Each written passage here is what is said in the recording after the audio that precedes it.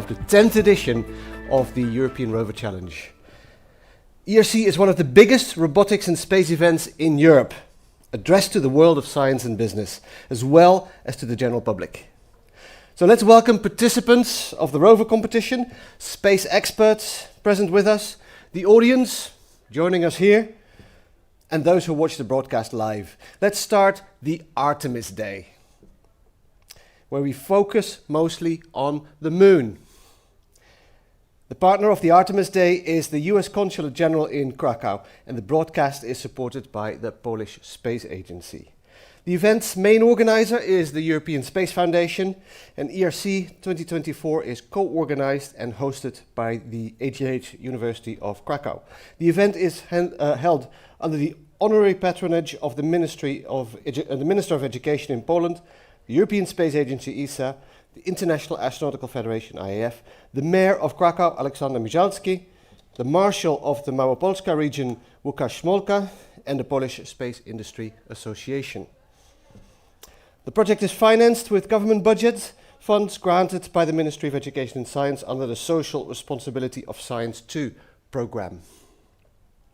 Partners of the event include Cassini Matchmaking, the US Consulate General in Krakow, Mars Society Polska, the Polish Space Professionals Association, the Polish Space Agency, Explore Mars Europe, Małopolska Regional Development Agency, MathWorks, 3D Connection, Pyramid Games, Pokojowy Patrol, Spaceship Foundation, Imperia I Wiedza Foundation, Join the Space, Pratt & Whitney, Oraz Centrum Business in Małopolska, with the funding support of Małopolskie Voivodeship. Supporting partner of the Mars Yard creation is, oh my god, Przeżycie Biorstwo Kopalnie Porfiru I Diabazu.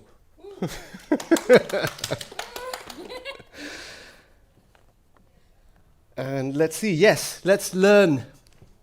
Oh, first of all, we have, for the introduction, the director of the Space Technology Center here at AGH University, who will introduce himself. Yeah, please. I will introduce myself. That's thank you for coming here for the second day. I am the director of the Space Technology Center at the AGH University of Krakow. And also we are very happy that this day is focused on the moon, because we are active on the moon missions. We have one moon missions. We will go with Astrobiology to the moon, 27. We are happy of that. And also I hope that you spent a nice night, last night in Krakow.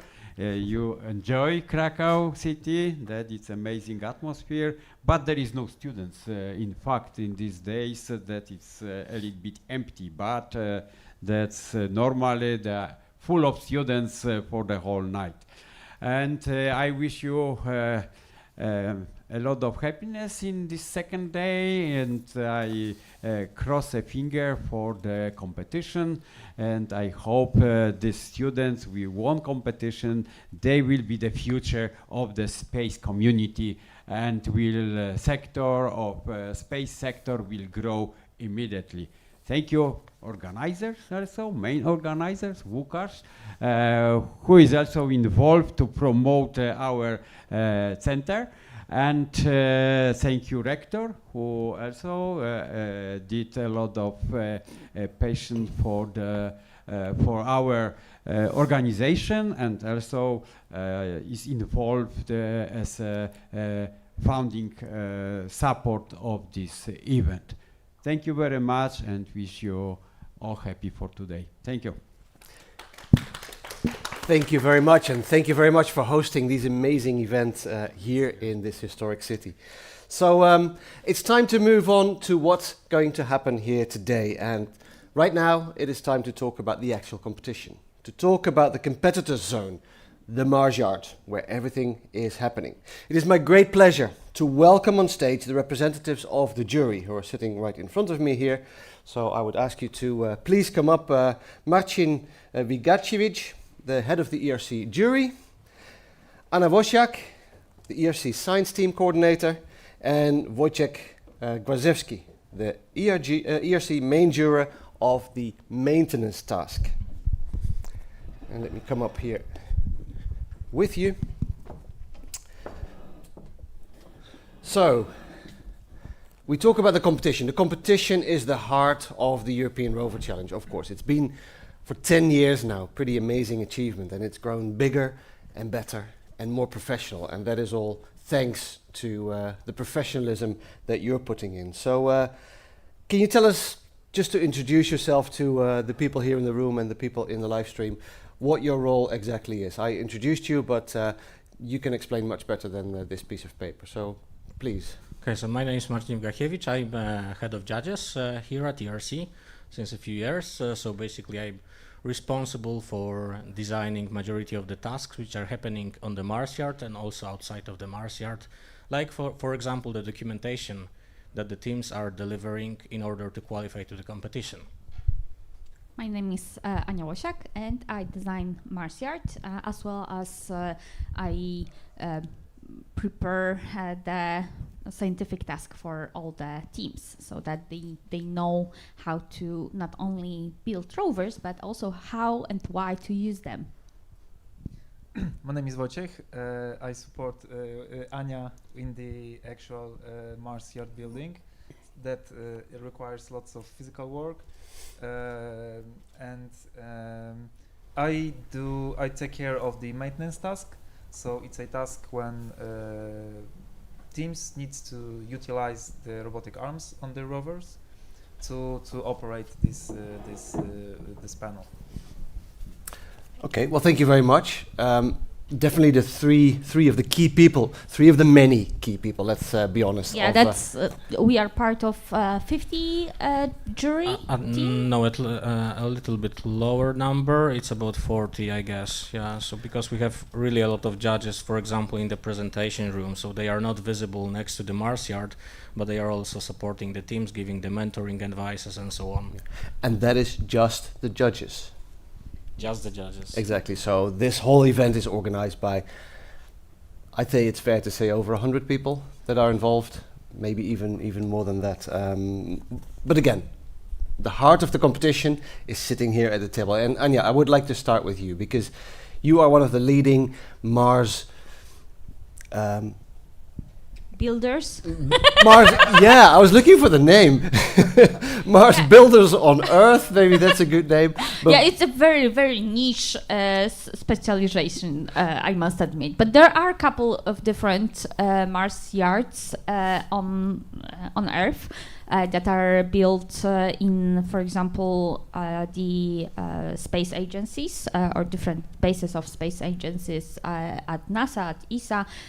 There are also some at the companies that are working to build some rovers or other equipment that they hope will be flown to either Moon or Mars. So there aren't many of them, but there are few. yeah, and you're definitely one of the authorities as far as Mars research is concerned. Well, I wouldn't call myself an authority. I do no, research. But I do. Yeah, Yes, you no, are. no.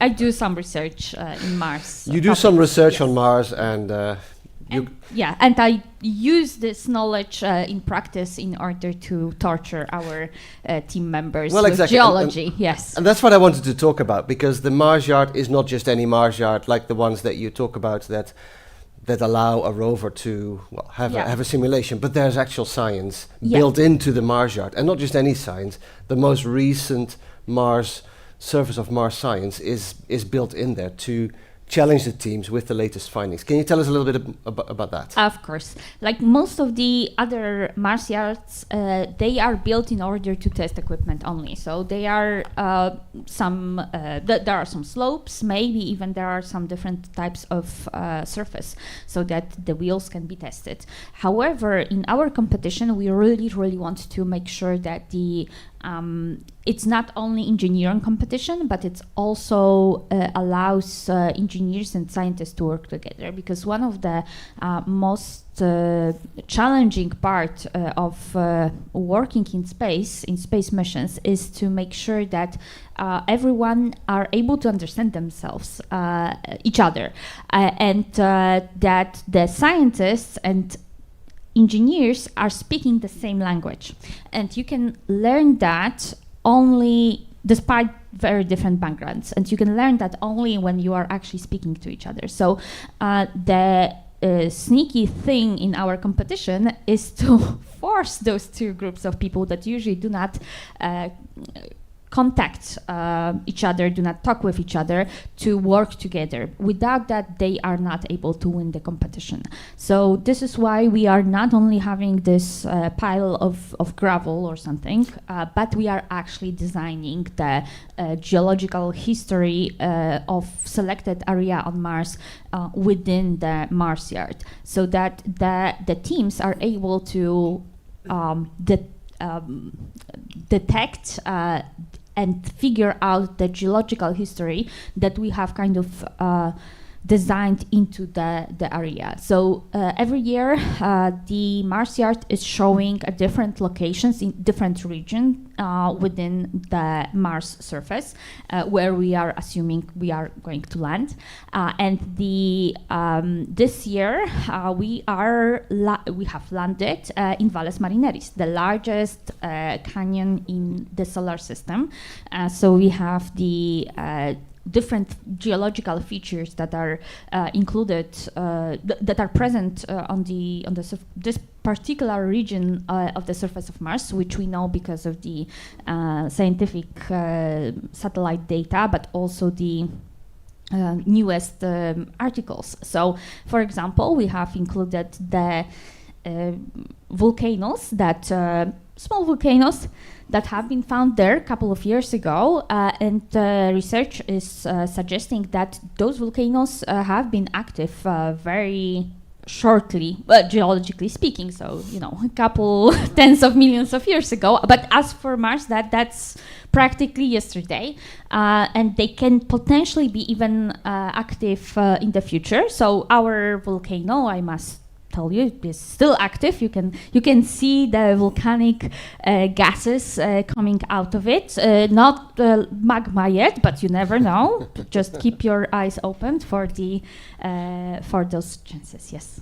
Excellent. Well, thank you very much, Anya, for that explanation. Now, the Mars yard is one element that challenges the competitors, but then there's a whole series of tasks. And Marcin, perhaps you can tell us a little bit about the different challenges that participants face.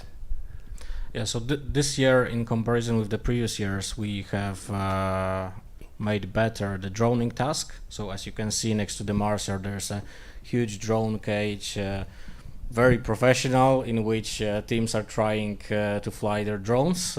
So far, I think it goes quite well for the majority of the teams.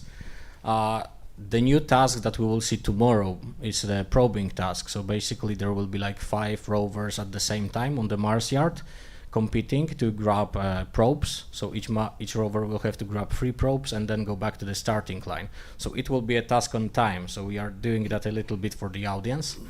And the other judges too. I have to say yeah. that I'm waiting for like the oil spilling from the rovers and the wheels just being thrown out in the fight for the probes. Very excited for that.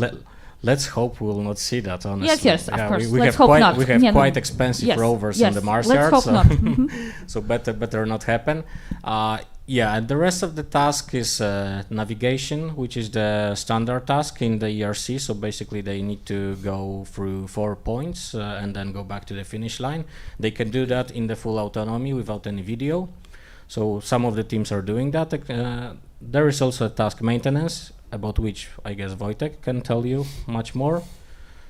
Yeah, and in general, I see that today it's a little bit smoother than yesterday. Hopefully it will continue, but on the other hand, I can feel that my phone is vibrating when I'm sitting here, so probably something has happened. I hope nothing serious. Yeah, but yesterday, for example, we had quite a lot of challenges. For example, with the communication on the Mars yard, many of the teams had issues, and we were trying to solve them. Today, it's more smoother. Let's keep fingers crossed for that. Exactly. Now, Marcin, before I go to you, Wojciech, to talk about the maintenance task, what does it take for a team here? There's 25 teams, if I'm correct? 24. We have 24. qualified 27, but finally 24 teams arrived. So 24 teams are here. What does it take for a team to win the European Rover Challenge overall? So in my opinion, you have to be stable in all of the tasks and have either average to high level in every task. Starting from the documentation that gets you qualified to the task. That's also a funny story about the documentation, because usually teams are telling me that, oh, come on, why we have to prepare all of this documentation? We do not like that. We just have a rover. We just want to drive the rover. But after a few years, we have started to receive the first feedbacks from previous team members that, oh, come on, I started my new job when I finished the university. This is what I'm doing. I'm doing documentation. You taught me how to do that. It's exactly like that. Thank you. Well, exactly. And that's one thing I will keep emphasizing. This is a simulation of reality, of the real situation that rovers like Curiosity and Perseverance are in, and Ingenuity with the drones, of course. So this is a real reflection of what it takes to bring a rover to Mars. So to bring a rover to Krakow takes almost the same process as taking the rover to Mars. And the only thing missing is you don't use a rocket, you use a van or a bus or a car. And luckily it's a little bit cheaper. Yes. So Yeah, exactly. And we have a better atmosphere, and there's a few minor differences, but still, the competition itself, you don't enter with a Lego kit. That's what I'm trying to say. This is a serious competition that really mimics, maybe unlike some other competitions, that really mimics the last in science and engineering, as you correctly say. So let's go to one of these. Because we mentioned the jury at the beginning, and what is worth emphasizing is that the jury members, they reflect professionals in the industry. It's not like most of the judges are just scientists or just engineers. They differ in the age, they differ in experience, they differ in the fields. We have judges from automation, robotics, engineering, space, science. Like, we try to invite to the jury like people from all over the places, the industry, the fields, to reflect in the competition, the environment that the future these young people will meet in their future professional life, and it works. It really we really succeed in that, definitely. Okay, and I think that's an important thing to notice, that it's the Mars yard science, it's the challenges reflecting reality, but it's also the workforce that reflects reality of a mission. So I'm really happy you mentioned it. Now, Wojciech, can you tell us a little bit about the specifics of the maintenance task? Yes, some of the because Anya takes care that each year the Mars yard shows different face of the Mars. So this year is Valles Marineris. Next year it's a new face, new part of Mars. But maintenance task is actually one of the tasks that changes the less, I believe, from each edition.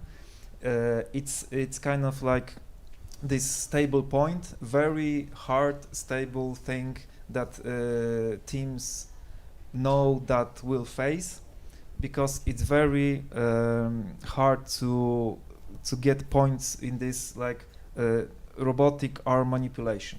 It sounds easy, like turn on the switch, but in terms of engineering, in terms of robotics, it's very highly demanding. So you ask what does it take to win URC competition? The team needs to score points at my task. Like, basically, it's like scoring from my task is like 0, 12, 30, 247. 190, 300. It's like it's really the task that requires that pushes their technology, the tech of the rovers pushes the hardest from the other tasks. So it doesn't need to change from each year because it's so hard. The task is simple, but it's so sophisticated that it shows who has the bone, the stuff to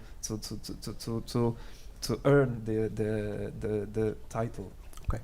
Now, one of the things that I learned about ERC is autonomy versus hand manipulated or manually controlled. Tell us a little bit about that, because that can also make or break your competition, right? Yes, it's the amount of things to do in this task and the 30 minutes time is organized in a way that with just manual operating the arm, there is not good chance to score high points. But some of the teams come with this automation, with image recognition, with inverse kinematics in their robotic arms, and it shows that they complete the task in, let's say, 12 minutes. Some of the 290 points in 12 minutes from one of the team, and 30 points for 30 minutes from the other team. So the difference is huge, and that's why we push them for this automation, push them in terms of engineering of the rovers. That's why we change. We try to higher the demand, because they do so awesome job in fulfilling what we want for them, that they surpass professional robotic arm service. So it's amazing seeing that young guys, they turn up and they turn on their stuff, and it does this engineering magic of doing things by itself. That's amazing, and that sort of reflects again, and I will keep emphasizing this, what the European Rover Challenge is. It is on the edge of the latest and greatest technology, and that's not necessarily in the hand of the NASAs and ESAs and space companies of this world. That is very much in these times and in this day of society, very much in the hand of students as much as it is of industry. And it's really good to see that the robotic arms that we're using on the Mars Yard here really reflect the best of the industry of the world, if you like. So with that, I would like to thank you very much for your intermezzo and for your introduction into the competition here. And thank you. I think we're moving on to the next topic, or do we have a few videos first?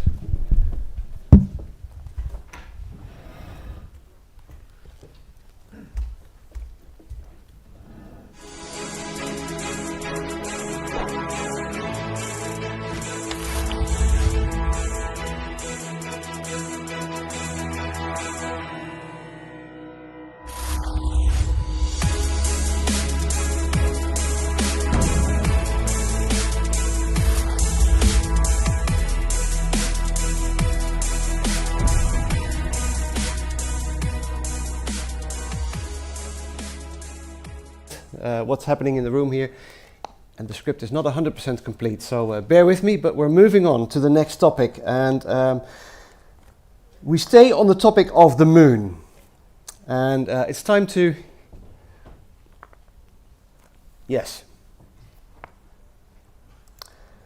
learn a little bit more about this destination. So let's put the presentation up.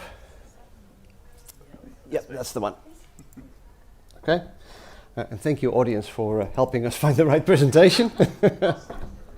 So since the main topic of today is the moon, as you know, every day has a theme. Yesterday we talked about the Earth, today we talk about the moon, and tomorrow we talk about Mars. And it's time to learn a little bit more about this destination. So let's welcome our next keynote speaker, Simon Jenner from Axiom Space. and hopefully known to many of you, and if not, Simon will introduce Axiom to you, who will introduce us to the topic Building for Beyond, from Earth to the Moon. Simon, the floor is yours. Thank you.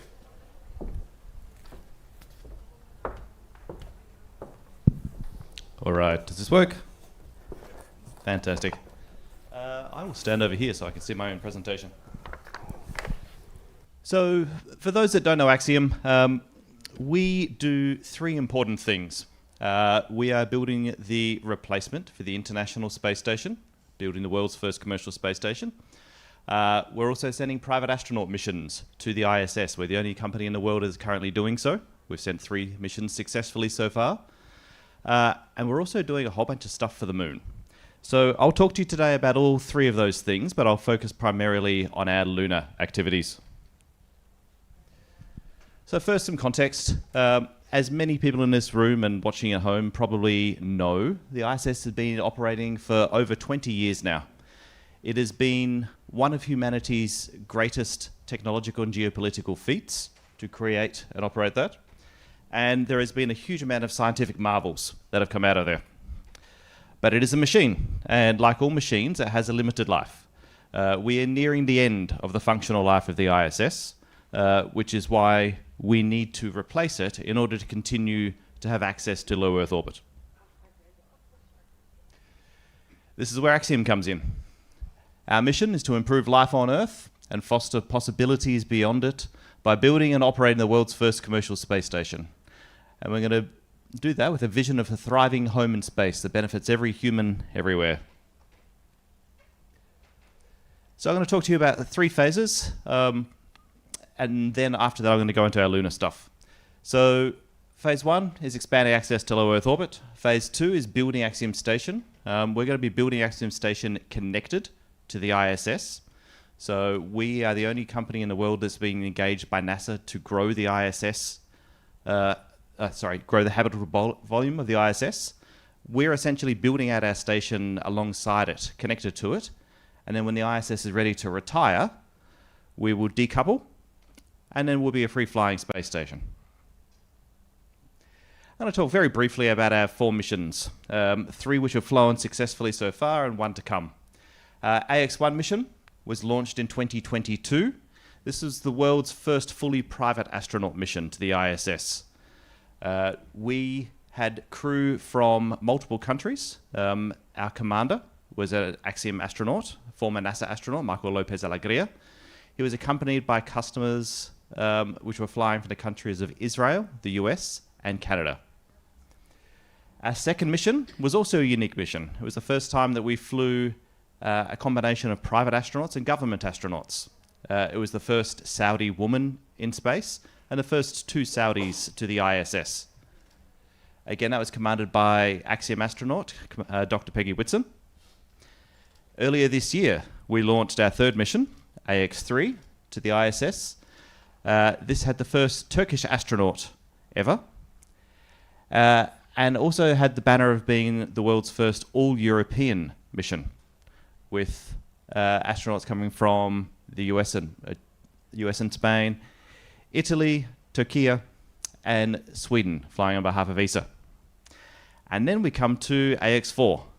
So our crew has recently started training. They arrived in Houston just a few weeks ago. Includes a Polish astronaut, so we're very pleased to see Slavoj getting his flight opportunity. And also astronauts from India and Hungary. So we haven't announced a launch date for that yet, but we'll expect that to be sometime roughly spring 2025.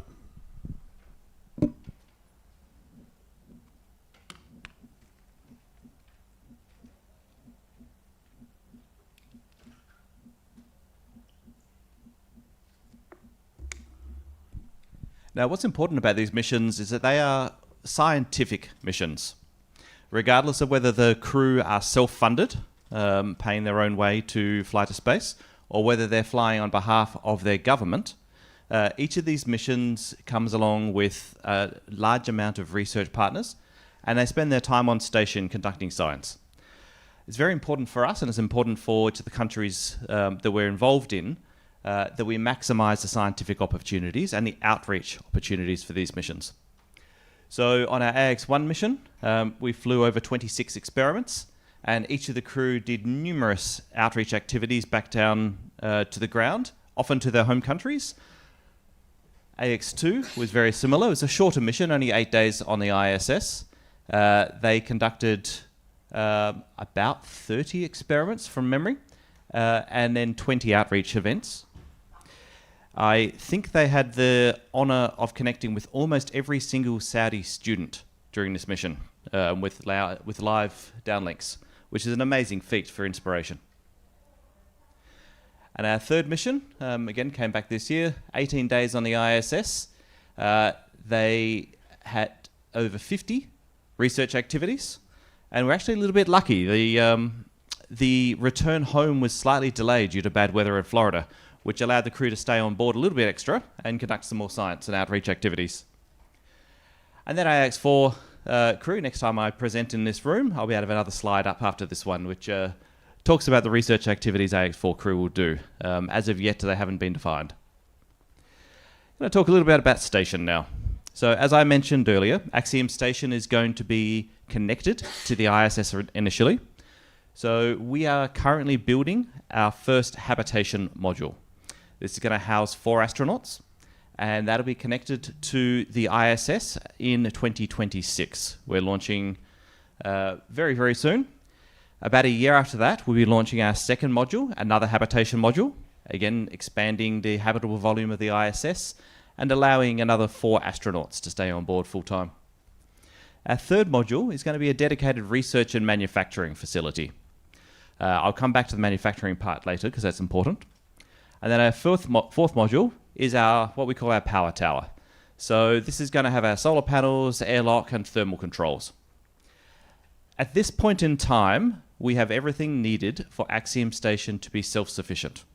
Now, note that I'm not saying everything needed for Axiom Station to be complete, because as far as we're concerned, it may never be complete. We can continue to grow and expand until Axiom Station could house tens, hundreds, maybe one day thousands of astronauts in low Earth orbit. We are very happy to work with partners as well. So there's another number of countries that we are in conversations with to potentially attach modules to Axiom Station. Here you can see the manufacturing and assembly sequence. So the first module attached there was our Habitation 1. Here is Hab 2 attaching. There is Hab 3. Hab 3, the research and manufacturing facility. And then there's a power tower. And at the bottom there, you'll see the Earth Observatory, essentially our version of the cupola, except much, much, much bigger. Our Earth Observatory will probably fit 3 or 4 of us in it, full body, looking down on the Earth from above, all at one time. I've got a few pictures in here of the progress of construction. These are a little bit out of date because we have progressed past this. We are building the pressure vessel, so the big important part that keeps space on the outside and atmosphere on the inside. We're building that with our partners Thales Alenia Space in Italy. And that will be essentially finished towards the end of this year, at which point we're going to ship it to Houston. And there we do the important fit out. We put in all the internals, the life support systems, the solar panels, all the wiring, all of the bits that make it a habitable station. I won't read through that, but I'll take a moment here and talk about the commercial possibilities. So, with this decades of science that's being conducted in low Earth orbit aboard the ISS, there has been a large amount of knowledge gained by humanity which has the opportunity for commercial benefit. What I mean by that is there is products that could be created in space to enrich the lives of humans down on Earth, and probably in 10, 15 years, every one of us is going to have something in our house that we carry with us that has been made in space. Now, the problem with having an amazing vessel like the ISS is that it's a government-funded vessel. It's a taxpayer-funded vessel. So there is very limited opportunity for taxpayers to fund the commercial benefit. This is where Axiom Station comes in. We can take all of the knowledge gained over those 20 years that has that commercial opportunity, and we can do something with it. So we're working with a number of partners to create some of these products in space. And once we have our station up there, the doors essentially open.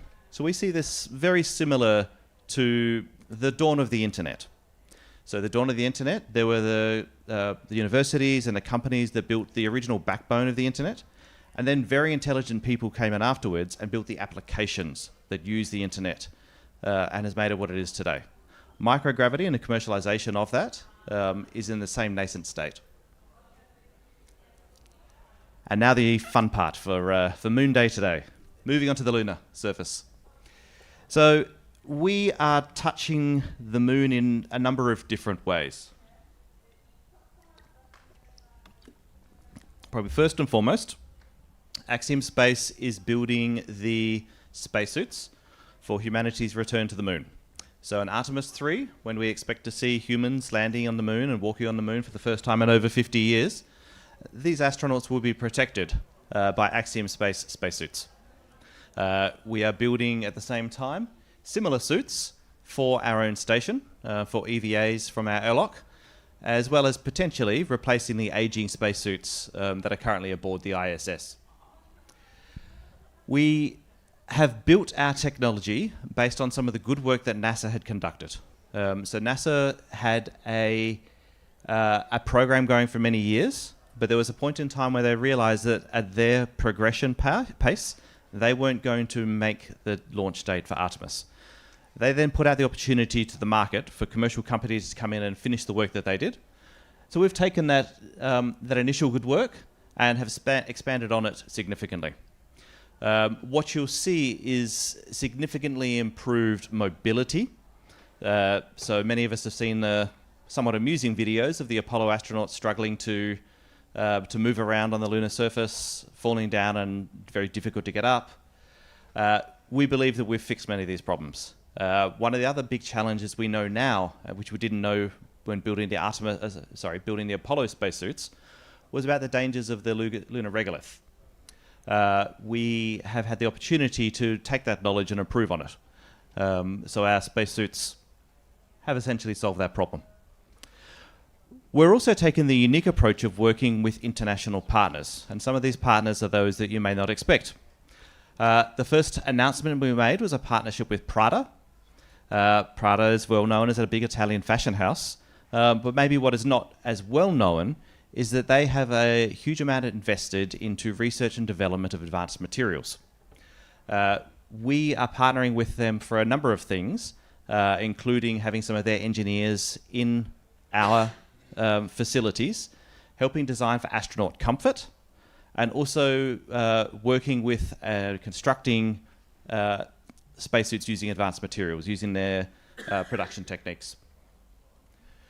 We have also recently announced a partnership with an organization called Astrolab. So we are part of a consortium, essentially, that will be potentially building a lunar rover. Astrolab are designing this lunar rover to be completely compatible with our spacesuits. The idea being that essentially we can click two of our astronauts, or two astronauts into these rover, allowing them to more safely and swiftly travel around the lunar surface. And just last week or the week before, we announced another pretty new partnership with Nokia. So Nokia are going to be building communication infrastructure on the lunar surface. Now, there is a joke somewhere in here about Nokia phones being indestructible. Hopefully that is the case for the hardware that goes onto our spacesuits.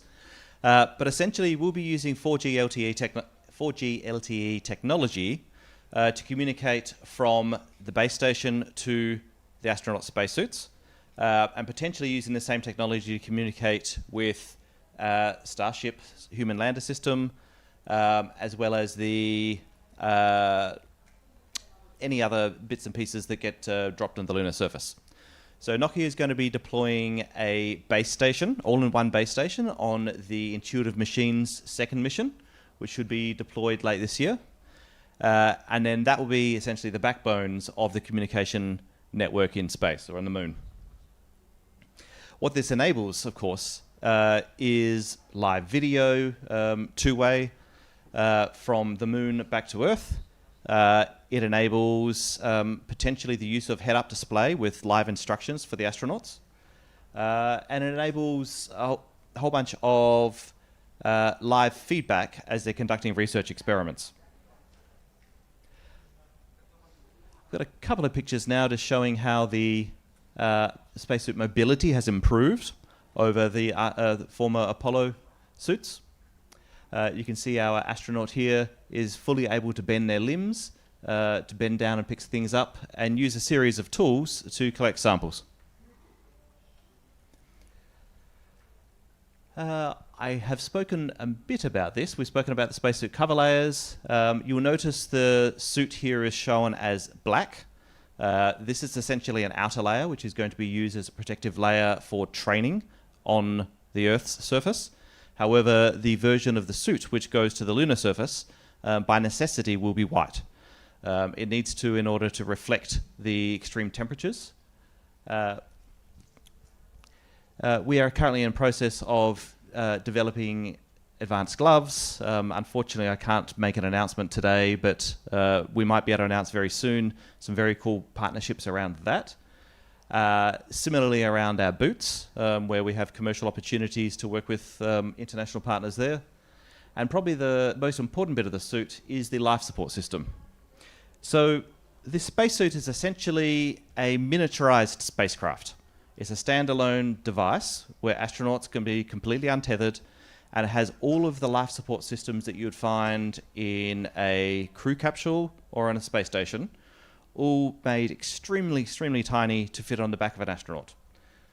All up, this suit would weigh about 200 kilograms from memory, with the astronaut inside. So you can imagine that there's a lot of effort's gone into making that as light as possible while still being fully functional.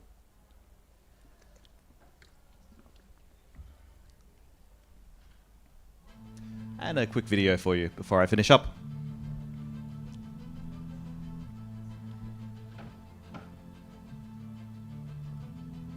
The Axiom team was very excited when we learned that we got the XEVAS contract, and to know that we're going to be a part of getting mankind back to the moon is really exciting. The suits that are used today were developed several decades ago, and originally they were developed for the space shuttle, and they're used in the International Space Station today, but if we want to go back to the moon, then we need a new spacesuit. Spacesuit design has been really evolutionary for decades, and we're kind of taking a larger leap.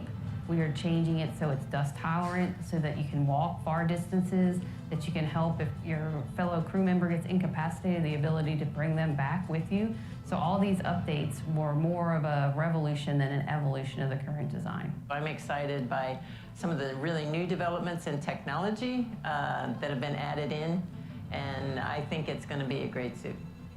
It is an unbelievable amount of effort, from seamstresses to requirement specialists to engineers, managers. We have a range of skill sets, and everyone is so proud to be doing what they're doing. It's like a little bit of each of us is going up there with the astronauts, and a little bit of our mentors, a little bit of our family. Like it's more than just ourselves, right? It's everyone before us and everyone after us. So that's you can definitely feel it. That gives you goosebumps, right? Like that is, and it hasn't sunk in yet, and I don't know if it will ever sink in. Even when it's happening and you're looking at the moon and you're like, there's someone on the moon in an Axiom suit, like that is the dream.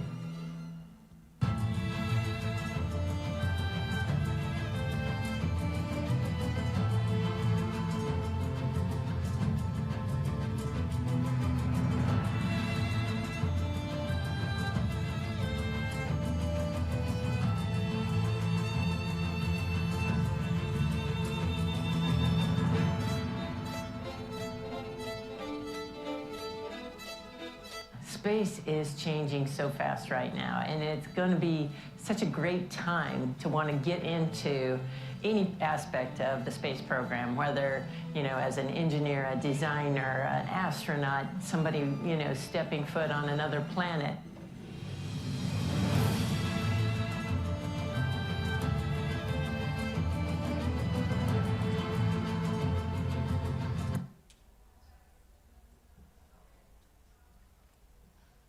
Lovely. And with that, I'll open up for question time.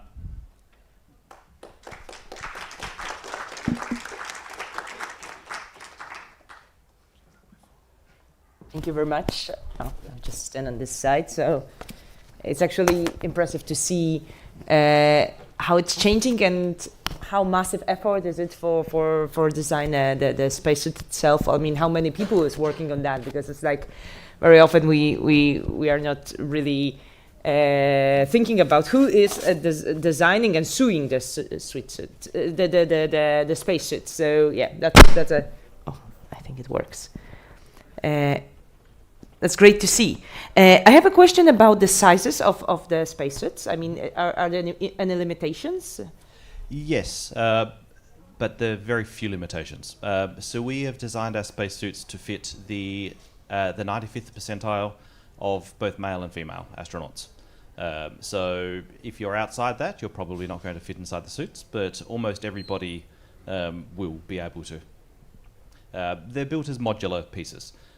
So therefore you can pick and choose the pieces which best suit your body size and body shape. Thank you. Do we have some questions? Yeah, probably. Let me. Do we have? Yeah. Yeah. Yeah. Thank you very much. Yeah. Hello. I have a question about the Axiom station. So, what is the capacity and what is the typical profile for using it? How many astronauts will be going there, and are there many rotation per year, or what are the typical profiles of possible users? Mm-hmm. That's a great question. We don't have the answers for all that yet. I can tell you that with the initial point in time where Axiom Station decouples from ISS, we'll have the capacity for 8 astronauts to have sleeping quarters. Now, that doesn't mean that we couldn't have more astronauts there for short durations. As the ISS today has private astronaut missions like ours that arrive, there isn't sleeping quarters available for them. So essentially our astronauts camp where they just tether their sleeping bag to any place in the space station. This could happen for Axiom Station as well. However, it's going to be designed for 8 astronauts full-time, and the rotations will depend on what customer demand is. So we have some interest from some countries to have long-term presence, and we have some for short duration. So I think all of this is going to be figured out as time goes on. And for the ticket up and down, because this is also a limiting factor. So do we have an estimate of what the users will have to contribute?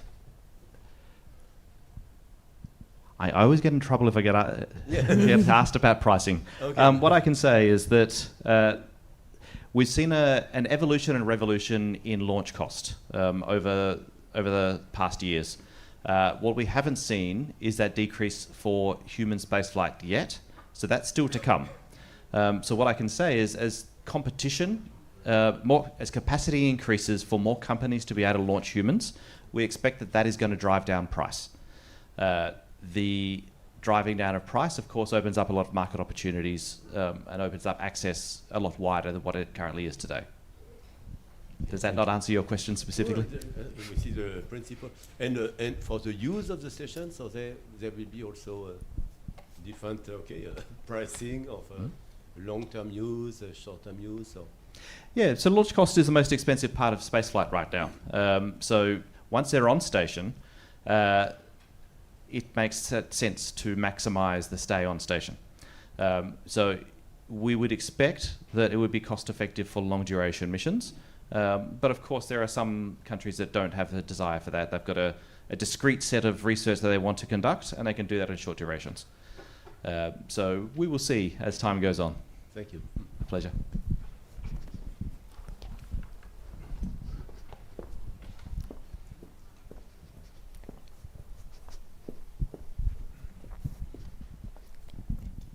Thanks, Simon. Thank you, Simon, for this very interesting presentation. I have a basic question: like, how are you guys going to launch the modules of the space station? Yeah, so we've designed the modules to be launched by any of the heavy lift rockets. So we have not selected our launch provider yet, but it can go inside the fairing of at least 4 rockets that are commercially available now. All right, that's great news. Can you remind the timeline of the space station? Absolutely. Thanks. I will go back a bit so you can look at the pieces. So we're looking to launch our first module, so Axiom Hab 1, at the end of 2026, Habitation 2 about the end of 2027. Roughly a year after that is probably going to be our research and manufacturing facility. And then our last piece, the power tower, will get launched when we need to. So probably we will time that to be launched just before the ISS is ready to be retired. The reason being, as you can see, those are some quite large solar panels. We don't want to launch that, install that, and then be blocking off some of the power generating capacity of the ISS. So we will try and minimize that time. Until that, we are borrowing resources from the ISS. So we can get our power from the ISS solar panels. And each of our modules also has some solar panels on them. So each of our modules is designed to be essentially their own space station. They each have their own propulsion, their own solar power, their own power generation, their own thermal control. So essentially you could take any one of these pieces out and they could be a standalone station. Does it mean that every module has a toilet? It does not mean that every module has a toilet. How would you solve that problem? That is a very good question. I imagine if we decided that we wanted to operate them separately, we'd have to install a toilet. Or there's always the diapers. True. Yeah, thanks. So just a quick question from my side. When you guys are assembling the different modules to the ISS, is that going to use the crew resources that are currently on the ISS? Or are you guys planning to send up your own private astronauts to perform that assembly? Yeah, we'll be sending up our own crew to do the assembly sequence. The intent is that we have, in time, our own robotic arm as well. However, for the first module, most likely we'll be using the Canadarm2, which is up there.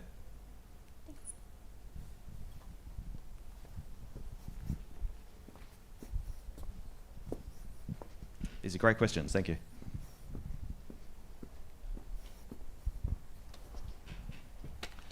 Good morning. I was wondering if you could clarify exactly what contract was awarded to Axiom. What does it encompass? So probably this is one of the most important days in Axiom's history. We recently celebrated 10 years, but it was in 2020 where NASA awarded us a contract to expand the habitable volume of the ISS. So basically, they contracted us to build a module which we retain ownership of. So we got a small amount of funding. So this is different from the CLD funding which has been given to some other space station operators, which you might be familiar with. In time, NASA will down select to a single, probably, or maybe 2 space station providers, and we of course expect that we're going to be in a leading position for that. I saw some questions over here as well, I think. One quick question maybe. You mentioned that every module can act as separately and have propulsion. Does it mean it have big propulsion or only maneuver thrusters, and for a boost back for the orbit like ISS does by external crafts, you will do the same, or is it not decided yet? So it is, we could call it small propulsion, enough for maneuverability, for station lifting, enough for attitude adjustment, that sort of thing. Okay, thanks.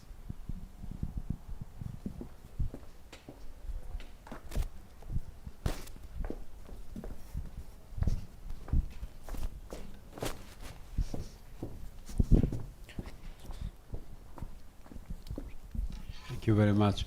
I'm representing this university that we are. We are building the new laboratories. Among these new laboratories, we built habitat for analog missions. Now we are designing this. Is it possible to get some information about the interior to design as realistic as possible our laboratory for that? Or it is confidential? It's not confidential. However, I don't know if I'd recommend it. So unfortunately, I don't have a picture in this presentation, and I don't have my device here. We have redesigned our interior to look very different from the interior of the ISS. In the ISS, it's designed with a very clear up and down, even though obviously there's no up and down in microgravity. And there are surfaces which you could walk on in the ISS. Ours is designed to look far more sleek and I suppose futuristic, insofar as when you enter Axiom Station, what you're seeing is a smooth tubular a cylinder, and everything is hidden behind panels. So you've just got a circle on the inside, and then you'll access your research racks for your experiments, or you'll open a door and you'll access your crew quarters. You open a door over here or on the roof or something like that, and you'll access your toilet. So I wish I had included one of those photos now. Let's connect afterwards though. I'm more than happy to share the details that I do have, and if there is an opportunity to get some sort of analogue of that, I think it would be very interesting. Thank you. Pleasure. Yeah, I just have a short question. You were a bit short on the rover. And there are so many rovers which are built right now. How does it compare, and what is also the time scale of building such a rover? So our involvement in that is as a cooperating partner. However, we're not doing much of the rover design. We're providing a lot of the feedback into the compatibility and integration of our spacesuits. So I don't know if I can answer your questions with authority, Pascal. I believe that this rover is designed for Artemis 5, or maybe Artemis 6, to be deployed to the lunar surface about then. You might have a better idea of a realistic time frame for those Artemis missions than me. Okay, thank you for your presentation. The question I would have is about the manufacturing you've mentioned on the space station, and what kind of products would you manufacture there? That is a fantastic question, and could be due a whole nother lecture. So what we know about microgravity is materials behave differently when you take gravity out of the equation. So an example of this is any material that forms crystalline structures. These structures will tend to form more perfectly in a microgravity environment, and that can be utilized. An example of that can be the production of fiber optic cable. So I use this one as a good example because it has been tested out better than some of the other examples, where you can create a fiber optic cable which has far less imperfections than can be produced here on Earth, and therefore you can get much higher data throughput. You can imagine that if you can get 100-fold data throughput through a fiber optic cable, you can get all sorts of military applications, civil applications for that. Another example from a life sciences point of view is growing organs in space. So we theoretically know how to 3D print organs on the ground. However, to do it on the ground requires some very complex organic scaffolding in order to essentially keep the organ in place as it's being printed.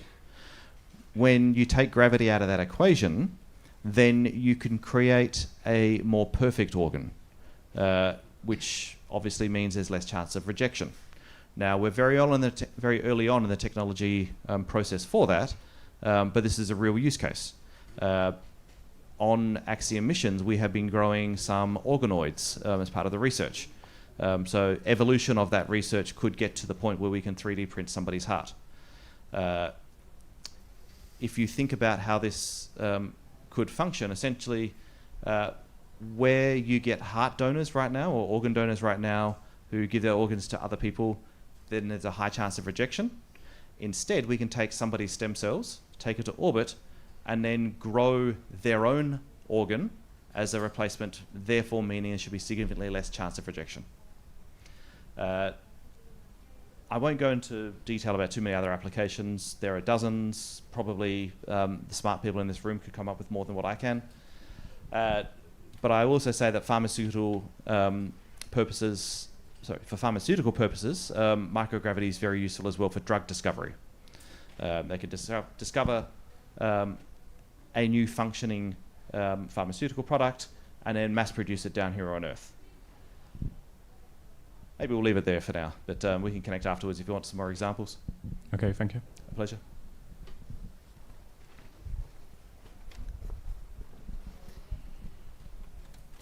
Okay, hello. So I have two questions. First is following on that. So basically, are you intending to basically sell the orbital manufacturing as service? How's that going to work? And a second question is, I'm very impressed by the suit for the moon surface, and on the moon there are some beautiful mountains. So are you expecting that somebody will be able to go climbing wearing the suit? I'm not sure about the climbing. I'm not sure we've tested that one yet. What we have tested is that the mobility is significantly improved over the previous suits. So maybe that would be an interesting test of their capabilities at some point in the future. To go back to your first question, how are we going to sell these services? So we're working with partners. Think of us as building commercial real estate. So we are building the building. We're providing all the facilities, all the services that any type of tenant could use or could need. We will then invite companies to come on board our station and work with us. So we will essentially be renting out our space to other companies who could be doing this manufacturing. So we are not the experts in everything, and we don't need to be. What we are the experts in is building space stations. So we will have that space station availability to work with these partners. Where we are talking with some other countries is the opportunity for them to build their own module.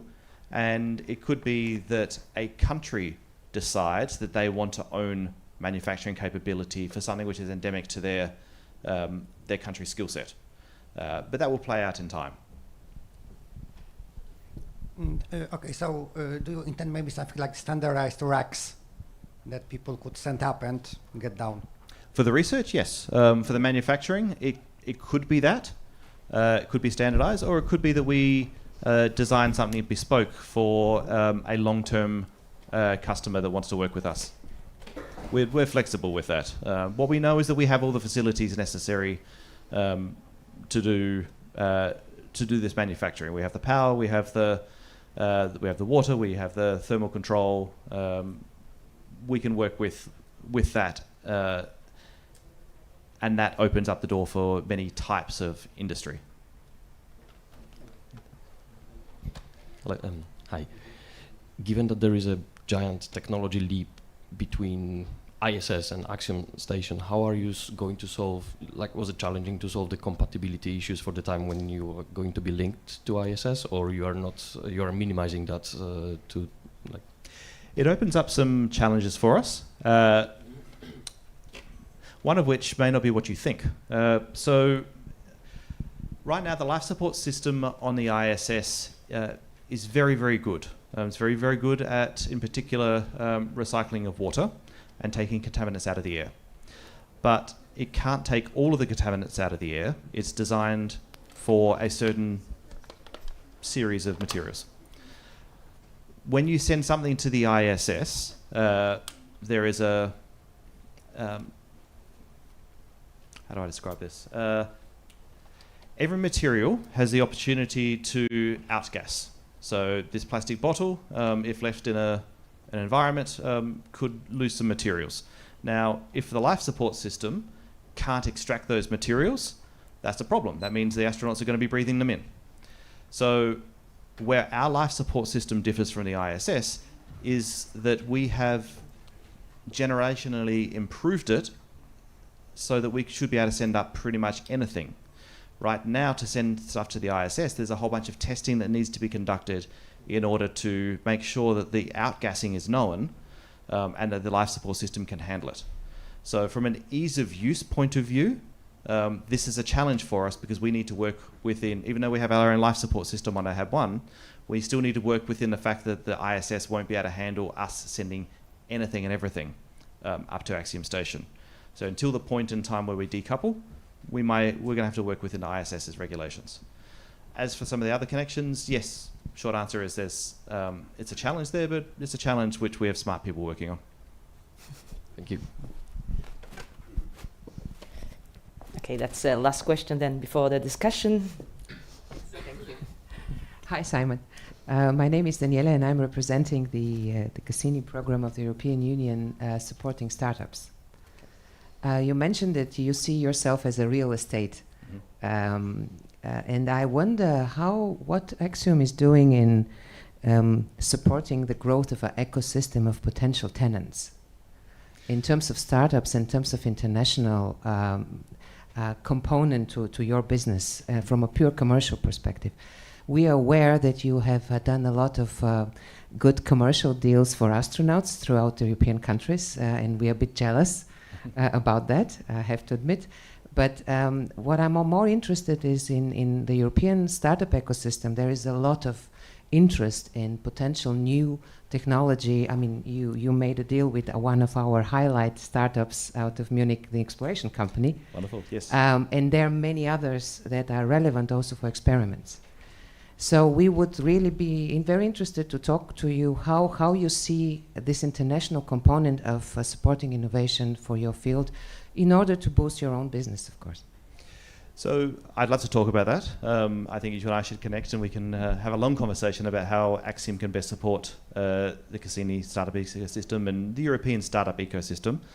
Because whilst we are based in Houston, we are focused on being an international company. We know that most of our customers are going to be global. The startups that you're talking about, some of them are going to turn into our customers on station. Now, how we support them, we need to work that out. I don't have an answer for you today. But that could be advisory services, or it could be that we develop a series of standards for how to operate on our station to help their design, or it could be that we start running some public events. Maybe we have some of our science experts come in and talk to this ecosystem in order to have one-on-one conversations. So we're open to all of these ideas. Yeah, and also one last comment. You have still a competition with the other fellows, potentials. And then the question is how to create this advantage in the development further to make sure that you have customers ready, line up to sustain your business commercially, right?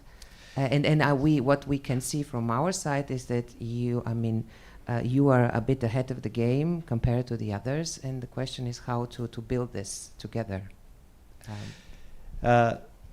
Yes, I think I don't know, out of what you said there, which one is the question? Yeah, the question was, do you think about this now, today, or is it something that it's a bit further in your, you concentrate on delivering the product first of all, of course. No, we have a team that are already working on filling in that space in the space station. So we have been working with partners. In fact, if I go back to our mission slides, you can see our partner list at the bottom. So some of these partners that we're working with on Axiom missions today are organizations that we expect to be customers of Axiom Station in the future. So the things that our astronauts do, or that our customer astronauts do on station, tend to be research, outreach, and technology demonstrations. So some of these technology demonstrations are exactly what you're talking about, getting some of these startups exposure to microgravity so that they can be our future customers. So we're working with a number of companies now, but we are always willing to work with more because we don't know who tomorrow's winners are going to be. And there's a whole bunch of great ideas which are going to be coming out of every part of the world. So looking forward to working together. Thank you very much, and we should continue, yes, afterwards. Pleasure. Thank you.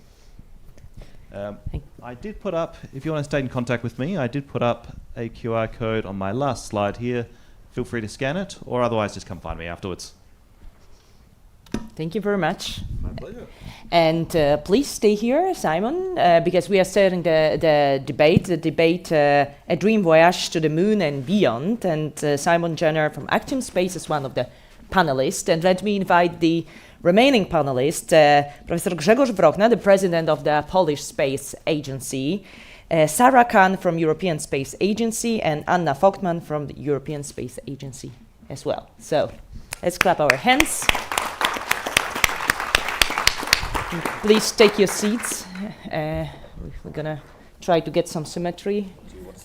I would prefer to stand here, but let's see how it works. There's some water.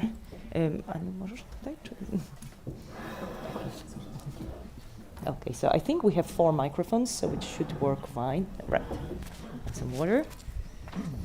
Great. I just gave a very short introduction saying the affiliation, let's call it, of our panelists. But could you please share a bit more about your connection to space? Well, some of us knows you very well, but we have also some new people at the audience. So what's your connection to space and the human space flight? So we can start from whoever wants to be first. All right, so I guess I will start first. My name is Sarah Kahn, and I'm working at the European Astronaut Center, and I work on the space medicine team as a biomedical engineer, also a flight controller. I've been there for about 3 years, so that's my connection to space. Thank you. And most of you have probably got sick of hearing my voice already, but my name is Simon Jenner. I work for Axiom Space. Axiom builds space station, sends private astronaut missions to the ISS, and we're building the spacesuits for humanity's return to the moon. I've been with Axiom for about 4 years now, and my role today is ecosystem manager. So I work across a number of countries through Europe, Eurasia, and the Middle East to help build their space ecosystems, and in turn try and help these countries become Axiom customers in future, be it through research, human space flight, customers of Axiom Station, or whatever that could look like. Good morning. My name is Anna Vogtman. I also work at the European Astronaut Center with Sarah at the medical team. I am radiation health officer at the European Astronaut Center, which means somebody who takes care of radiation protection operations of astronauts on their space missions. I'm responsible for the radiation protection of astronauts. I'm also responsible for building the future strategy for radiation protection of ESA astronauts flying to the moon. And I also work with the scientists to help them understand the challenges of radiation protection in space and helping them design their experiments so that they can help our cause. Thank you, and my name is Grzegorz Wrochna, and being the head of the Polish Space Agency, my connection to space is obvious, but connection to human flights is through our Polish astronauts. Just started training, Sławomir Uznański, for one of the next Axiom missions. People from POLSA are responsible for teams preparing experiments together with the industry, preparing all the communication package and all the education package of the flights. So we are deeply involved, in fact, now in human spaceflight. So I wanted to start with a question about the purpose of the human space flight. So we know we want to go to the moon, we want to get back to the moon, we want to go to Mars. We're still exploring ISS or the other stations that are going to appear. So what's, from your perspective, what's the purpose of all these things? Do we really need it strongly, or we just want to go beyond? It's just curiosity, or we have something additional that drives us there? Anyone? The question will be open to anyone, so if you feel like, just please take the microphone. I mean, since the genesis of humans, we've explored. We always want to see what is over that next horizon, and we've seen most of the horizons on this planet, and now obviously there is a huge desire to go beyond. Is it important? I think so. There are things that can get done with robotics. However, many of these things can get done far more efficiently with human tending as well. I think as we see exploration out to the stars, I think we'll continue to see humans involved in every aspect, maybe not at the leading edge, but at least following after our robotic friends have gone out there first. I support that. I mean, curiosity is the first driver. Without curiosity, we would be still on the trees. And I'm not sure whether we could even enter the caves without the curiosity, right? Not mentioning further expansion. But nowadays, what is most important, I believe, is the technological development. We have heard several examples of new technologies being developed on the orbit in microgravity environment, and as we have heard with those examples, it is not just high-tech electronics or materials. It's biology, it's medicine. So those are very practical applications, and therefore, this is the main purpose we send our astronauts to space, just to open the door for our companies, for our research institutes, for our universities, to make experiments, to develop different kind of technologies, which then can help our life on Earth. Let me just add to this.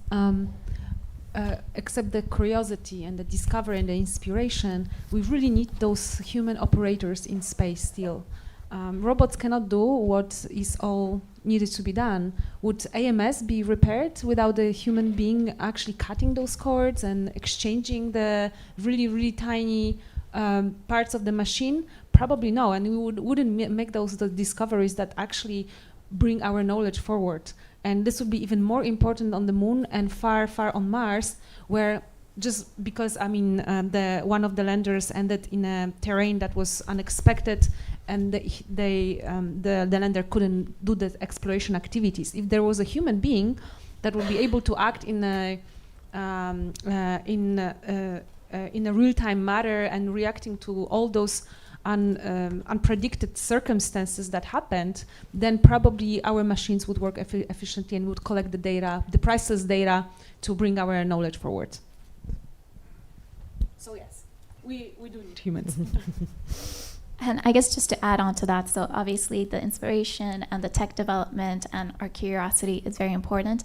But in addition to that, I think we've learned a lot about the human body in general, for the astronauts to be in space, because when they are in space, they're an experiment themselves as well. And just learning about our own biology, I think that's also very important. So, yeah, highly worth, I guess. So, and we already, well, as you work in diverse fields. I mean, and a bit of you works in the astronaut center, in a administration like space agency, and also with a private company that is exploring space from various areas. And we see that it's all a massive effort to send a person to ISS or just to space in general. And we, I guess, some of us, well, we have this general idea that we need a lot of people to make mission happen.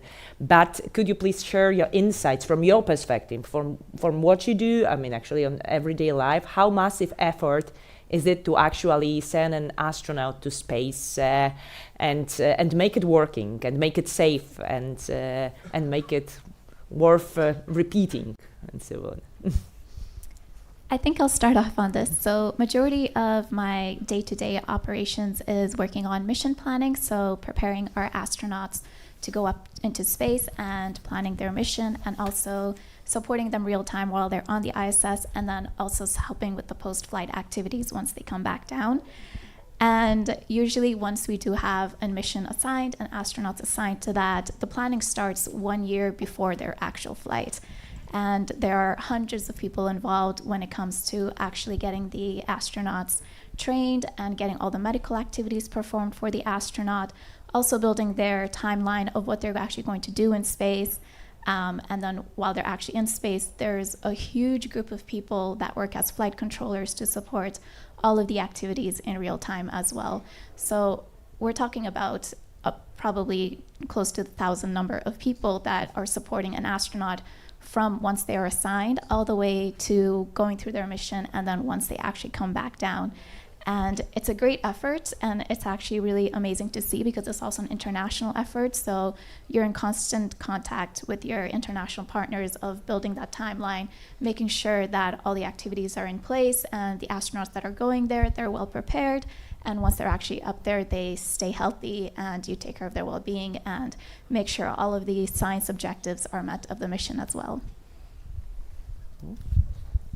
Well, I think that sending humans into space is the effort of all humanity. I mean, starting from Nicolaus Copernicus, without his effort, astronauts could not fly today. But if you look today, who works actually on preparation? I mean, there are things you don't think. I mean, we have heard how many people work on design and sewing the suits and testing them and so on. I mean, in POLSA, we have the teams responsible for communication, for education plan. I've just heard that they meet 10 times a week. They have a meeting. We are half a year ahead of mission, and we work on that already for 2 years. And there is a lot of work really to prepare that. Mm-hmm. Sure. I can't add to that. There's there are hundreds of people, and I think one of the cool things is how many people actually during the flight time get to do a second job. So I think, Sarah, you said that you're a flight controller as well as your day job. So many of the people in the Axiom team do similar things. When there is a mission in space, they put down their engineering tools and they go work in the Mission Control Center for a while, which is a fascinating experience for them. So we could see from the presentation, Simon, from your presentation, that I mean, space is really becoming more and more accessible for individuals, for countries, for private, well, for companies and so on. When we focus on the human space flight, where are we now in this journey? I mean, how many people we can send to space, let's say yearly, or how will it change in the next 10 years? Knowing that not only space agencies can send the people to space right now. Like, give me numbers. So we're supply limited right now, we're not demand limited, which is a fantastic place to be in. So many people may not know that the biggest challenge with sending more missions to the ISS right now is traffic management. So there is only a few parking spots where crew-rated spacecraft can dock to the ISS. There's always one of those spots taken up by the crew, which is staying on board, so it's there as their lifeboat. And then the other spot is taken up by cargo vessels, it's taken up by short duration crew missions, it's taken up by changeover crew. So there are only short windows for which private astronaut missions can actually go to the ISS. If we had our opportunity, we'd love to fly more frequently than what we can. So I think until there is a point in time where that is solved, and that will be solved when we launch our first module, because we launched that with additional docking space. Until that is solved, then I'm not sure we'll be able to see a significant increase in the number of humans accessing low Earth orbit. Once we resolve that, though, then we could get, slowly but surely, tens, dozens accessing space. The interest is there. And again, I suppose going back to one of the things I said earlier about the current launch market for human-rated vehicles is essentially a monopoly. Therefore, it has monopolistic pricing. Once we see some competition in the launch market, so there's 3, 4, 5 companies that can launch humans, then I imagine that will drop the cost and that will increase demand yet again. I think trying to answer this question, we have to look into the science fiction literature a little bit. You can read about the cities on orbit, but about the cities, about living in orbit, I'm rather pessimist, and my argument is that we also have a number of science fiction novels with the cities under the ocean, and it's not happening because, I mean, it is difficult. It is much easier than in orbit, but it's still difficult, and there is no much reason for that. On the other hand, if we see that production in microgravity can have many benefits compared to the production on the Earth, I believe that sooner or later we will have real factories on orbit. Of course, the factories will be fully robotized, but as we have just discussed, I mean, humans are necessary always to repair, to set, to prepare, to control, and so on and so forth. So I don't believe in the cities in orbit, but I believe in the factories in orbit. And I guess slightly to add on to what Simon said, so not only are there parking constraints on the ISS, but there's also spatial constraints inside the station as well, because the space is limited. And in order to have a mission where all of your objectives are met and it's a fruitful mission, each crew member is performing a different set of activities, and most of them are scientific activities. And those usually take quite a bit of spatial space as well. So if you can imagine, if you have more than 9 crew members on the ISS all performing an important science activity, they'll probably be touching elbows, bumping into each other a bit. So it's also a bit of spatial constraints. So I'm happy to hear that Axiom's building a station that's going to be a bit more sleek without wires hanging out of the walls. And hopefully that will support more people and more crew members up there to actually be able to perform all the objectives that they need to. So for now, like 9 is a maximum at ISS, or like optimal maximum, or were there more people at one? In recent times, we've had up to 11 on the ISS.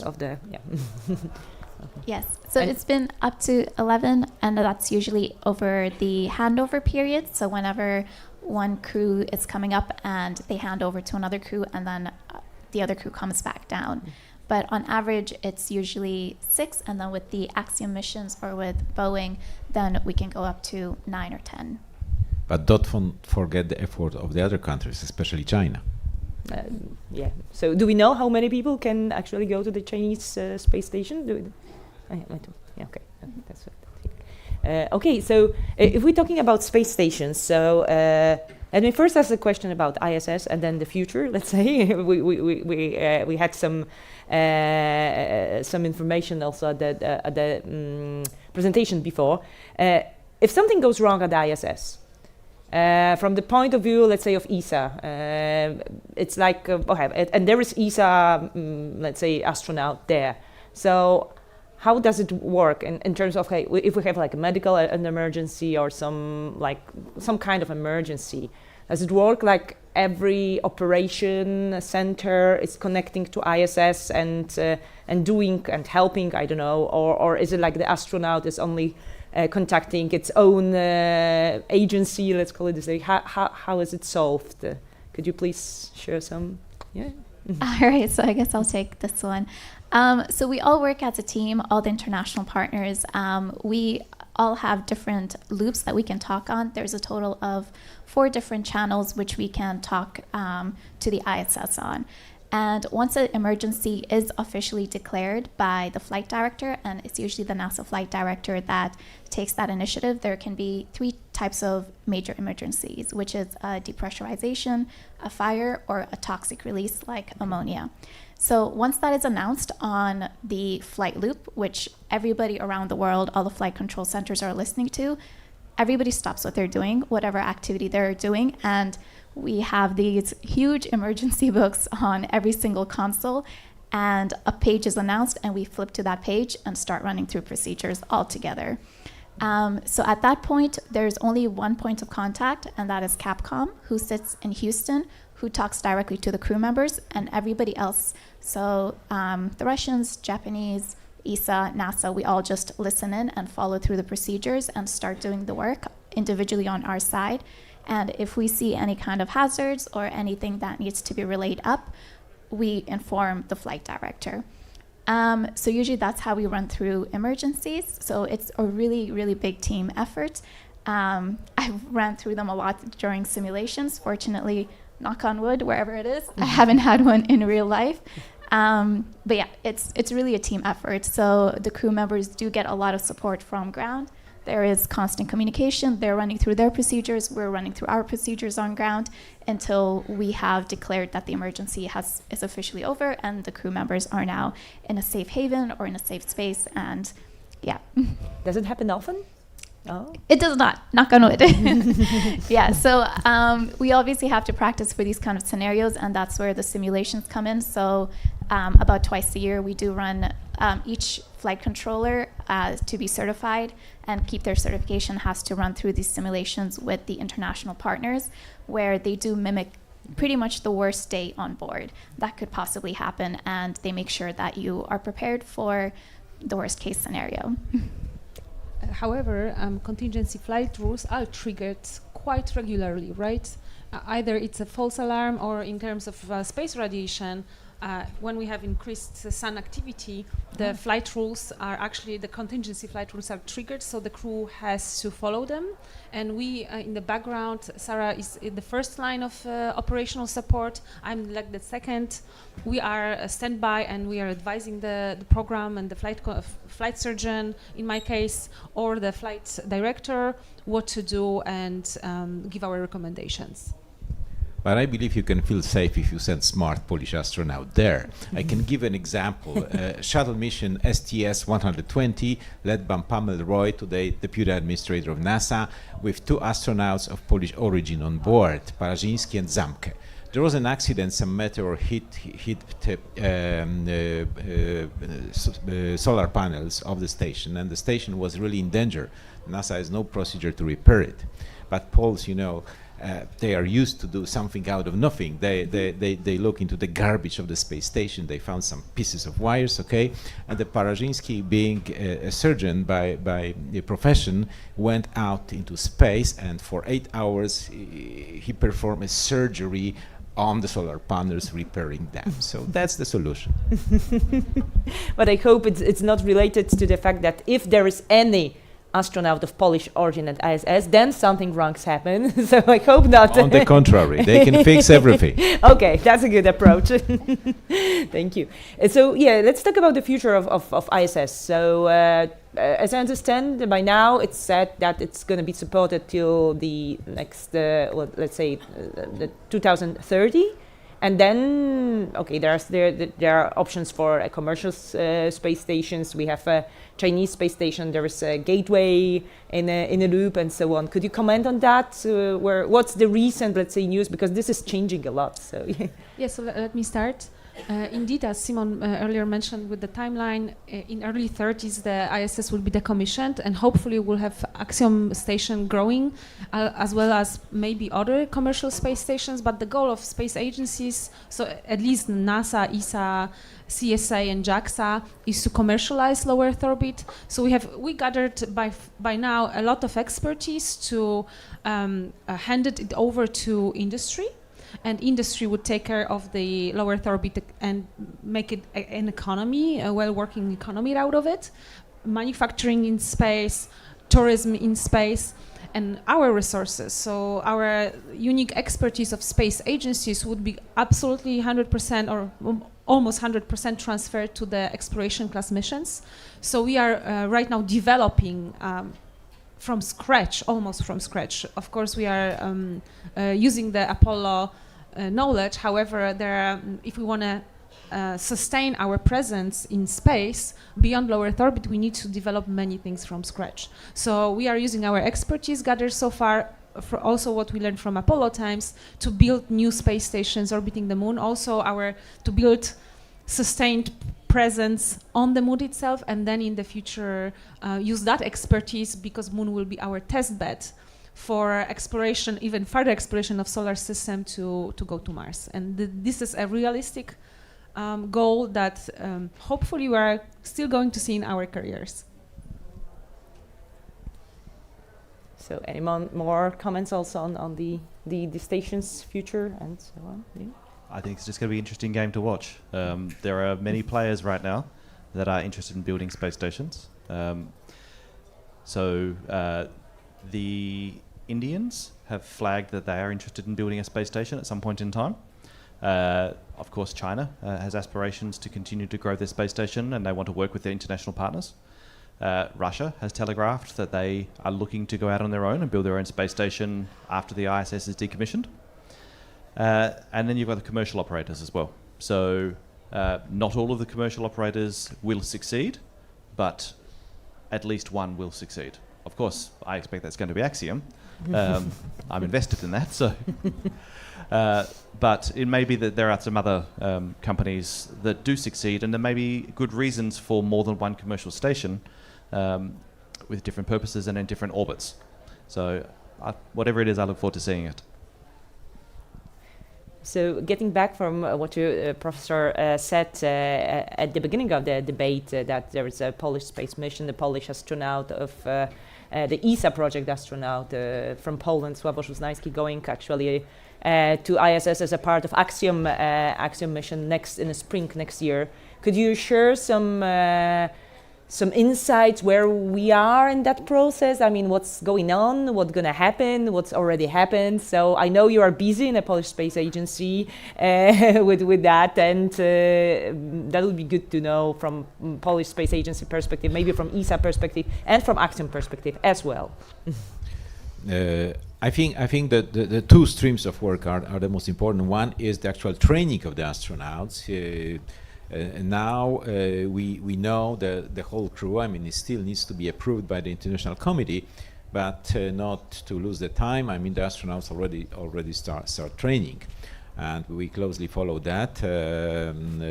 So this is absolutely necessary for the astronauts to be able to fly.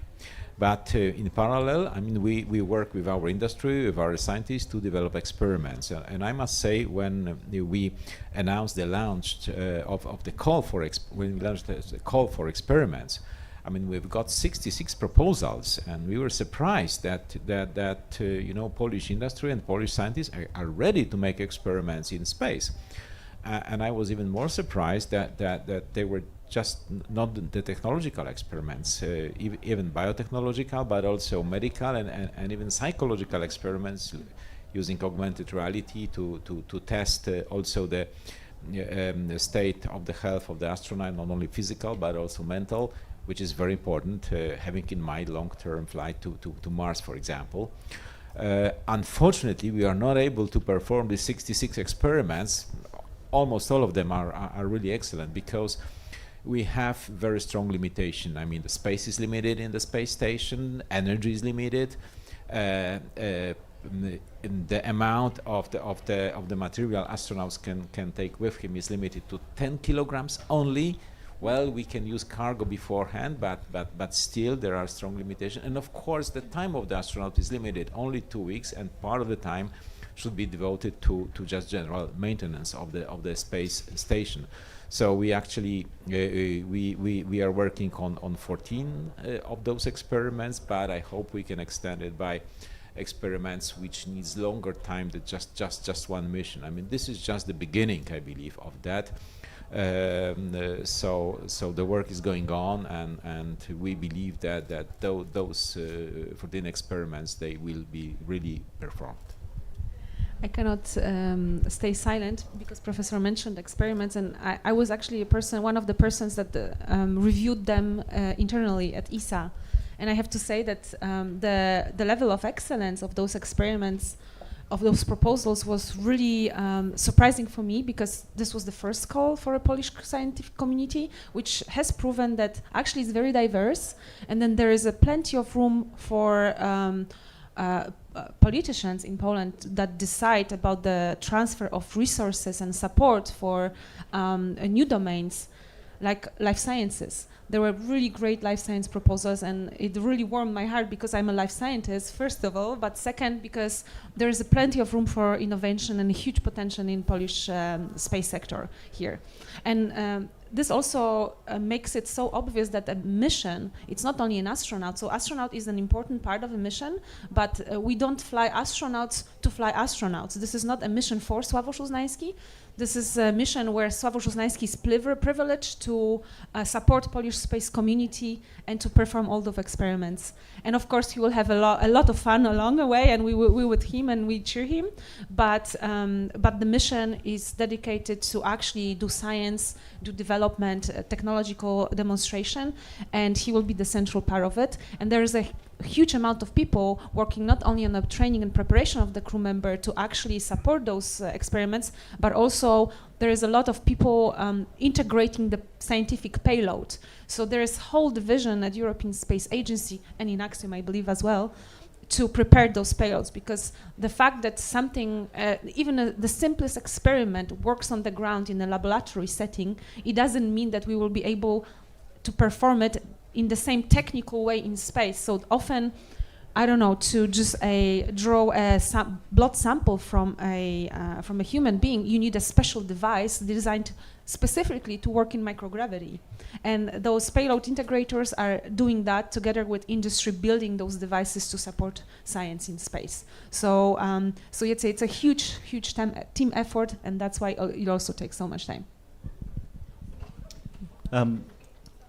To answer your questions, where they are in the process now, so the AX4 crew is in Houston.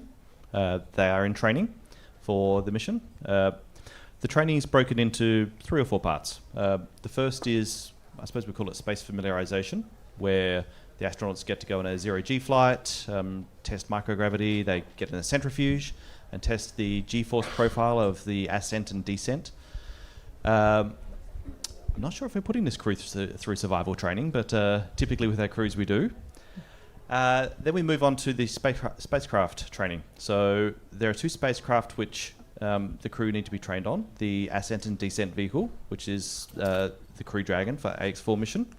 So they need to know how can they live, work and operate that vehicle safely. And then there is the ISS, where they'll be spending most of the time for the mission. So they need to know and understand how to use all the ISS systems so that when they're conducting their experiments in space, they know where all the things are. They know how to safely get out of a particular module if there's an emergency procedure. So this is a lot of what their training is. And then there, of course, they need to be trained on how to conduct their experiments in space. So there's a fair bit of training to go. And just to kind of add on what's going on in terms of mission planning and mission logistics, we have already assembled our teams for Axiom 4, so who the flight surgeon's going to be, who the psychologist's going to be. And as mentioned, there are quite a lot of different science objectives and experiments that are going to be flying with AX4, and trying to integrate that into the rest of ISS's timeline can be quite tricky. So we actually have planners already working on when a certain experiment is going to happen and in what kind of sequence is going to happen as well, to make sure there is no kind of interference with other science objectives that are happening. So in terms of mission planning, the teams are assembling, they're talking about how the mission's going to run, what kind of processes they need to have in place, especially if an emergency happens, or even during nominal ops, how often the flight surgeons can meet, and what methods they're going to use to perform different conferences. So that's all happening in the background as well. Okay, that's very busy time for all of you, so and also for astronauts there. I mean, when I think about it in details, and I say, so we have like, let's say 4 astronauts going. Every of them has their own experiments to be conducted during the relatively short period. So it really has to fit into the time of the timeline of other astronauts that are doing their stuff at the ISS already, right? So yeah, that's challenging, I must guess. So yeah. But if I can add about the one more activity Sure. astronaut will perform, I mean education, because our space sector is growing. After we increase our contribution to European Space Agency almost by factor of 5, those money will come back to the country in terms of the orders for Polish company, for Polish scientists, providing different kind of apparatus, different kind of instruments for European Space Agency missions. Therefore, the companies, they need to grow. They need new people, and this is one of the main barriers for growing the space sector in Poland. Therefore, we have to address students, we have to address high school students, we have to address children in schools and even in kindergartens, because when we fly to I mean, future astronauts flying to Mars are now today perhaps in the kindergarten. So we have to address already at this edge, especially that, you know, every kid is interested in space. And then this interest is somehow, they lose this interest because of, everyday life, and everyday problems, okay? They learn about taxes. Yeah, we need to keep this interest, and astronaut mission is an excellent opportunity for that. Therefore, we prepare a whole package of educational activities. Including lessons from the orbit, experiments which children can perform in schools. Together with having a contact with the astronaut and so on and so forth. It's a really huge activity, but we cannot miss the opportunity. It's really a great opportunity somehow to inspire young generation to work for the space sector in the future. And if we think about going a bit more beyond the space stations, let's say to the moon, and let's focus on the plans of, on Artemis, let's say, program. And what are the biggest challenges from your perspective in going back to the moon?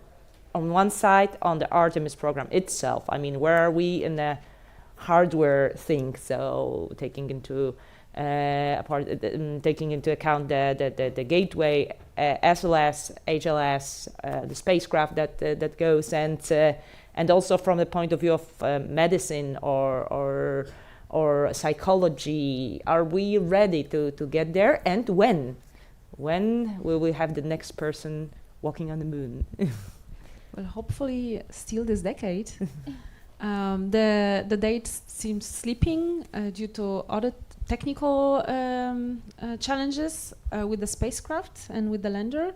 However, I believe that we will see a human walking back on the moon still this decade. I really hope so, and I hope at least a European will be sitting in a spacecraft orbiting and looking at the crew landing there.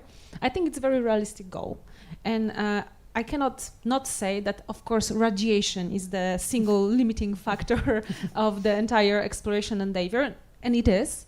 But we know just enough about the short duration exploration class missions to the moon to be very confident that we can fly safely. So our spacecrafts are prepared to support the crew members and to keep them safe, because of the sufficient shielding that we are planning to have. The crew will have protocols, so we are working on them now, how to deal with emergency situations. I think we feel relatively safe and comfortable and confident to perform those short duration missions. And of course, the big challenge would be to have sustained presence with long duration missions. And I think this is something that we are still need to catch up with, gather a bit of those short duration expertise, but we will need to advance quickly to be able to stay on the moon surface for a little longer, but also to fly around the moon a little longer than 30 days, which are currently planned. And I guess I just want to focus on one of the challenges that I foresee if we were to go further to the moon is actually communication delay. So working in a flight control room, talking to our crew members, the communication delay is on a matter of milliseconds. So it's not, you can't really notice it. So you can't have those real-time conversations. But if we talk about crew members actually being on the moon, that increases to a couple of seconds. Now you can imagine if there is an emergency scenario, waiting that 3 seconds, it's not quite feasible. So that is kind of one of the biggest challenges, because then we have to prepare the crew members and also the mission in a sort of a way where they are autonomous during those emergency situations and they can handle those emergencies themselves as well. So until we figure out a way to kind of remove that communication delay, that's one of the challenges that we currently face in supporting a mission real time. The teams taking part in our European Rover Challenge, they can already experience this because organizers for some of the competitions, they introduce 8-minute delays, something like when we communicate to Mars, even more difficult than with Moon. So they can already experience. So when you look at some of the moves of the rovers, you see like a check match that there is a little move and then nothing happened because the crew is waiting for the image, then sending command back. So another move, looks like a checkmate. But coming back to the challenges, well, what we already see a breakthrough concerning the moon exploration. After several decades, not only there was no man on the moon, but also robotic missions were rather rare over several decades now. But now we observe a real breakthrough. Something like 50 missions is planned till the end of the decade by different countries. So now the moon is getting crowded. And this is another challenge, because if we land somewhere, someone else, not knowing that we are here, can create an accident willing to land at the same place. And precisely for that, US proposed Artemis Accords declaration. So essentially that, you know, that we behave in a polite way when we go there. But then Poland proposed to create a database of all the future moon missions, so we avoid this kind of conflicts. And now within the group of Artemis Accord signatories, we discuss how we can coordinate international effort. Even, you know, that China or India or Europe together with US, they will be different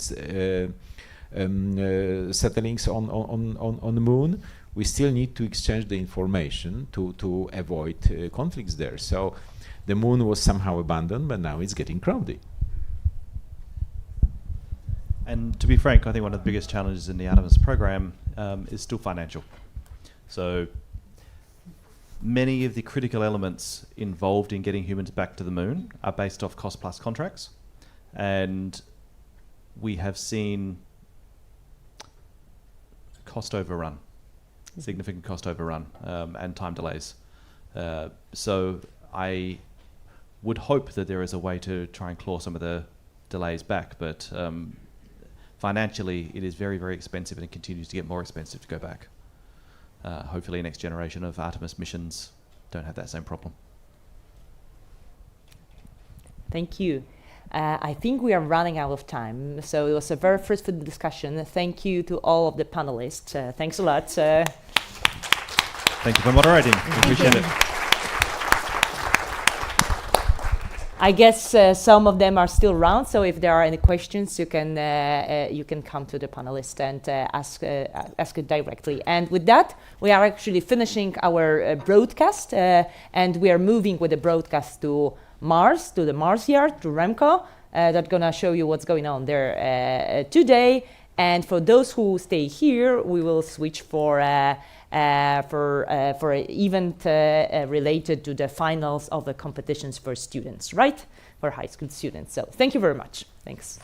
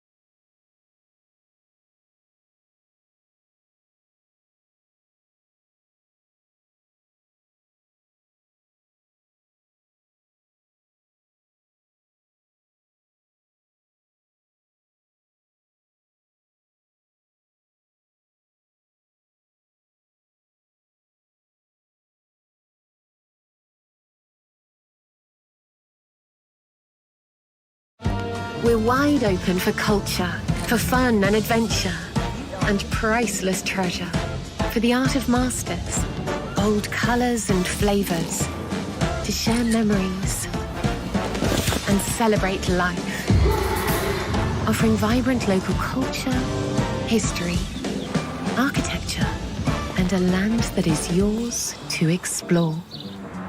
Experience Krakow. Visit Małopolska. We're wide open for wellness, for body and mind, to relax, to rest. Take a deep breath and feel reborn. Catch some sun, then find your rhythm. Explore new ground to embrace the soothing power of nature. Find your path, surrounded by history and culture. And enjoy the journey. Experience Krakow. Visit Małopolska. We're wide open for meetings, for making introductions, exploring new possibilities, hosting events in person and online, for connecting passion and vision, to build opportunity, pursue perfection, and the ideas that make the world better. We operate in style, connecting people in a city of history and culture. Experience Krakow. Visit Małopolska. With Poland's membership in the European Space Agency, the growth of the country's space sector gained momentum. The Polish Space Agency supports the space technology development through increasingly ambitious projects and cooperation with international partners. The next step is the mission of a Polish astronaut to the International Space Station. These groundbreaking projects owe their success to the dedication and expertise of Polish engineers and scientists. Their contributions and achievements have built the Polish space sector and propelled Polish companies and institutes to become project coordinators. From developing satellite platforms to pioneering globally unique green rocket propulsion technology for Polish suborbital rockets, which will soon travel beyond the boundaries of Earth's atmosphere. Since its conception, POLSA has been actively supporting scientific research and the development of innovative technologies. Together, we stand ready for future challenges and exploration of space. Together, we reach the stars.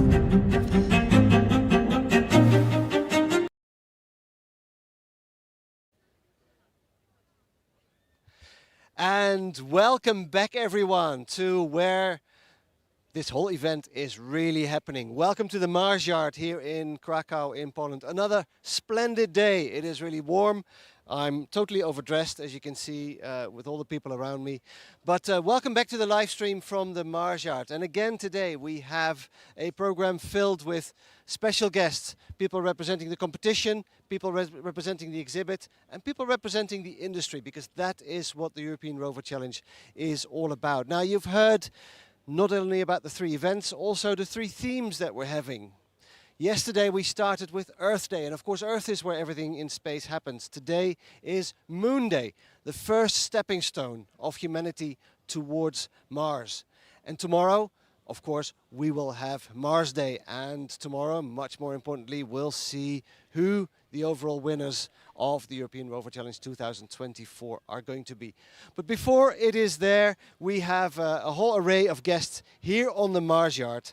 But before we go to our first guest here, let me tell you a little bit about how you can follow all information about this event on your favorite social media channel. We have hashtag ERC2024, and of course the website where you can find all information about social media channels, but also about the live stream, all the different channels where we broadcast live from the Mars Yard on roverchallenge.eu. My name is Remco Timmermans. I will be the host again today, this afternoon, here outside from the Mars Yard. And I think it's time to go to our first guest. So I'm welcoming here Maciej Kuczynski, who is the chairman of the Student Council of the President of the Polish Space Agency. That's a very long word. Maciej, can you tell us a little bit about what the Student Council of the President of the Polish Space Agency is and what your role is?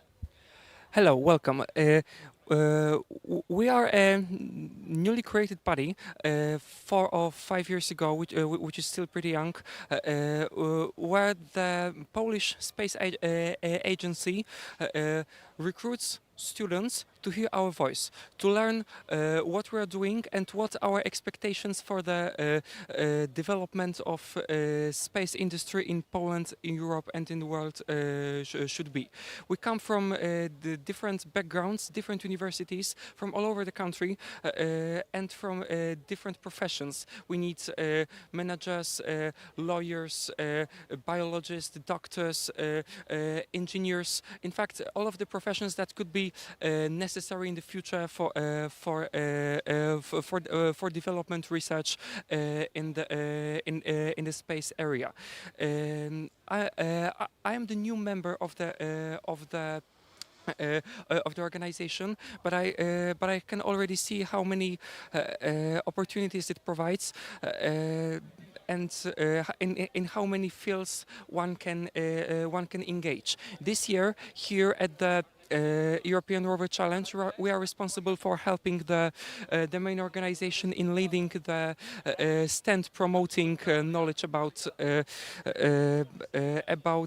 space and space exploration especially. We invite everyone to participate in our quiz and deepen their knowledge about what is currently happening in Polish and in international space industry.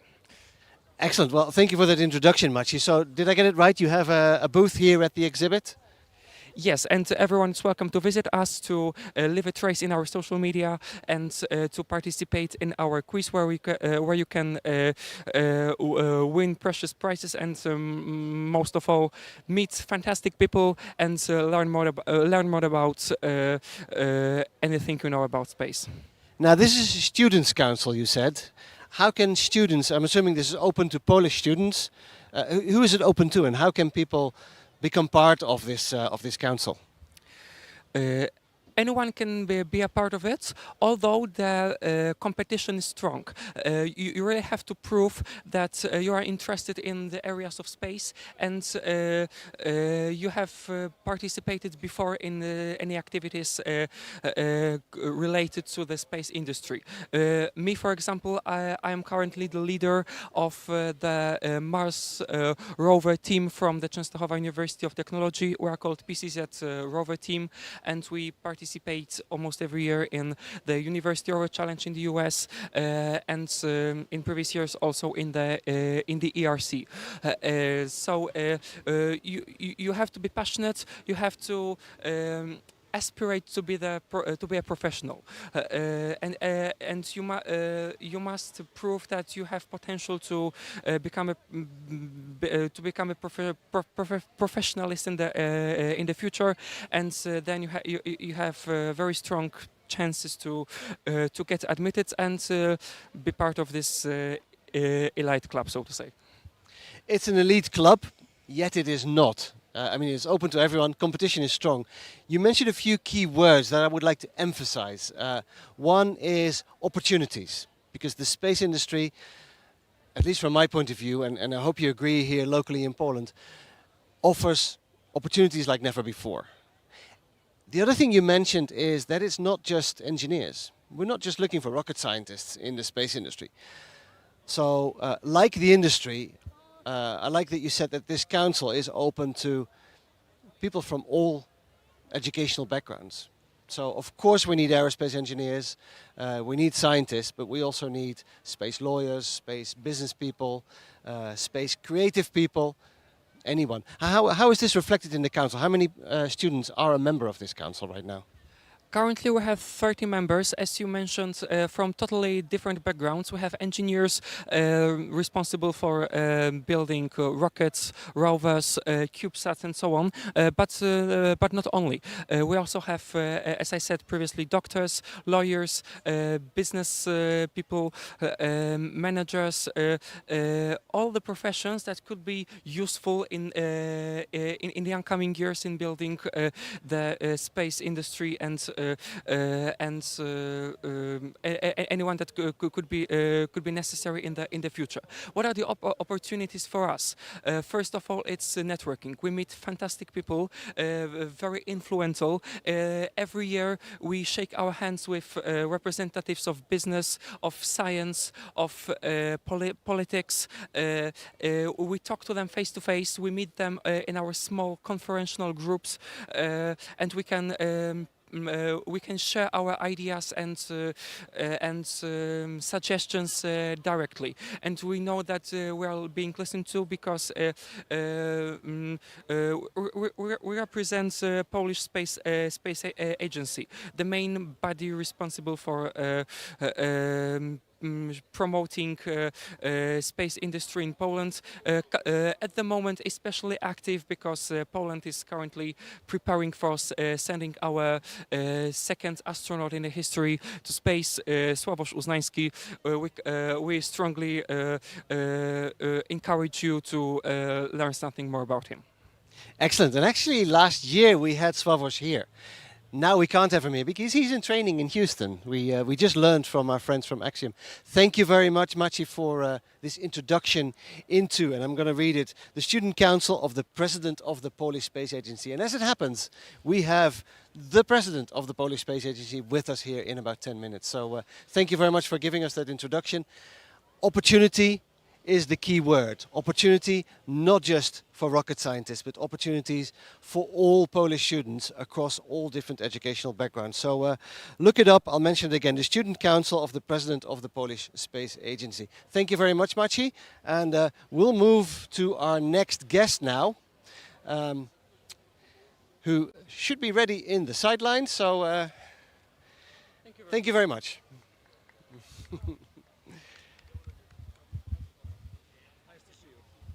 Andrzej. Yes, it's me. Very nice to meet you, and I'm glad you're getting your book out because that is what we're going to talk about. So, but first, before we talk about the book, can you introduce yourself real briefly? So, briefly, I can say that I used to be employed by our technical university in Warsaw for all my life, I think, with some breaks in meanwhile. But it started my story with Becker and the book and this everything that is connected with Apollo program nearly 30 years ago. Well, let's give the people who maybe not familiar with Mieczysław Becker a little bit of a background. So Mieczysław Becker wrote a famous book in 1979, I believe, that early. So no. He is called father of thermomechanics. Thermomechanics is a part of science which is connected with everything what is moving out of the road. So this for military vehicles and agriculture vehicles and some fun vehicles which used to drive out of the road. So he established a very important part of the science. So tell us, how long ago is this? Put this in a historic perspective. Historical, it started in 1930, so before 10 years before the Second War. And finally he finished everything. I think this proposed by the publishing of 3 important books in 1960. So it spent 30 years for him to make a lot of work, experiments in different countries and in different institutions. He started in Poland, and then he was employed by the French Army, and then Canadian Army, and finally the American USA Army, and finally he was employed by General Motors, and he used to work for NASA together with a Boeing company, aircraft company. And in this moment, it was a very important moment in his life because he could design main elements of the Lunar Rover.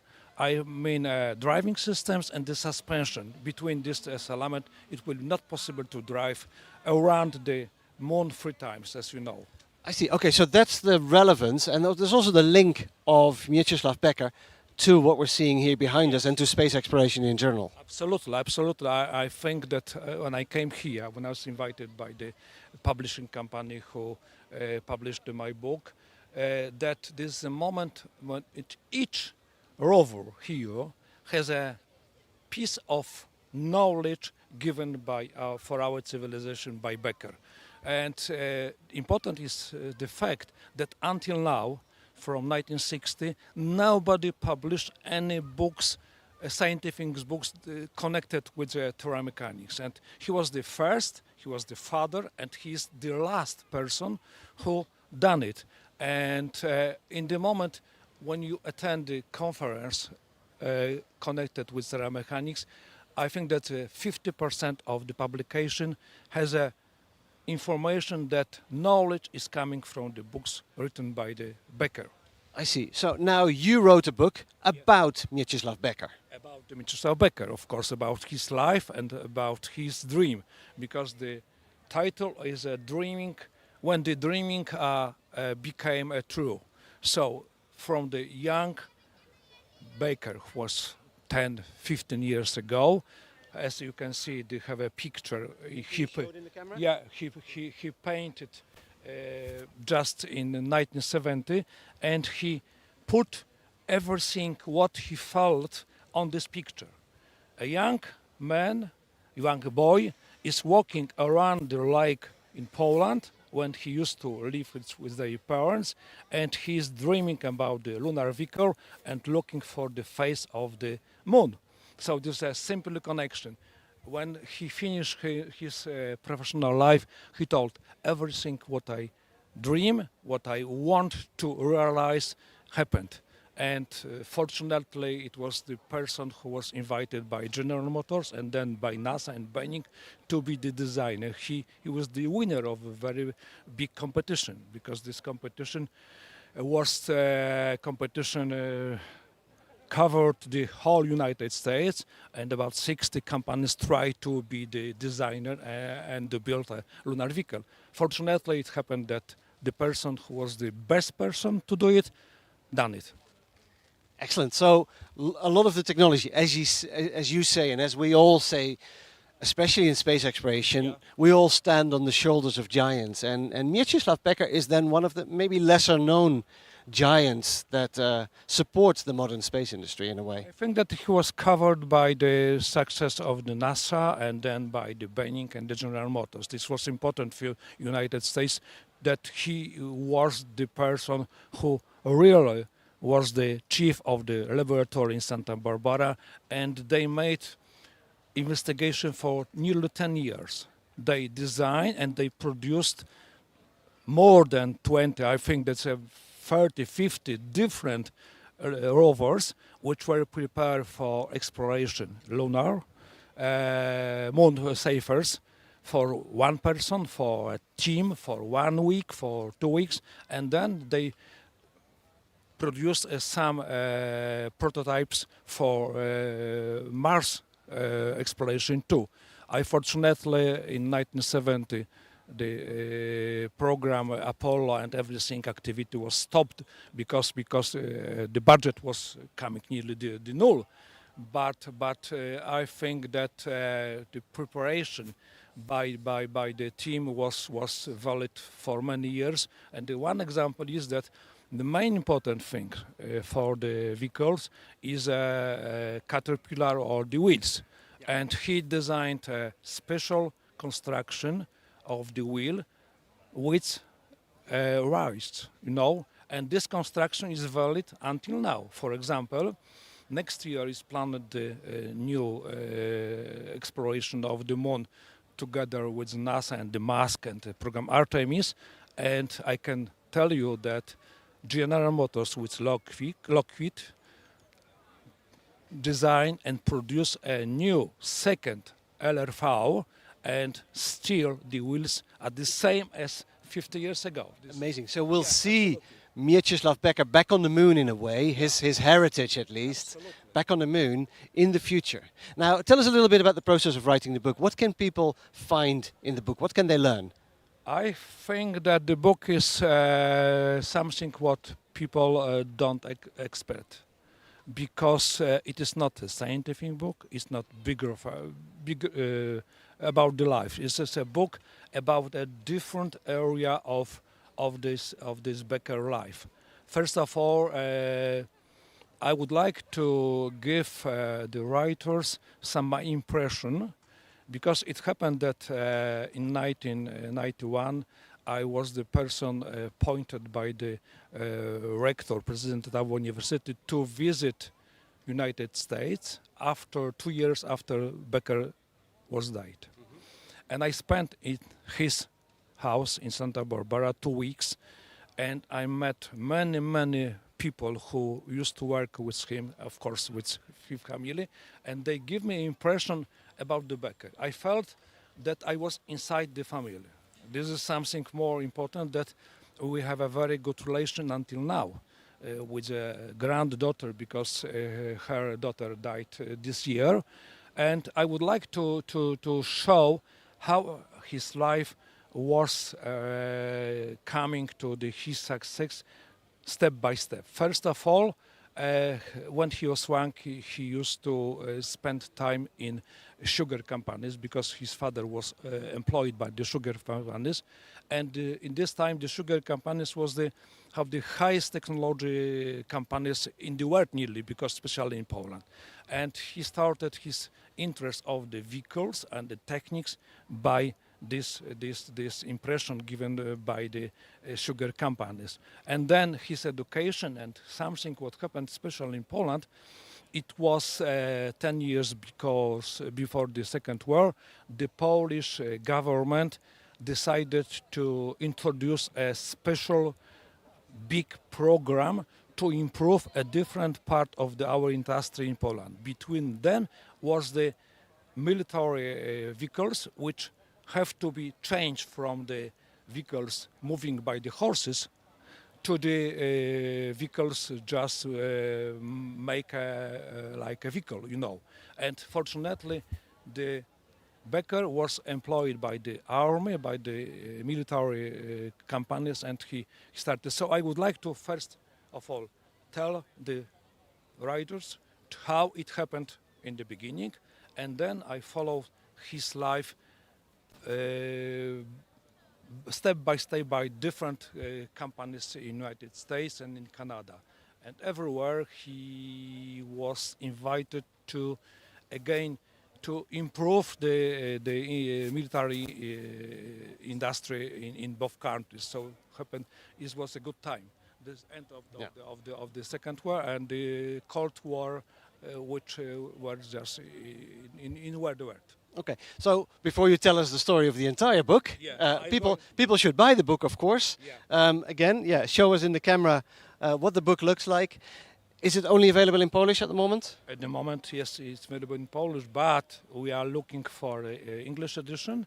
And the first step was done, because the Corina Sanda, who is the president of International Society of Terra and VQF System, the organization which established by the Becker, she started to translate this book in United States in English, and we'll look for the editor company to publish. Excellent. Okay, so I'm going to cut it short. There's lots of stories in the book. I can already see that you have lots of stories to tell. But I'm going to move to our next guest. But thank you very much, Andrzej, for introducing us to this book. And it was my pleasure, and I invite you everybody to visit this house at the third floor.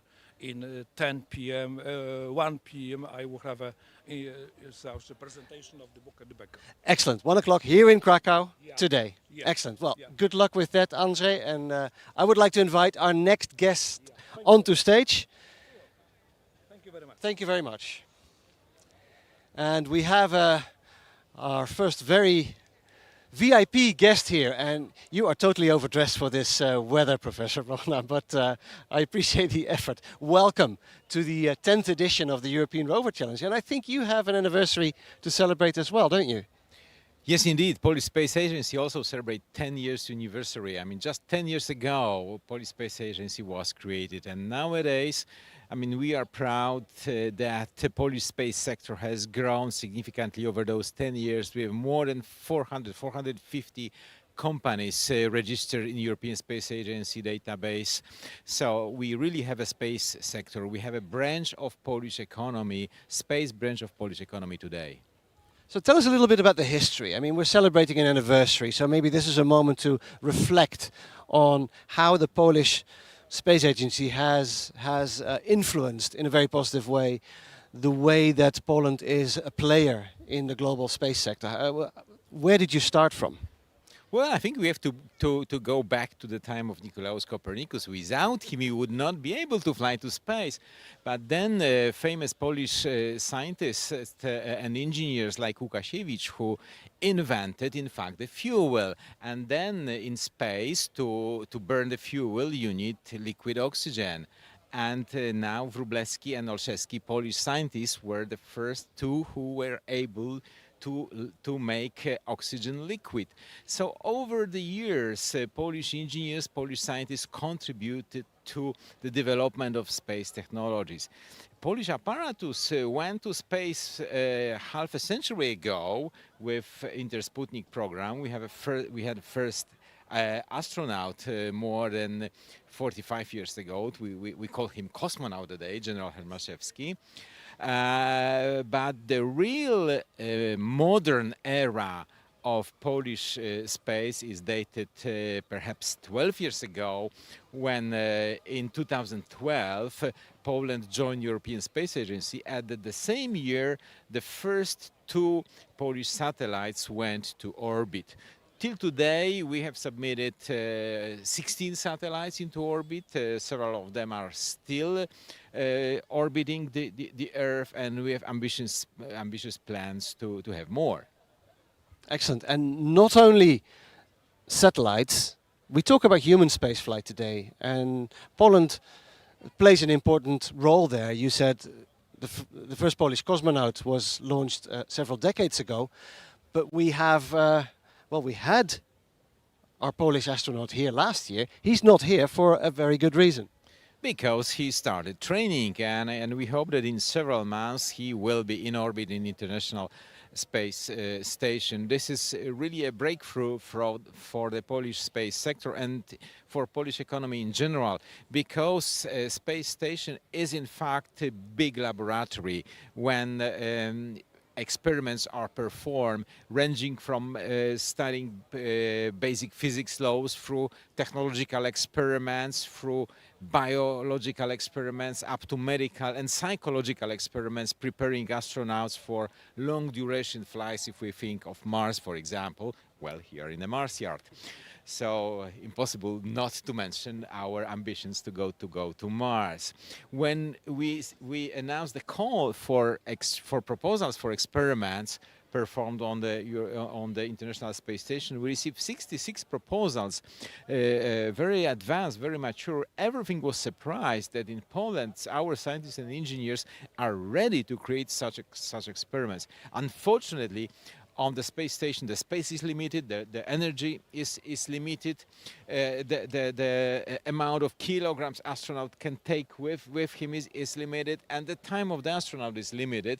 So we can perform only perhaps 14 experiments, maybe a little bit more, but this is just the beginning, and those experiments are really crucial for development of new technologies. We have just heard excellent speech from Axiom Space Company, who will be transporting our astronauts to the space station. Several examples have been given that optical fibers produced in space can have much higher throughput than on the Earth.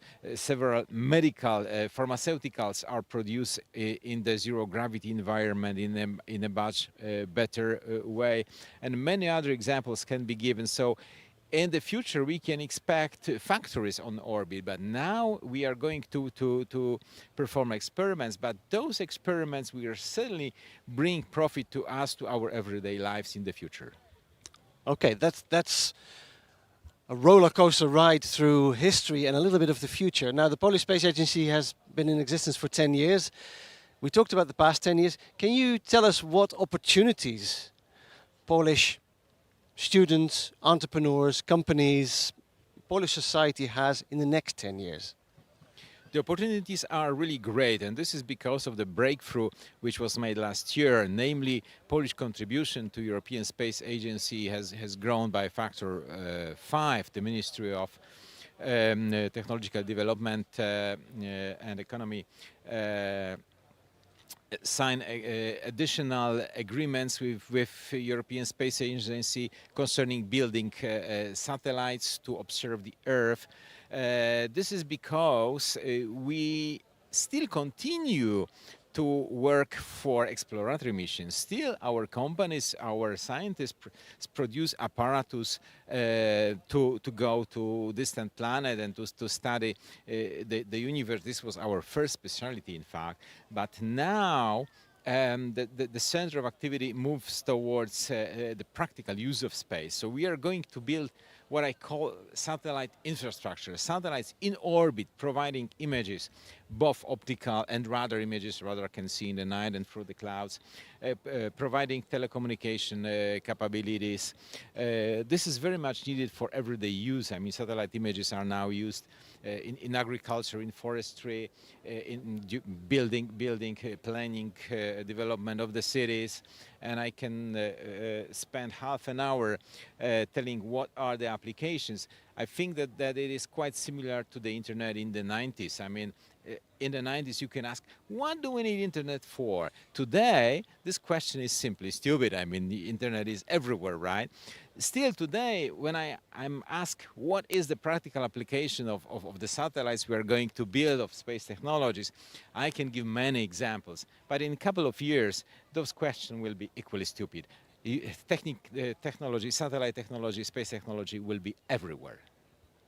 Exactly. Well, that is a great summary of all these different opportunities that we're seeing. Thank you very much, Professor Rochna, President of the Polish Space Agency, to be with us and to explain a little bit about the history and the great future of Poland as a spacefaring nation. So thank you very much again. Thank you very much. See you next year in the Mars yard and perhaps in 20 years on the Mars.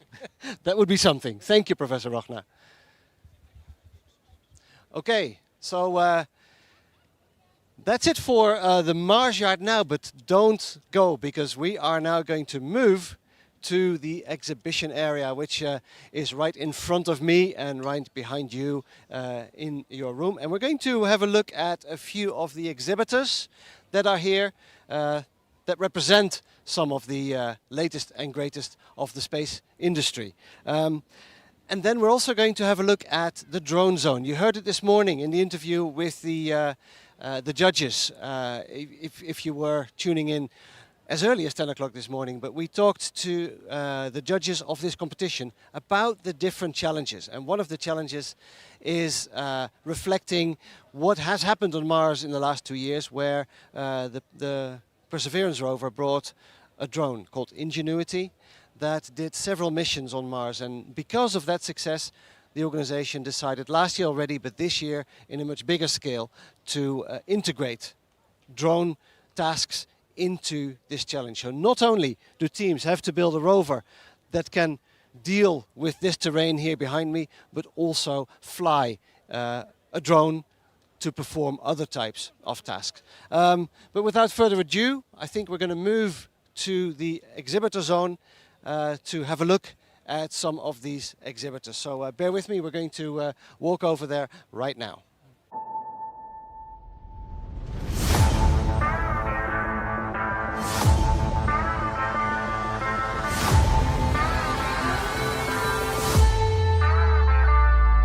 Space industry is booming all over Europe.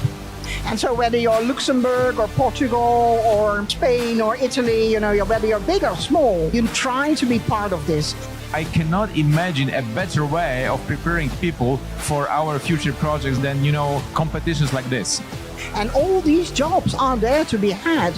So if you're studying something that you think has nothing to do with space, check again. You might find out that 10 years from now, you're actually needed. great engineers and great scientists building great products. That is what the space industry consists of. There's something deeply philosophical about space. And we are the first generation where Mars is just about to be at the reach of our hands. It's a logical continuation of feeding and nourishing that nomadic gene that is within us as humans. The most important and fundamental part of being human is imagination, this aspiration that we have, which drives us to explore space. So this is something to be proud of, this is something to celebrate. The cooperation is obviously not just between governments, but it's between the private sector, academics, non-governmental organizations, even students that are combining math and science studies with imagination and creativity. One person can make a difference and therefore should. That's my assignment to you.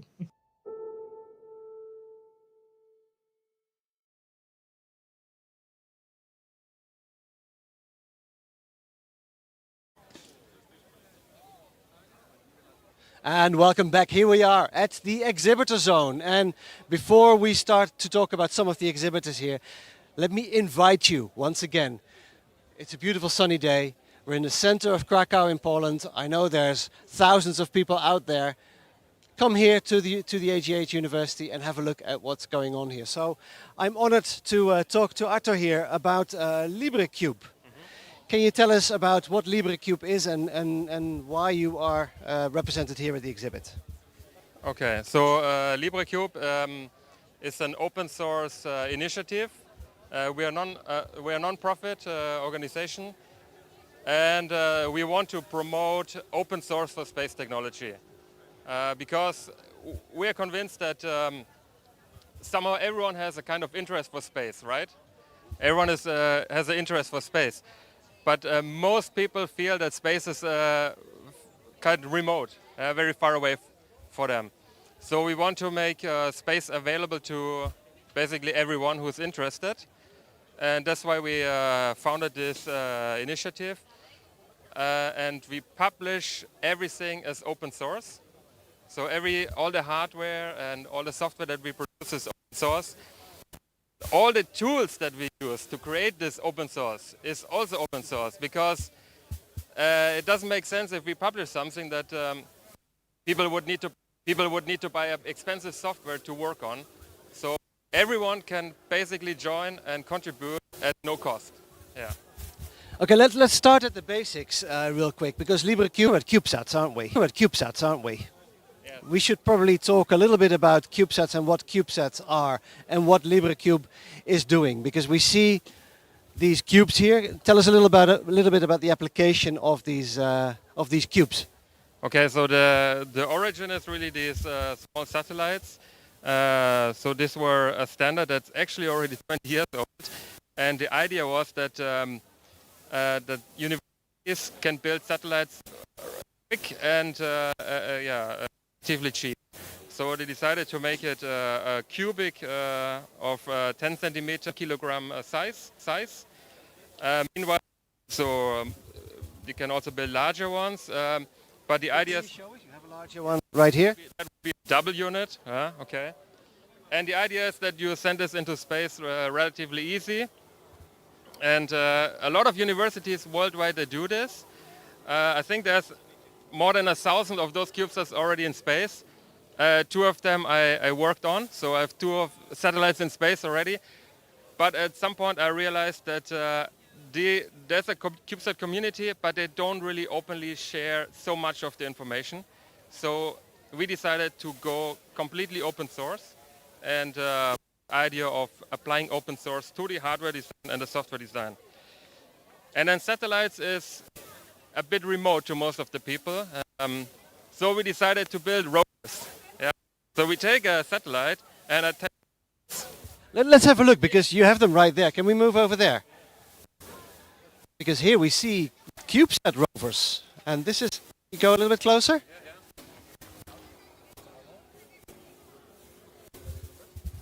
So let's go down to the rover level. What is it that we see here? So it's basically using the same module would use power communication system. We have onboard capture, and these are quite modular, so they are connected. They are easily replaceable. Main difference, as you can see, is that it has wheels. You can drive around like a rover. If you take away the wheels, basically what you have is a satellite. Exactly. Now, this is meant for everyone. It's open source, so anyone interested in building CubeSats, building CubeSat rovers can use this technology. How do you distribute this? How can people get access to this knowledge and to this technology? Yeah, it's true. Everything is open source, and the best way is you go to librecube.org. That's our website, and from there you can find the links to the repositories. And if you have a closer. Okay, we move a little bit closer. So if you have all you need is a laptop or computer. You can download all these the source files. And then what you would need is maybe a 3D printer if you want to print the structural parts. You can do this, the modules, the PCB, solder them, and then construct your own satellite. Basically, for the cost of the material. Exactly. So, of course, the labor, the work that you do is, yeah, that's the most investment actually, I think. But you learn a lot of this, and we also have a lot of software projects. So these are really very easy to contribute to and get involved because you really have no starting costs. So is this primarily students? Is this an educational project? I think it applies to all levels because as you can see, there's some, maybe not right now, but usually we have a big queue of kids. They want to drive the rover, and we made it fairly easy to control it. But inside of that rover, of that satellite, is space technology. So it's using space protocols, which are in fact, these protocols are open. Everyone can download specification, and what we did is we implemented them, mostly in Python. It's really easy for people to learn. And if you're interested in space protocols, space communication, then you can implement them and Excellent. Well, thank you very much, Arto, for this for these valuable insights. Librecube.org is the website where you can find everything, and of course here at the exhibit in Krakow. So again, thank you very much for your intermezzo, and thank you very much for showcasing your technology. We're moving on to the next place, which is right opposite us here. So we're going there. Guide me. There.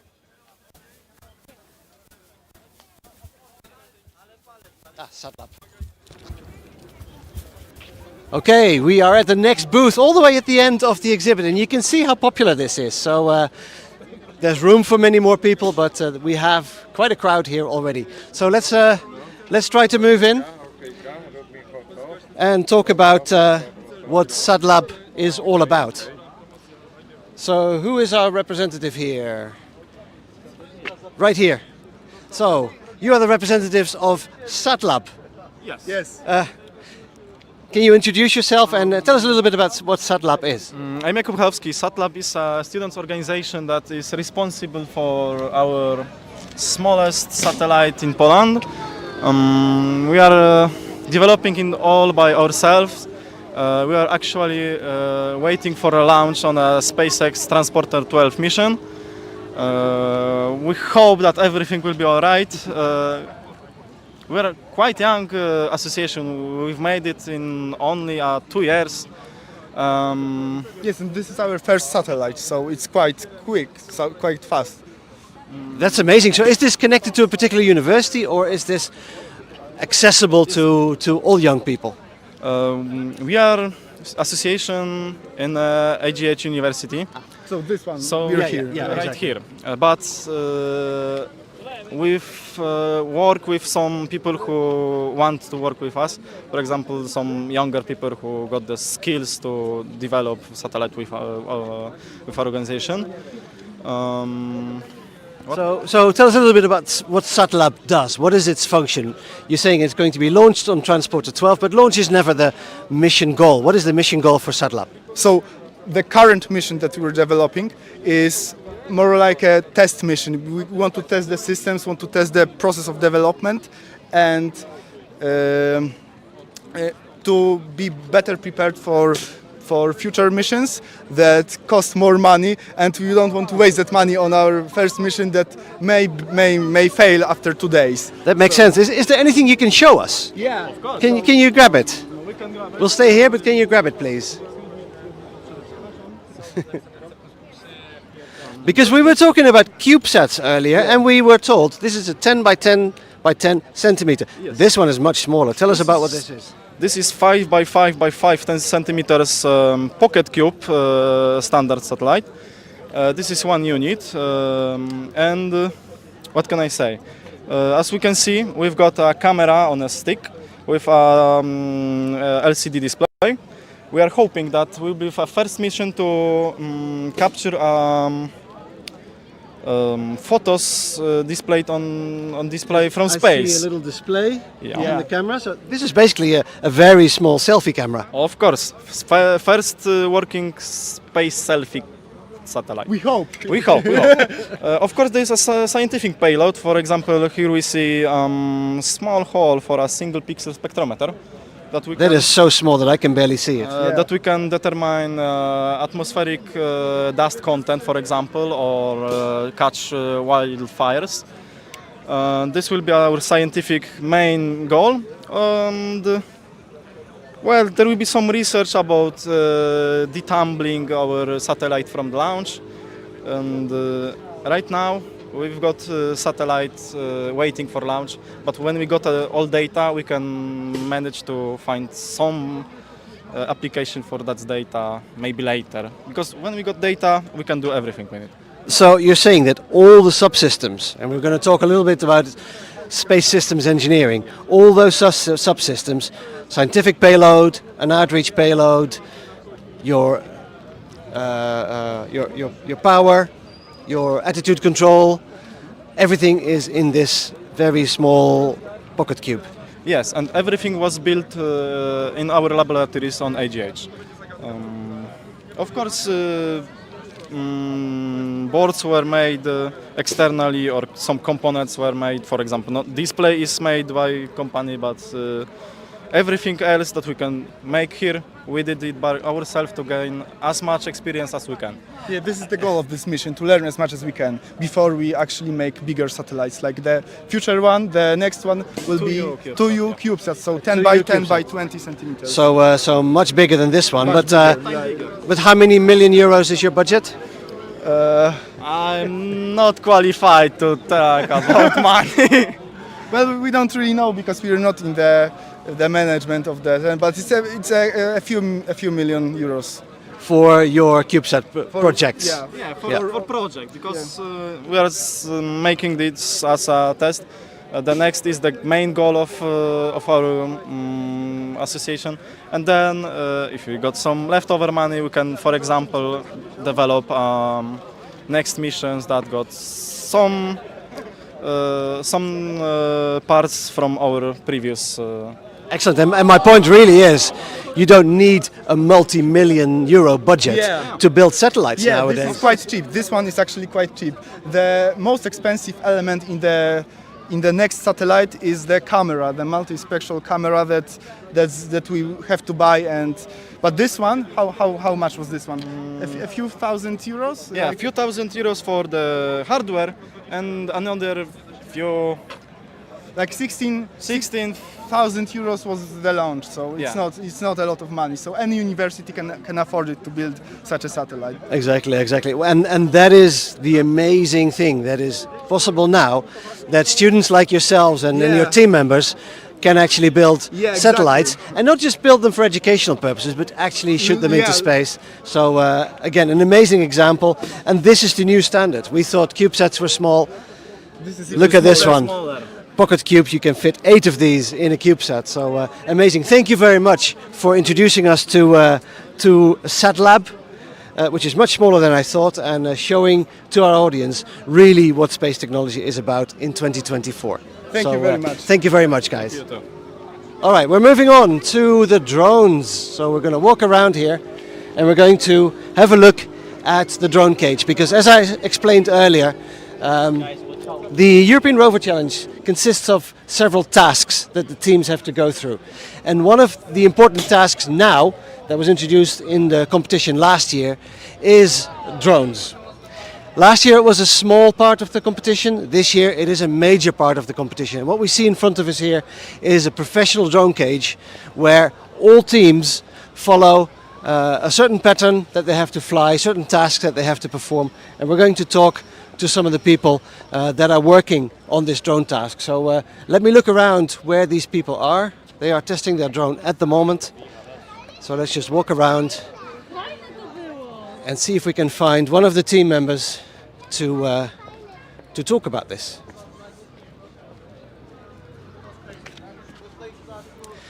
Now they're in the middle of the task, so I also don't want to disturb too much.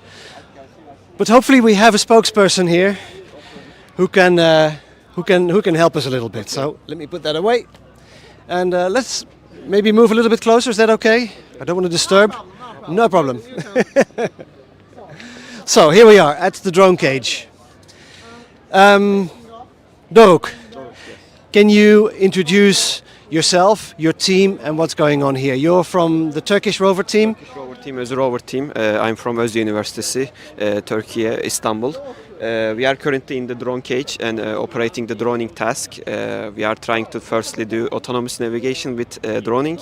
Firstly, we will try to detect the Arco attacks and try to land autonomously. But if we won't succeed, we will just go to our manual mode and detect Arco attacks with manual mode and just land like that. So our scoring strategy is like that right now.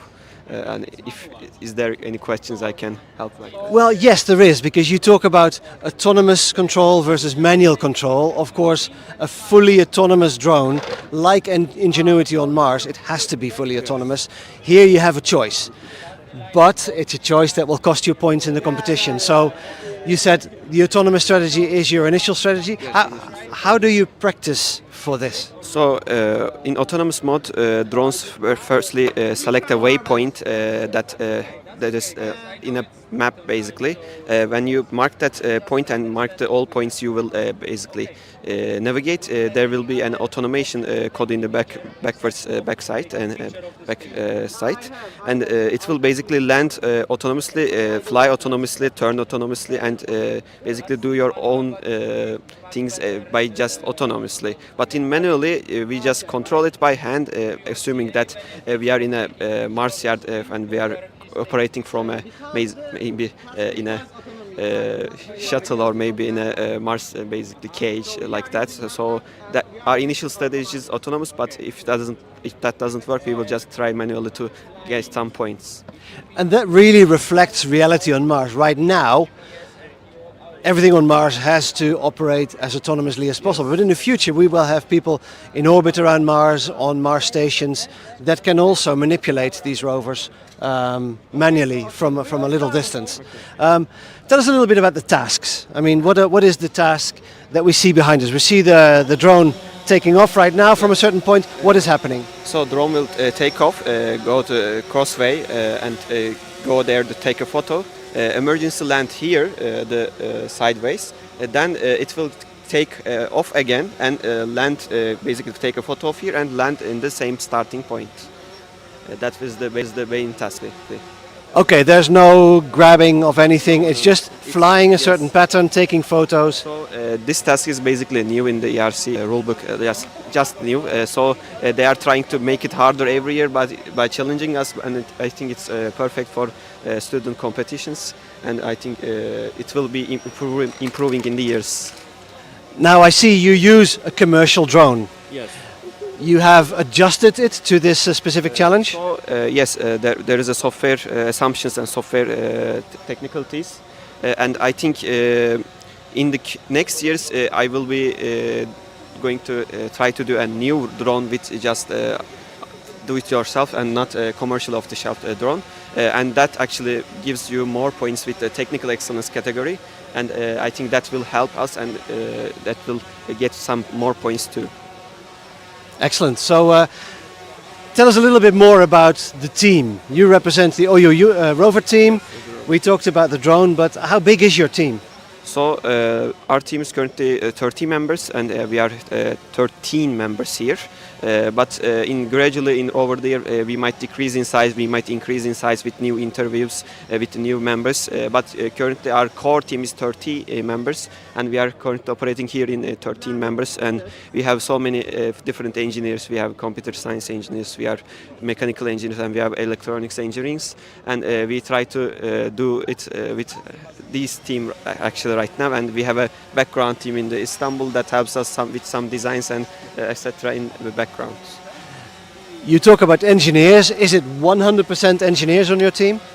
Normally we have media managers that are currently in the school that are basically business management students, some architecture and some designing students that does our media posts, does our some graphic designs, and we need of graphic designs and we need some public relations departments. So we have members in the public relations departments that are not engineers, of course. And I'm glad you mentioned that, because of course the space industry has the perception that it's all engineers, but in reality, even reflected in your team, it is more than just engineers. Of course, the engineers you need to build these systems, but to promote it you need marketeers, you need business students.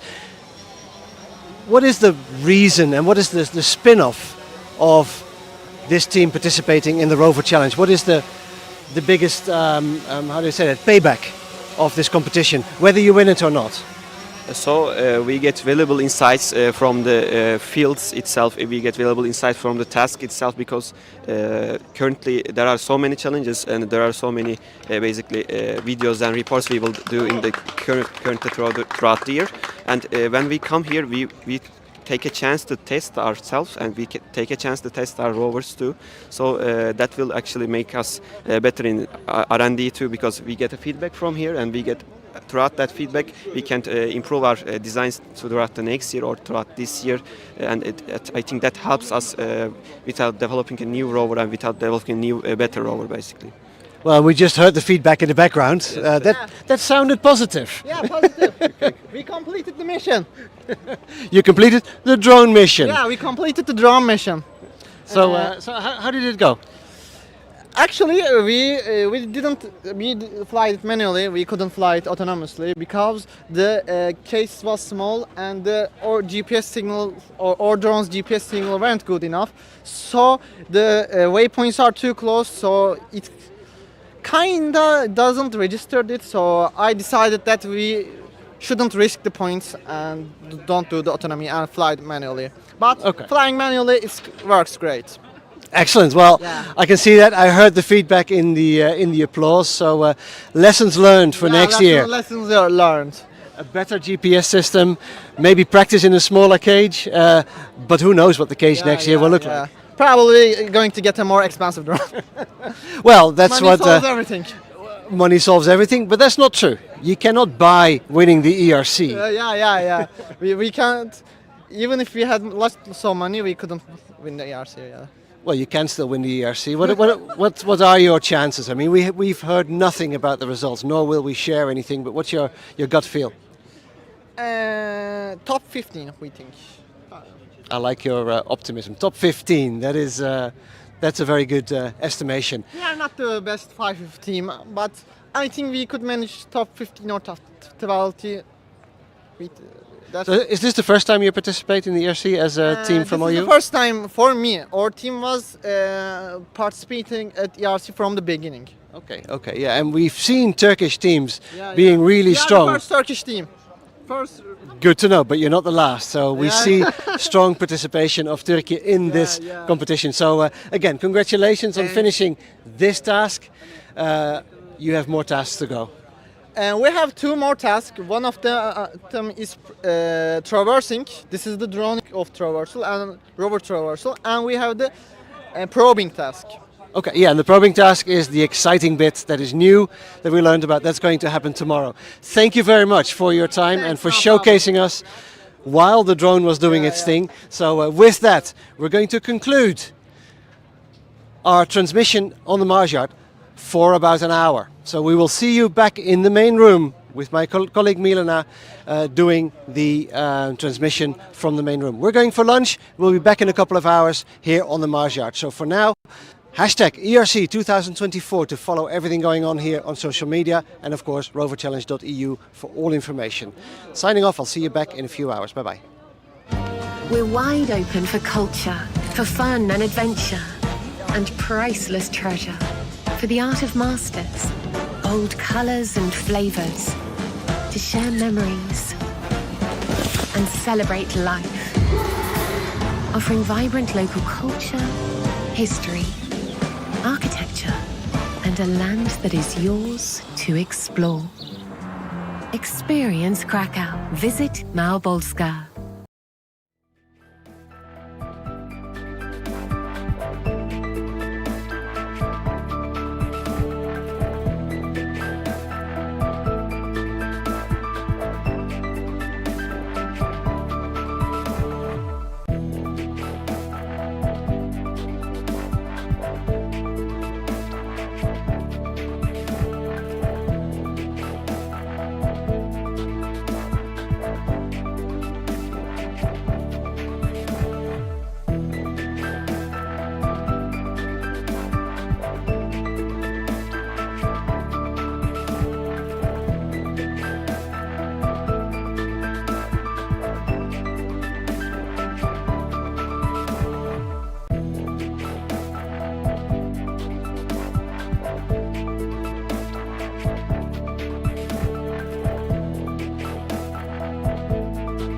With Poland's membership in the European Space Agency, the growth of the country's space sector gained momentum.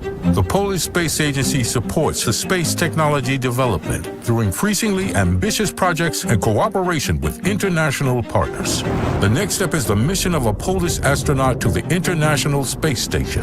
These groundbreaking projects owe their success to the dedication and expertise of Polish engineers and scientists. Their contributions and achievements have built the Polish space sector and propelled Polish companies and institutes to become project coordinators. From developing satellite platforms to pioneering globally unique green rocket propulsion technology for Polish suborbital rockets, which will soon travel beyond the boundaries of Earth's atmosphere. Since its conception, POLSA has been actively supporting scientific research and the development of innovative technologies. Together, we stand ready for future challenges and exploration of space. Together, we reach the stars.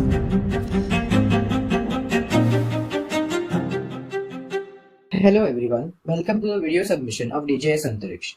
I am Ojas Chanakya, the captain of the team. For the 10th edition of the European Rover Challenge, we proudly present our latest rover, Vidya. DJS Antariksh is participating in the European Rover Challenge 2024 on-site edition. DJS Antariksh is the official Martian rover team of Dwarkadaas Sangvi College of Engineering, Mumbai, India. The captain leads the team with the vice captains and team manager providing essential support. The integration heads promote interdepartmental collaboration. For internal operations, our team is divided into 5 departments: mechanical, electronics, coding, science, and marketing, each with its own head. I'm Anirudh Vishwanathan, the electronics head at DJS Antariksh. The electronics department is responsible for managing the power distribution, telemetry, data acquisition, and actuation subsystems of the rover. Furthermore, it is also responsible for the seamless integration between the coding and the mechanical department, ensuring optimal functioning of the rover. I'm Chinmay Gotarne, one of the vice captain and mechanical head of the team. The department oversees the designing and construction of rover main structure and its various components, providing opportunities to apply its learning to the real-world projects and applications. It is interesting to see that the component we manufacture plays an important role in the success of our team. I'm Chaitya Shah, the coding head at DJS Antariksh. The department's primary objective is to ensure the autonomy of the rover and the precision of its robotic arm. This year, we also aim to achieve the autonomy of the drone. It feels great to see these autonomous movements contributing to advancing technology and space exploration. I'm Divyam Dedia, the science head of the team. The science department of DJS Antariksh explores the Martian surface, utilizing principles of astrobiology, geology, and planetary science to do so. We at the science department aim to tackle complex problems that humanity will eventually face when we set foot on the red planet. I'm Bhavyan Daya. I am Mechura Sama. And we are the marketing heads at Team DJS Antariksh. The marketing department is responsible for actively seeking out, monitoring, and in-kind sponsorships.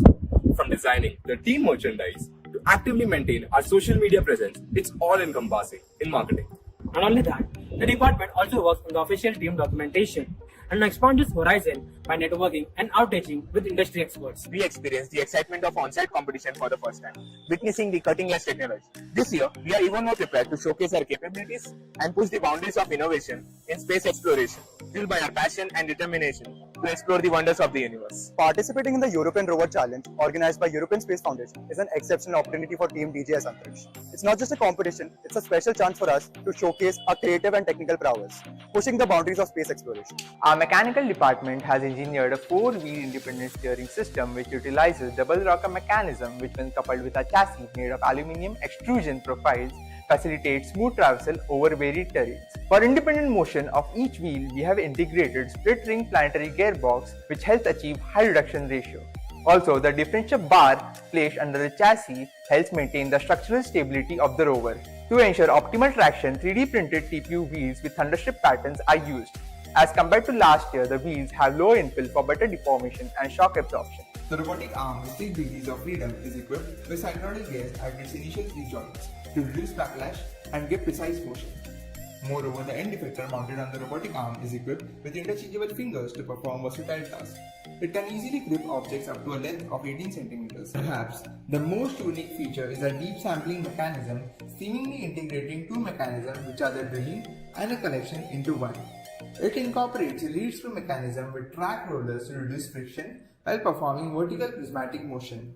Our telemetry system operates at a 5 GHz frequency band with a range of 150 meters in non-line of sight conditions. The rover has an omnidirectional antenna while the base station is equipped with a high gain sector antenna. At the heart of our rover is the NVIDIA Jetson Xavier NX, driving our rover's decision-making processes with unparalleled efficiency. To stop the rover in case of emergency, there are 2 kill switches on the rover, one for shutting down the entire system and other for stopping its motion.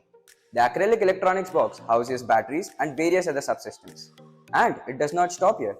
Our power distribution PCB has been refined to maximize performance and durability, ensuring that the rover can withstand the harsh conditions of the competition tasks. Our improved PCB uses SMDs to aid for better space utilization, enabling the development of complex circuits. They improve the performance of the circuitry when compared to through-hole components. The rover houses a battery management system, isolating the battery in an event of overcurrent or under voltage conditions, thereby increasing the safety of the rover operation. The rover software stack is divided into 2 main components, navigation and the robotic arm.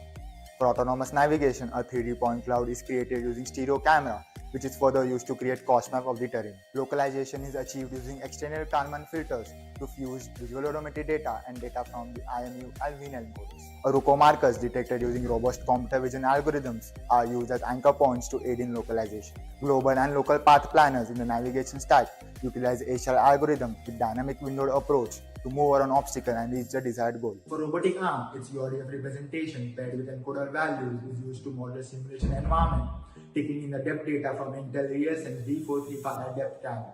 This allows the operator to have a better judgment and joint awareness during operation. Commands are passed using the Mavlink protocol to the drone's flight controller. Simulink and MATLAB's automatic code generation are used to test custom drone controls using software in the loop model followed by hardware in the loop model. The flight data is monitored using Q-ground control to validate the performance.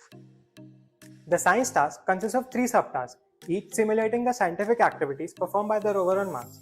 These tasks include the exploration task, the surface and deep sampling task, and the construction task. The auger mechanism will be used to collect deep soil samples, and the robotic arm will be used to collect the surface and rock samples. These samples will be stored in separate storage containers attached with load cells to avoid any contamination and assuring accurate weight analysis. Our new Raman spectrometer will be utilized to analyze elements present in the soil sample with unprecedented detail. Additionally, the sensors mounted on the rover will also help in further analysis of the Martian atmosphere and Martian soil. By conducting in-depth research and analysis of the previous relevant work about the Martian region to be explored, the team will be well equipped to prepare the science planning report and the science regional geology analysis.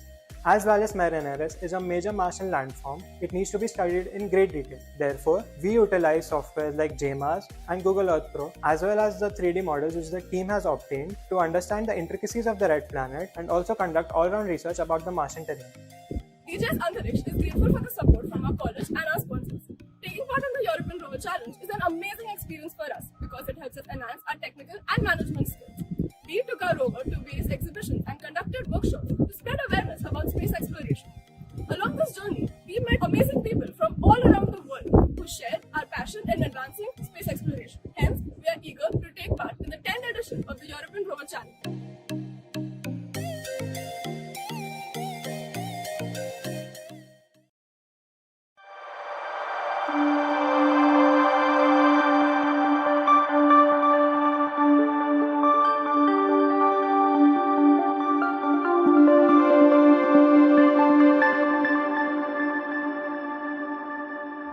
Hi, we are the Experimentale Raumfahrt Interessengemeinschaft, a student initiative located at the TU Braunschweig in Germany. We design and build our own sounding rockets, including structure, electronics and engines, stratospheric balloons, which we utilize to send scientific payloads to around 30 kilometers, and already participated 3 times in the Rexus-Pexus program, a program enabling students to launch their own microgravity experiment. Newer projects comprise iLoop, a technology demonstrator for endless 3D printing on a CubeSat, and finally Ortos, our self-developed Mars rover platform in order to participate at the European Rover Challenge. The development of Ortos began in 2018 and is currently continued by around 10 students from different courses of study. In the meantime, Ortos grew to a quite elaborate Mars rover demonstrator, including a rocker boogie suspension, a robotic arm, and a complex scientific payload. With Ortos, our initiative already took part in the European Rover Challenge 2 times, in 2022 and 2023. Ortos can be fully remote controlled using a ground station or a laptop. We have one main operator, but more operators, for example for the robotic arm or the scientific payload, can be added using a switch. The connection to Ortos is implemented using the Rocket M2 Wi-Fi access point. This way, all data from the rover is accessible and can be distributed to all operators. For safety reasons, an emergency power button is installed on top of the rover. This button cuts the entire system from power. A well-visible, color-coded halo at all times indicates the current state of the rover. For traversing the Mars yard during the European Rover Challenge, Ortos is equipped with a rocker boogie suspension, including self-built and well-tested wheels and tires. For testing, we already did several trips to nearby forests in order to find landscapes similar to the Mars yard, including craters, valleys and slopes. For traversing the Mars yard, we developed a navigation system including live mapping and obstacle detection.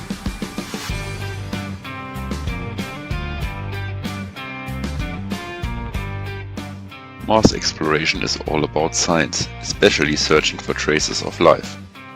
Ortos is searching for life on Mars yard by analyzing soil samples. With its drill, the rover can fetch up samples from deeper surface layer in regions of interest.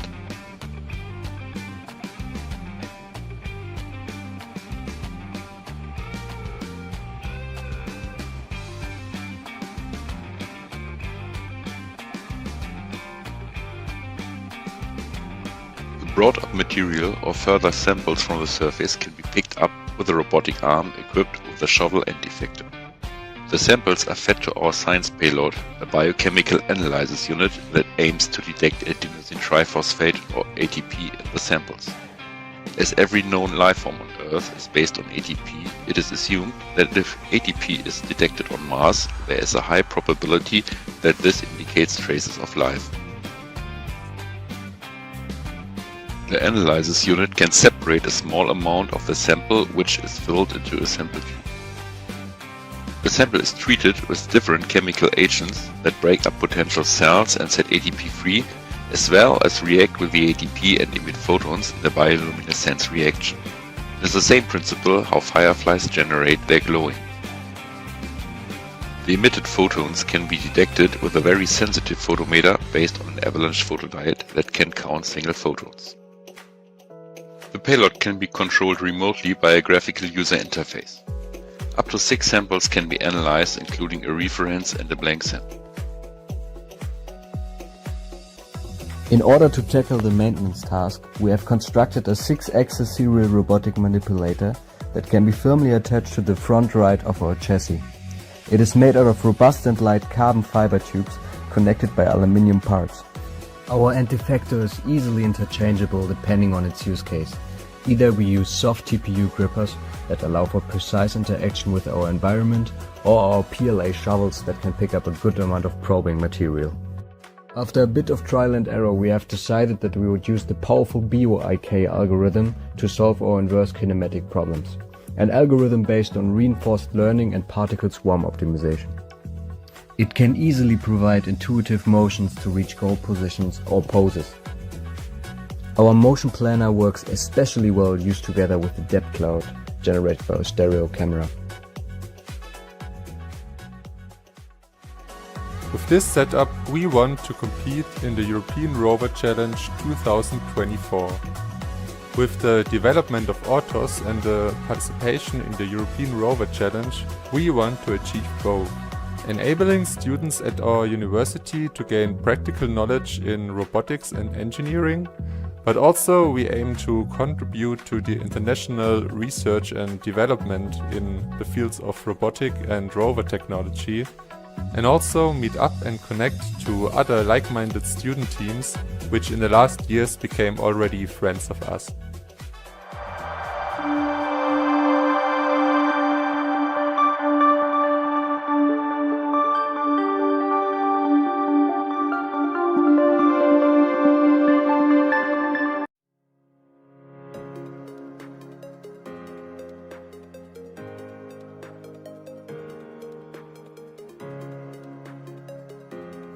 We are the KNR Rover team, a part of the Students' Robotics Association at the Faculty of Power and Aeronautical Engineering at Warsaw University of Technology.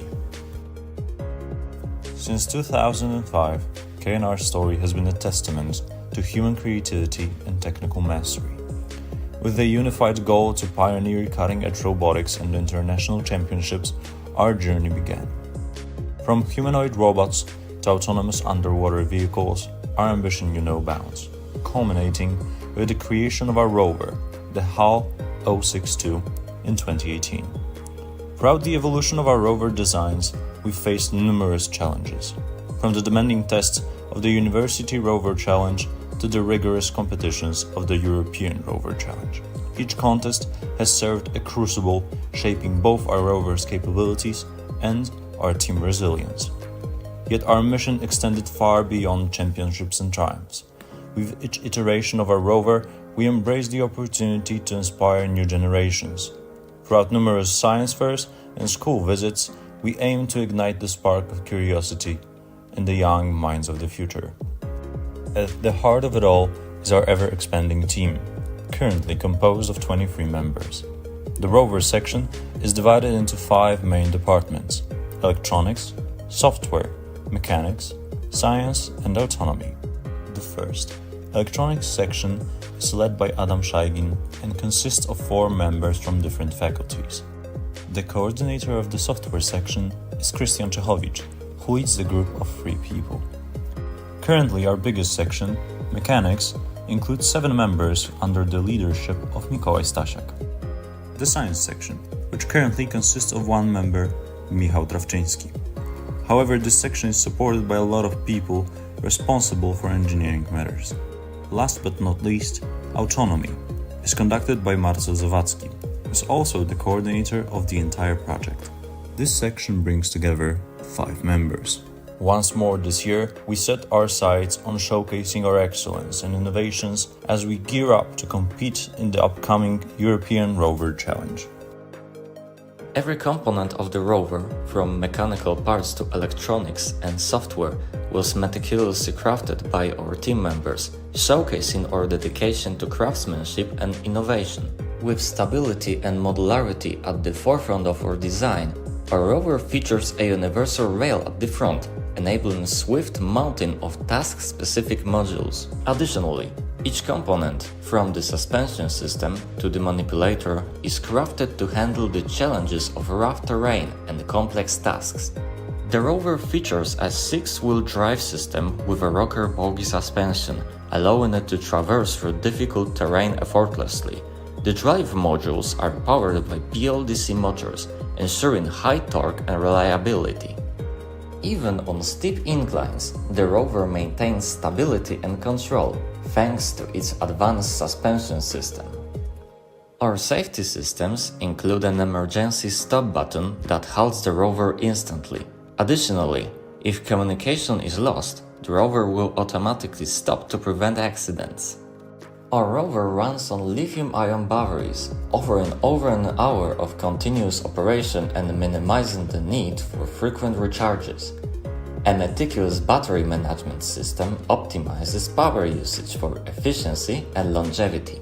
For seamless communication, we employ a control area network, CAN, to facilitate data exchange among onboard components, enhancing performance and responsiveness. Furthermore, a dedicated rail system allows for easy integration of STM32-based electronic PCBs, serving as the command center for precise control of all rover peripherals in various environments and tasks. Our rover can be operated either via a dedicated desktop app or a specially designed operating panel. The communication system utilizes an elevated mast to establish a robust 2.4 GHz link with the rover's mast. By employing dual antennas, it ensures high reliability. From the operating panel, live feeds from 3 of 9 FPV cameras can be monitored simultaneously, providing comprehensive situational awareness. The autonomy module includes a variety of sensors that feed data to the rover's onboard Jetson Xavier computer, which operates on the robot operating system. Utilizing inputs from a depth camera, an IMU, and GPS integrated with a Kalman filter, the rover can precisely estimate its position, detect and avoid obstacles, and autonomously plan and follow a path to a specified goal. This enables the rover to navigate efficiently through complex environments without operator input. Additionally, we are developing a UAV to work in tandem with our rover. This year, we've developed an extension system that allows us to mount both the drilling module and the manipulator simultaneously. We thought of it as necessary to be ready for all upcoming missions.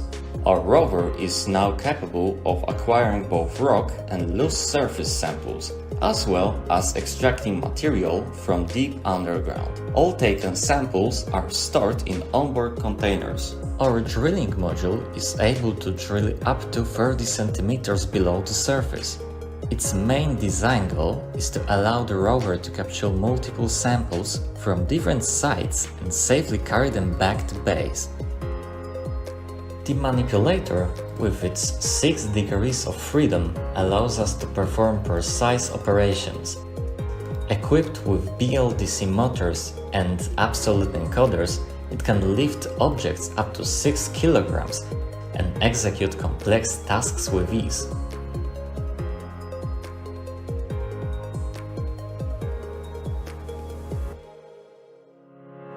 In the field of software, the manipulator has been equipped with inverse kinematics algorithm. This allows us to partially automate sections of tasks to minimize the workload put on the operator. As our journey moves forward, our team remains dedicated to innovation and excellence. With each mission, we carefully analyze the rover's performance to enhance our understanding and improve the designs for future iterations of our rovers. As we get ready to face new challenges, we're excited to showcase the capabilities of our rover and demonstrate the culmination of our hard work and dedication. We're looking forward to competing in this year's European Rover Challenge. Thanks for tuning in and joining us on this adventure. Let's keep discovering and innovating together. See you at the European Rover Challenge 2024.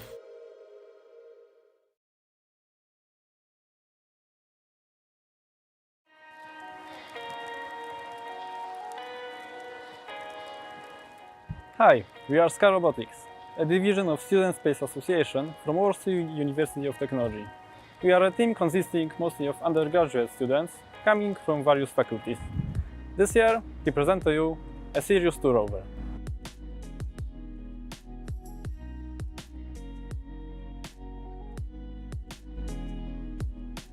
Our team consists of 29 students from various fields, including, but not limited to, aerospace engineering, robotics, chemistry, electronics, mechatronics, and computer science.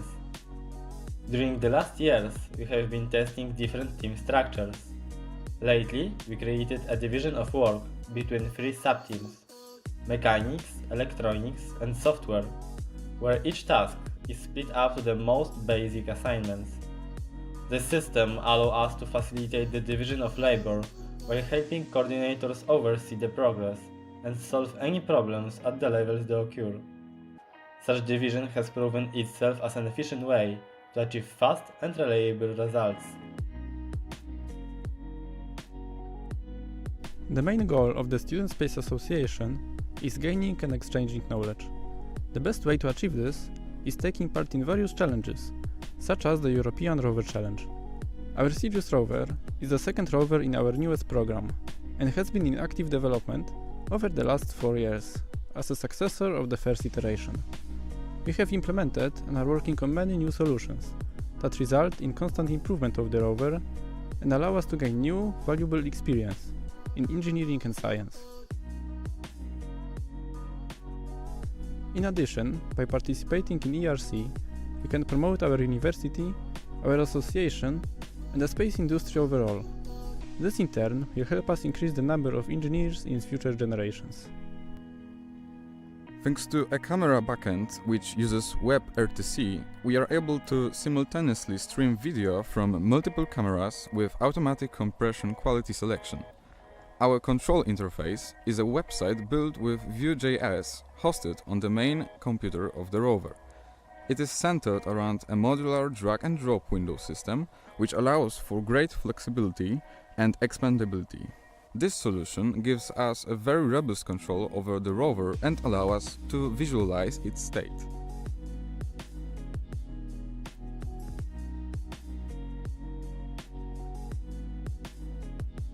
We have developed an inverse kinematics solver and trajectory planner for the manipulator. It allows for precise, gentle movements of the end effector, which ensures easy operation during maintenance tasks.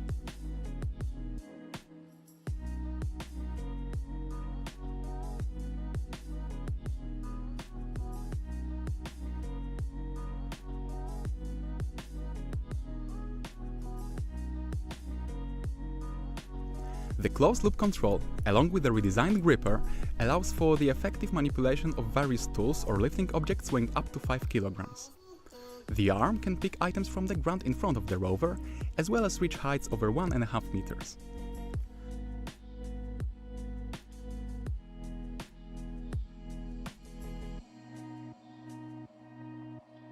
The autonomous navigation system facilitates a SLAM solution by spectacular AI for visual odometry and occupancy map construction. SLAM data is fused with multiple other sources, such as a GNSS module and an IMU, to ensure that the system is resistant to drift and tracking loss. The GNSS module uses PointPerfect, a PPP RTK GNSS correction data service by uBlocks, in order to vastly improve the position accuracy down to 3 centimeters. Over the past year, we have embarked on the development of our own aerial vehicle. The newly launched ICAR project aims to facilitate autonomous aerial missions and establish a foundation for future versions of aerial vehicles developed by our association. As part of the ongoing enhancements to our construction, we have decided to incorporate the VFB-NG radio link. Our team chose that particular protocol due to support for real-time image transmission in 4K resolution and seamless integration with MATLAB software. The components of our drone are assembled on a frame measuring only 25 cm diagonally, which optimizes takeoffs and landings on our rover's structure. To ensure safety of operations, we have implemented multiple safety systems in our rover. The motors were selected in such a way that even with maximum available output voltage supplied to them, the rover has no possibility to move faster than 1 meter per second. In case of loss of communication for a substantial amount of time, the rover will autonomously stop. Furthermore, an emergency button was mounted to the side of the rover. In case of malfunction, pressing it will cut off all power, resulting in an instantaneous stop.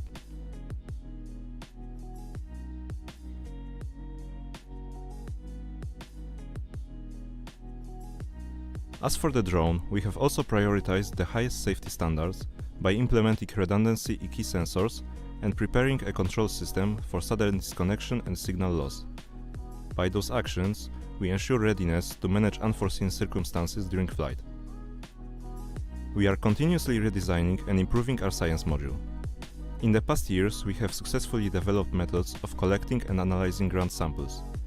Though the exact experiments that will be conducted during ERC competitions will be determined once the data for science mission is provided, we specialize in detecting signs of present and extinct life and analyzing sample chemical composition.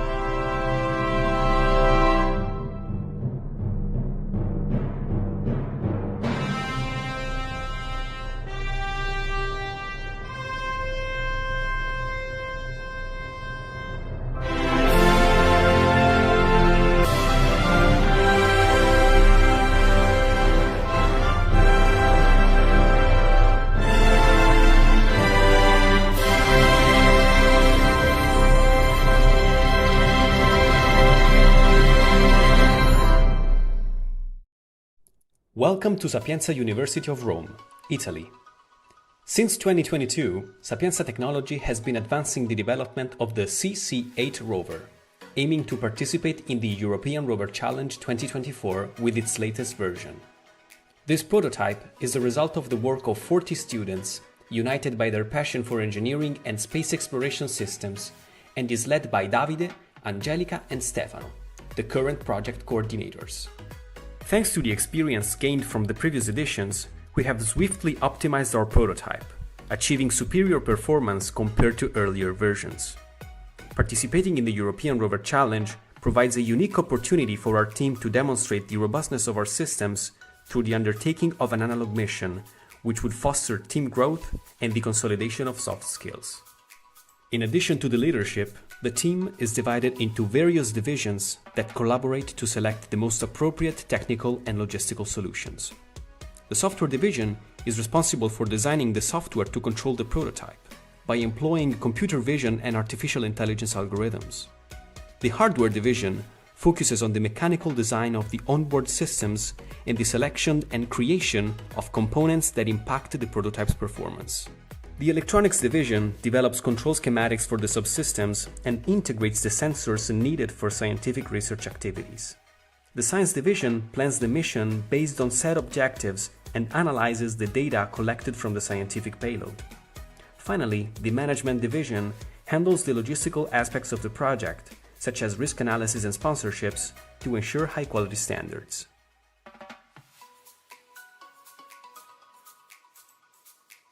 This year, an additional communication system that utilizes the LoRa protocol, operating on the 433 MHz band, has been introduced in addition to the Wi-Fi communication on the 5 GHz band. This system is used for manual rover control and can serve as a backup in case of malfunctions during autonomous navigation, as it supports long-range communications. It is complemented by a 5.8 GHz link to provide instant video feedback, especially during soil sample collection operations. The power circuit is designed to comply with safety standards. In fact, the prototype will be equipped with emergency lights to indicate its status during operations and 2 emergency buttons that cut off the power from the batteries, halting any operation of the rover or its systems in case of emergency. The rover's structure and rocker bogie suspension system ensures stability on uneven terrain and rocks. The behavior of the structure and suspension system has been tested under extreme conditions in laboratory and analog environments to assess motor consumption under different navigation conditions. This year, the central body has been lightened through the improvement of mobility systems using a C-shaped fork with larger wheels to enhance its capability to overcome increasingly larger obstacles.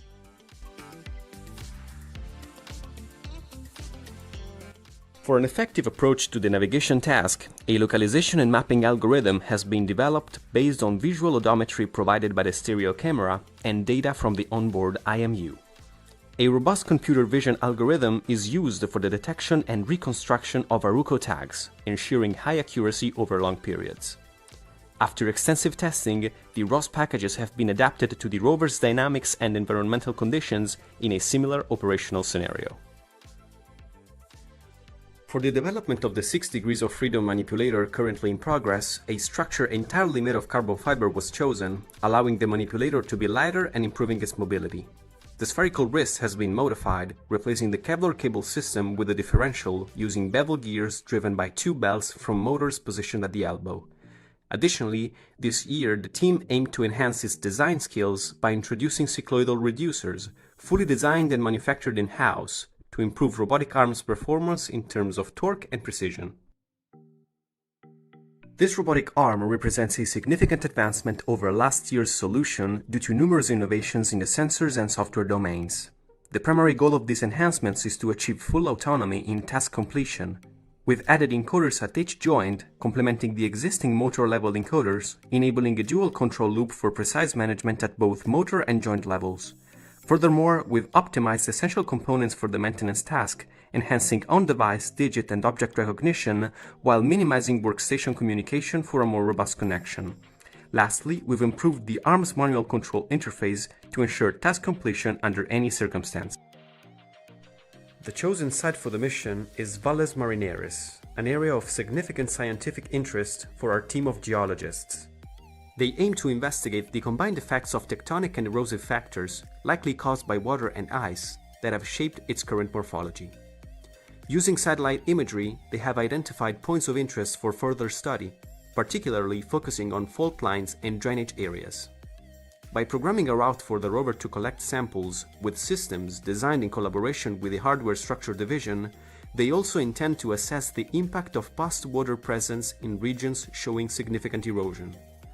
The planned route will enable the rover to photograph small drainage channels not visible in satellite images.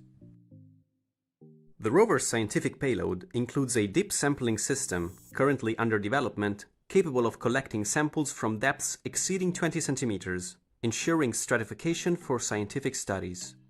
Finally, for the analysis of surface samples, a system has been designed to collect approximately 10 grams of regolith.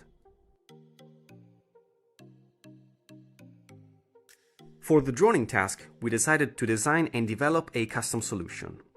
While we have already implemented a quadrotor scheme at the structural level, the guidance, control, and navigation algorithms are currently being developed using MATLAB and Simulink, leveraging the latest libraries and packages related to UAVs.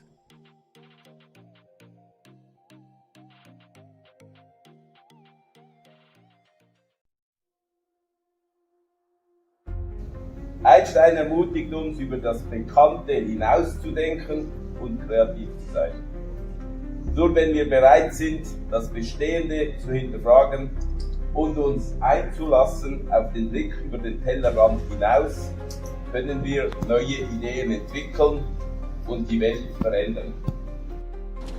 My name is Leonardo. I'm currently the project manager of the FHNW Rover team. We are currently a team of 17 active members and 5 alumni supporting us. We split the project into certain different work packages to separate concerns better. In those work packages, members of different faculties are working together. In early May, we organized our friendly competition, the Rover Treff, where 3 teams from Germany and another Swiss team participate. This forces us to test the system early and see potential risk in advance. I'm glad to announce that we achieved in this friendly competition first place. Last year at the European Rover Challenge we achieved second place, and this year we're aiming for the top. Hi, my name is Suchenur. I'm part of the IT team. I joined the Rover project this semester and I will be supporting the team with the building of the UI, monitoring the rover's condition, and I will also operate the arm on the challenge. This year we've developed a new drone which is omnidirectional. This makes it easier to fly in every direction without tilting the drone, which facilitates the localization of our drone. Cześć, nazywam się Dobrawa. I am a new member of the Rover IT team, and besides my usual IT tasks, I am also the operator of the drivetrain. Especially at the Rover trap, I could collect lots of experience, and I am excited to drive the Rover to success.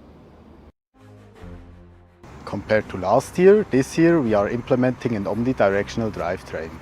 This allows us to turn around any point in 2D space, which makes navigating during the autonomous driving easier. Also, in order to ease access to the ground, we are implementing a height-adjustable drivetrain. This allows us to navigate steep terrain where we need lots of ground clearance, but also set our rover low to the ground when we need access to it for a manipulator sample or a deep sample.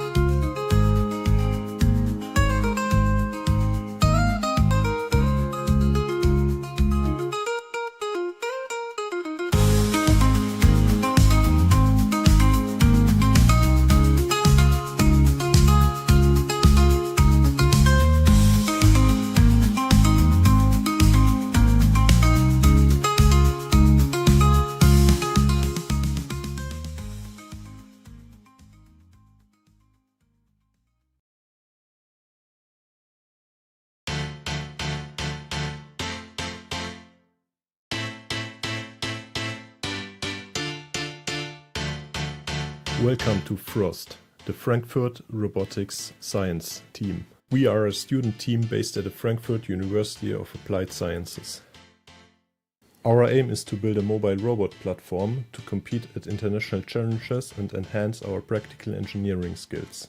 The biggest event here in Europe is the European Rover Challenge, an international robotics competition with 60 teams from 23 countries. This year's challenge is centered around the Valles Marineris region on Mars. The ERC requires student teams to design, build and operate rovers capable of performing complex tasks in a simulated Martian environment.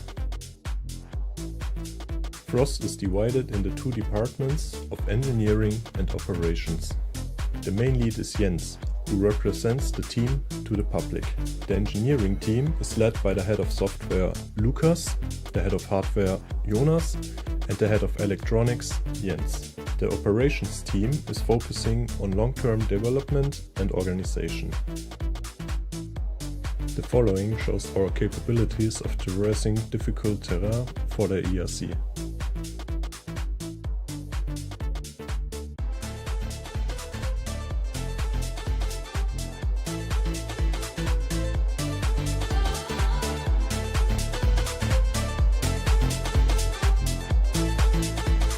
Our rover platform Ares is based on a drag drive. This allows for easy and efficient traction on various surfaces. The platform is equipped with a manipulator and a drill unit for interactions with the Mars yard. Ares has various support systems like computing or vision modules. This year, Ares is featuring a new Rover energy system based on the CAN-Open protocol. The DES is responsible for sending monitored messages controlling the state of the energy system. The EMDM reacts to the signals, switches components and monitors the energy consumption. Each module consists of a logic board and a power board with configurable output voltage. The modules also have auxiliary outputs that can be used for general purposes, such as in our new multi-purpose tower for controlling the status indicator. The tower also houses movable cameras that allow both the observation of the surroundings and the rover. Our 6 degrees of freedom robot arm was upgraded with endless joints on 2 axes for improved movability. The new gripper uses a parallel actuator design.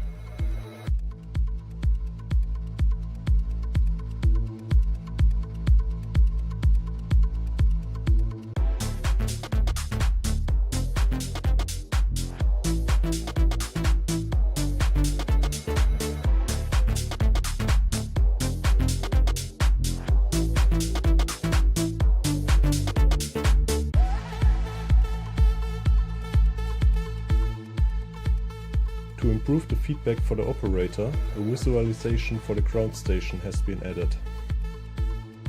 With this, collisions and possible operating strategies can be quickly observed.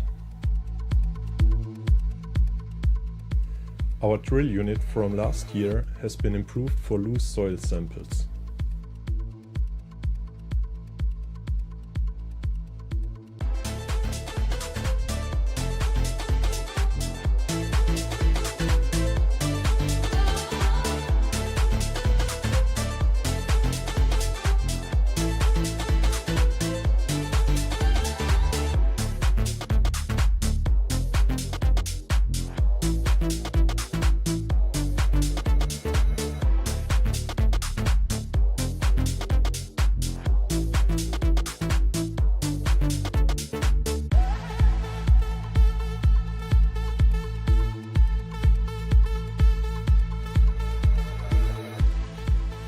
The quality assurance of our development is not only done in software or field tests, but also in simulation.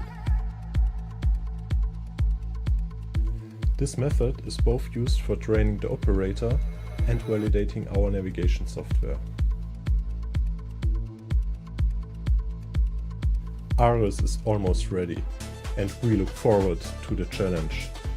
See you on Mars!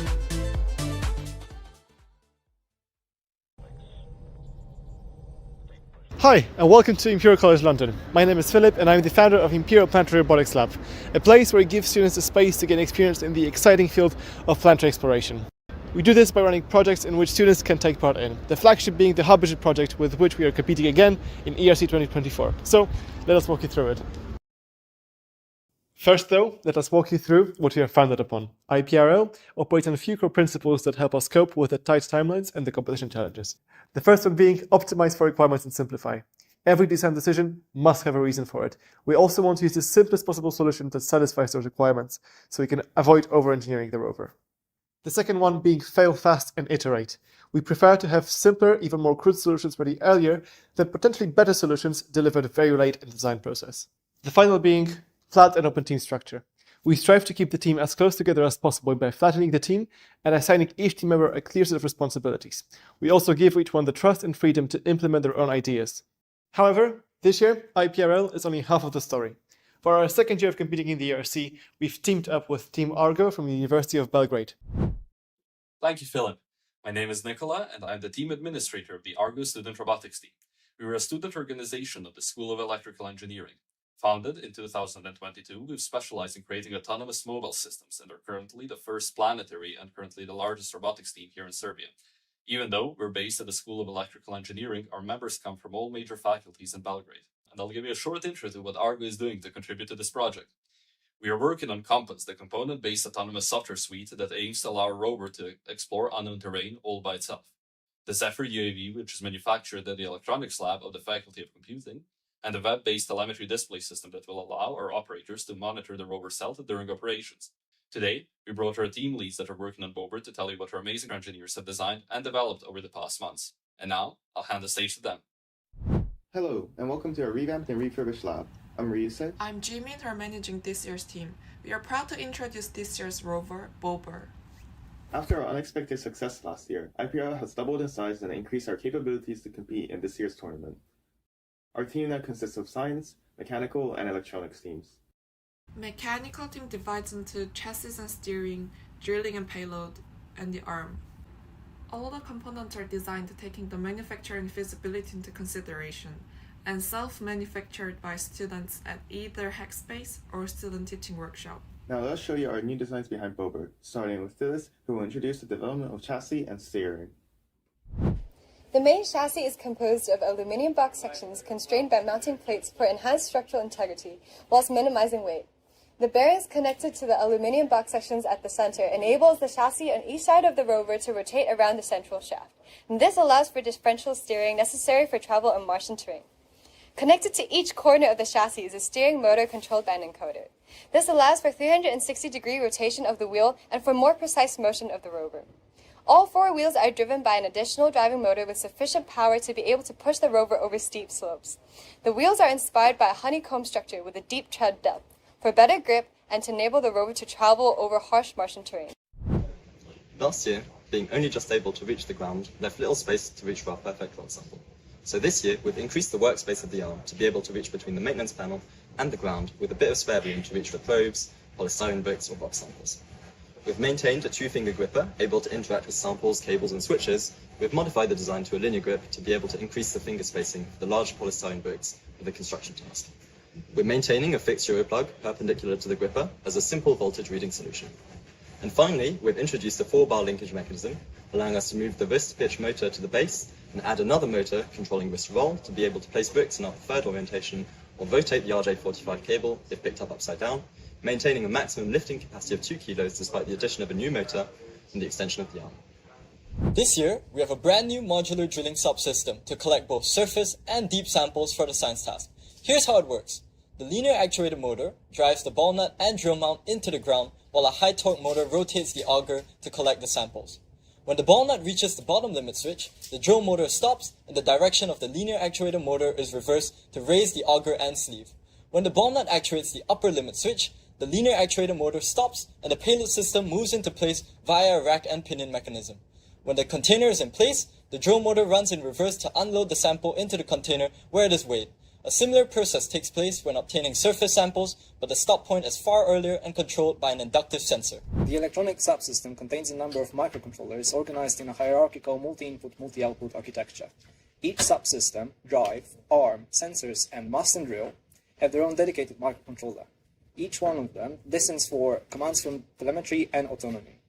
The highest priority is given to telemetry. It prevents the rover from going unresponsive in case of autonomy system failure. In such scenario, steering will be performed by a human operator at the control station using a game console-like controller. The commands will be read at the ground station and then sent over to the rover over Wi-Fi as the primary system or LoRa as a backup. The rover also contains a number of relay-based overcurrent protection circuits, which cut off the subsystem power delivery to avoid damaging the electromechanical components. Autonomy team's primary goal is to work on Compass, a software suite designed to scan the rover's surroundings and allow it to navigate to the desired checkpoints all by itself. As such, the team is divided into two sub-teams, localization and map building, or LAMB for short, and pathfinding. LAMB sub-team is responsible for creating a 3D image of the surrounding terrain, using stereo vision cameras and sensors situated on the mast. It is also responsible for providing the rover's current position at any given moment. Pathfinding subteam takes the data generated by LAMB, using different pathfinding algorithms, creates the most optimal path to the next checkpoint, and generates a set of commands that drives the rover towards its destination. The main goal of the conscious software team is to design and develop the hardware and the software for the drone. The drone will have remote control capabilities and will also be capable of autonomous flight operations. The drone itself will also have a full sensor suite to conduct aerial imagery, which is processed on the control station. Here in telemetry, we work to provide the other software teams with information directly from the rover, upon which they can do their work. Our main task is to provide the time-sensitive sensor data, with which they do further calculations and manipulation, as well as transmit images from onboard cameras. All data is stored in a time series database, optimized for many read-write operations per second with real-time data.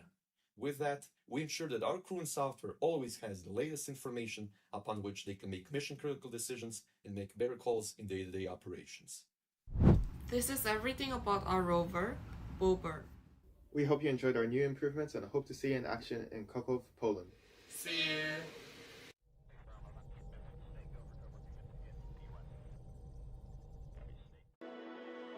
Greetings from Istanbul Technical University. I am Batuhan, the team captain of ITU Rover team. We are proud to announce 9th generation rover, ITU AXA Rover.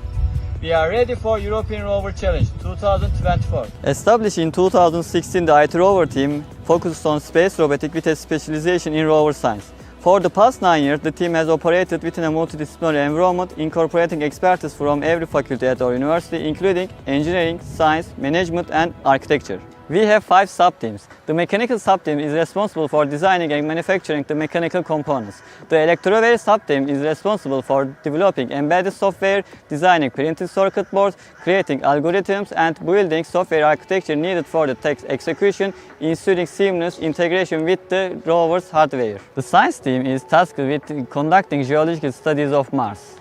The management division is divided into 2 parts. The organization sub-team is responsible for financial operation, and creative design sub-team is responsible for crafting the brand identity of ITU Rover team and generating inventive designs. With the European Rover Challenge, we hope to play a significant role in inspiring the world as we do here in our country. The ERC is an opportunity to broaden our perspective and improve upon our previous state in order to accomplish this goal. Taking part in the European Rover Challenge is a fantastic way to learn more about space robotics and get ideas for new projects. We used aluminium in the chassis and frame design for its durability. Our selection of materials simplified production and assembly. We created a differential rod and rocker suspension system to enable our rover to effectively navigate obstacles and adjust changing conditions. Brushless DC motors placed within the aluminium wheel hubs powered the movement. Aluminium hubs offer defense against external elements. The 3D printed TPU wheels with ABS rims are sturdy yet sufficiently pliable to absorb vibration.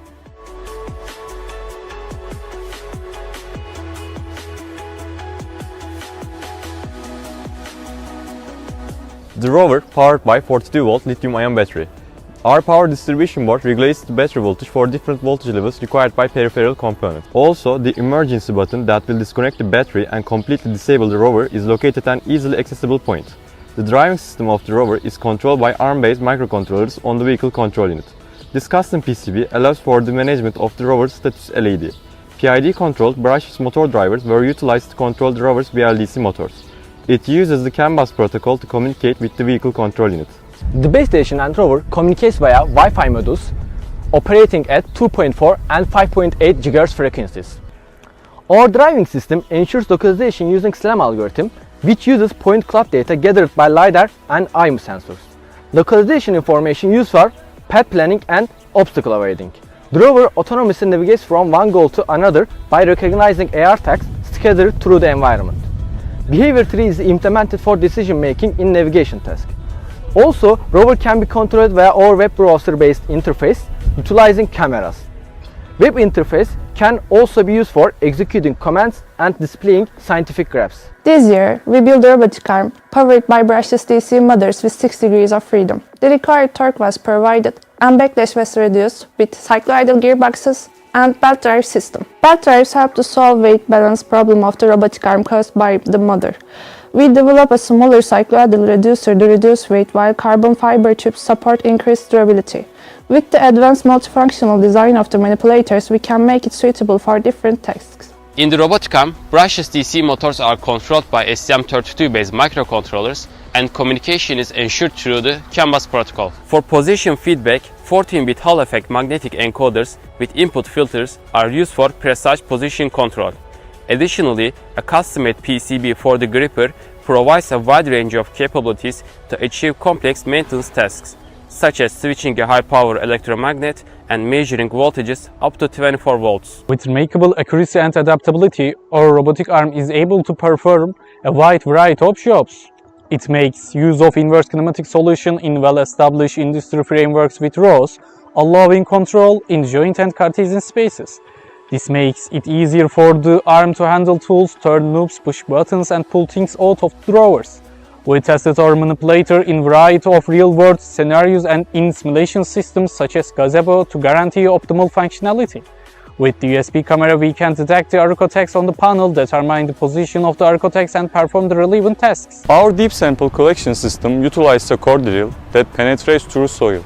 The core drill is robust and long enough to sample all types of soils. Additionally, because of its layered system, our shovel system in the rover can collect soil samples in the necessary quantity. Our system utilizes brushed motor drivers for collection. We rely on the CAN protocol communication between the motor drivers. To calculate the weight of the samples, we use a load cell sensor.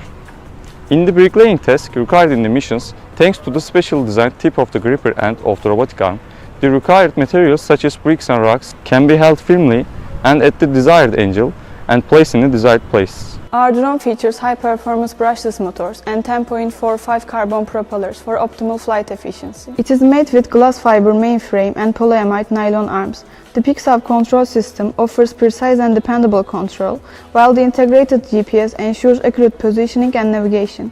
Communication is managed through a 433 MHz telemetry module and a 2.4 GHz Wi-Fi module. Equipped with an onboard Raspberry Pi and a USB camera, the drone can detect architects, estimate its position and planning path using algorithm utilized from MATLAB. Instrumental in our rover's wireless telemetry tracking, the ground station facilitates the surveillance of essential real-time data. This includes monitoring the rover's current position, velocity, battery status, sensor and LiDAR outputs. The station's custom-made joysticks and buttons enable precise and safe control over the rover's robotic arm, drive and science systems. Ground station's advanced telemetry systems, featuring a 5.8 GHz directional antenna, not only provide live tracking of the rover's key indicators, but also assist in accurate navigation and timely course adjustments. Serving as the mission's operational hub, the ground station ensures continuous communication and control, which is vital for the success of our exploratory missions. We will examine the age relationships of the eolian features through the geological map prepared based on the information obtained from the fields. To test the hypothesis, we will use quantitative methods such as Raman spectrometer, as well as the image we will take with our high-resolution camera. Finally, for unexpected standing objects, we will keep our cameras open. We will select the landing site by paying attention to factors such as slope of less than 20%, minimal boulders, and suitable thermal conditions for the rover.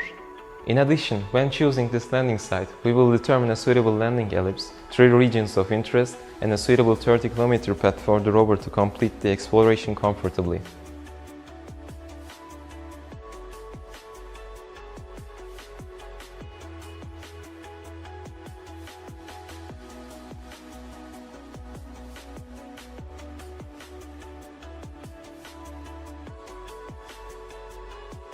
Hello from the Rover team at Öz University, Istanbul, Turkey. We are excited to celebrate our 10th year anniversary alongside European Rover Challenge, and we are proud to present our Rover RS2. Our team started in November 2014 with a group of passionate undergrad students and Dr. Özkan Bebek as our advisor. Our mission is to inspire future generations, join engineering competitions, and create a learning environment within the team. Our team has students from different fields, each bringing their own skills and expertise to move the team forward. Our team structure includes 5 sub-teams to ensure efficient development and operation. Computer science sub-team is responsible for software design and mission control. Mechanical sub-team is responsible for mechanical design and manufacturing. The electrical and electronics sub-team is responsible for electronics design, instrumentation, and manufacturing.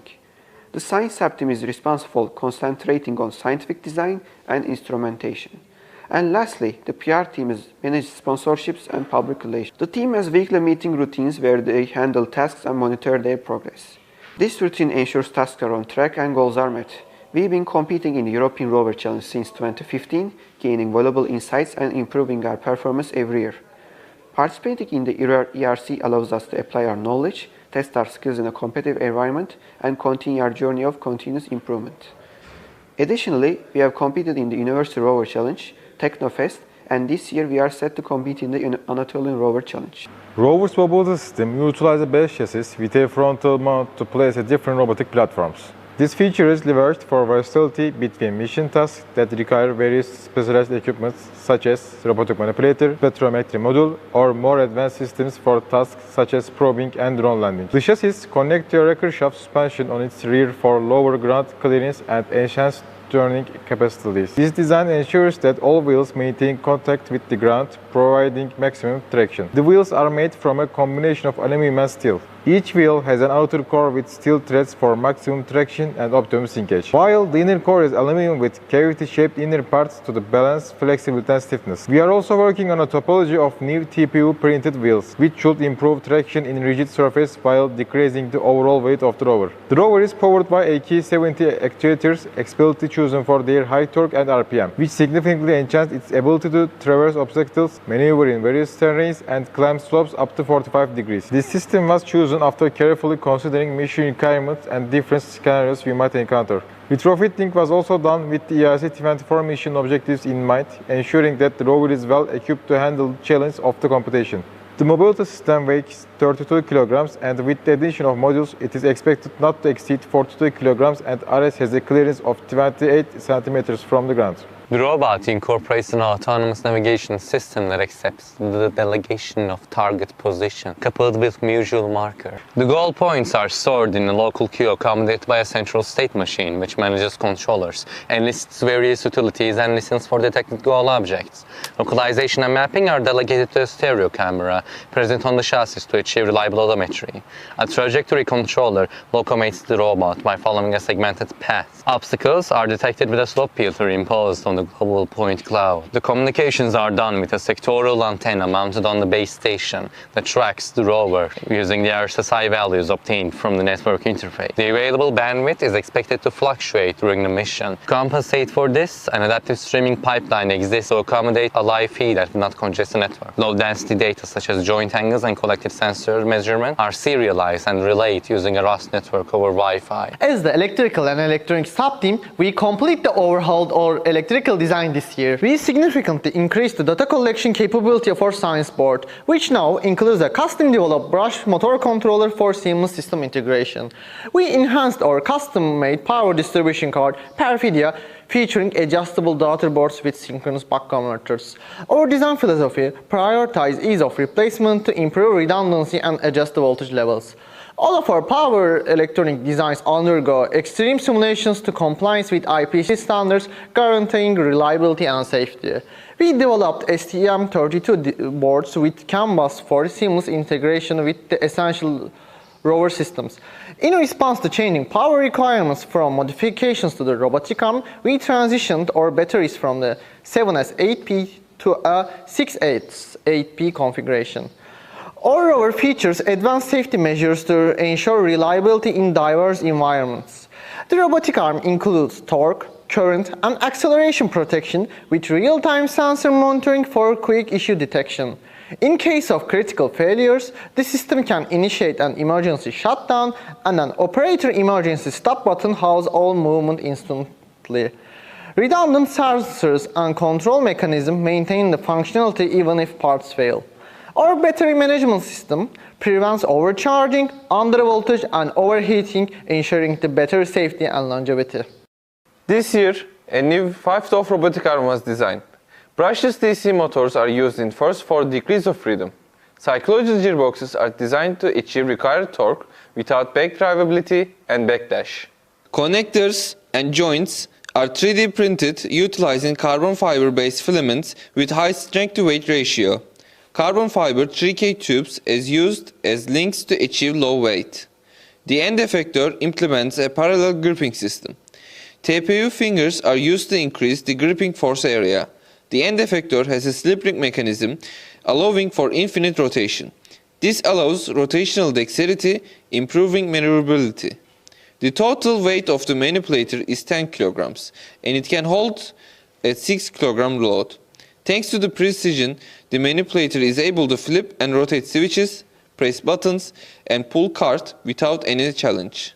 Our robotic control flow follows the appropriate design requirements in line with the use cases within mission task. For development, Gazebo accommodates the simulated hardware of our robot that we build our control applications upon.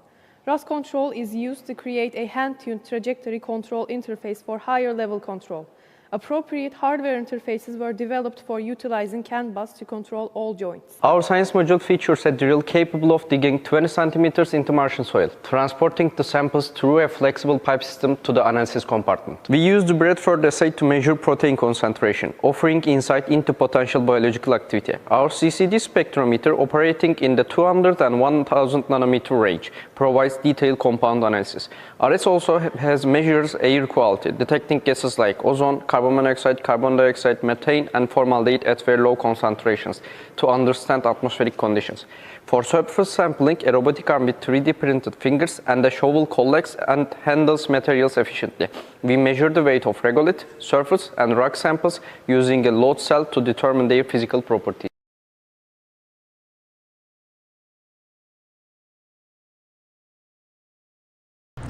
Hello everyone, we are Team Gras, representing the Polytechnical University of Catalonia, UPC, from Spain. We are really excited to be here today to present to you our project. Since its foundation more than 5 years ago, the GRAS project has been a place for students to develop their skills in the fields of space robotics, taking part in a real-world project, getting to know each other, and learning in an innovative and refreshing environment. With the European Rover Challenge, the project went a step further. Taking part into a challenging but thrilling competition made us try to find new, innovative, creative solutions. Now, with 3 years behind us as the only Spanish team, we have developed a more professional, passionate and experienced team. Our faculty and home, the Polytechnical University of Catalonia, is renowned for its strong emphasis on engineering and technology. Located in the city of Terrassa, UPC provides a dynamic environment that fosters creativity, innovation and excellence. Without this encouragement, projects such as the Gaia Rover would simply not be possible. That's why, for this year's edition, we're eager to present to you our new rover, named Gaia. Our rover is designed to tackle real-world challenges. Gaia is equipped to conduct a variety of scientific missions. Whether it's exploring remote terrains or collecting critical environmental data, Gaia is built to perform with precision and reliability. Each member of our team has brought their unique skills and expertise to this project. With an ever-growing team of more than 30 students, including international and national cooperation with other universities, the team members reflect the interdisciplinary character of our project. Our diverse background in robotics, engineering, computer science, and environmental studies have allowed us to collaborate effectively and innovate continuously. But what makes this rover so special? Gaia represents a quantitative leap in our design. 6 years of experience, lessons, and failures have condensed into our most advanced rover yet, and its improvements can be seen all around its design, from the incredible navigation systems up to the end of the robotic manipulator. Let's start with mobility. Our rover has been designed to be lightweight and agile. With its completely redesigned 4-wheel traction system, it has the daunting task of traversing the terrain of the Mars-yard. But Gaia is built for Mars. Slopes, rocks, canyons are no rival for the rocker design. Equipped with equally powerful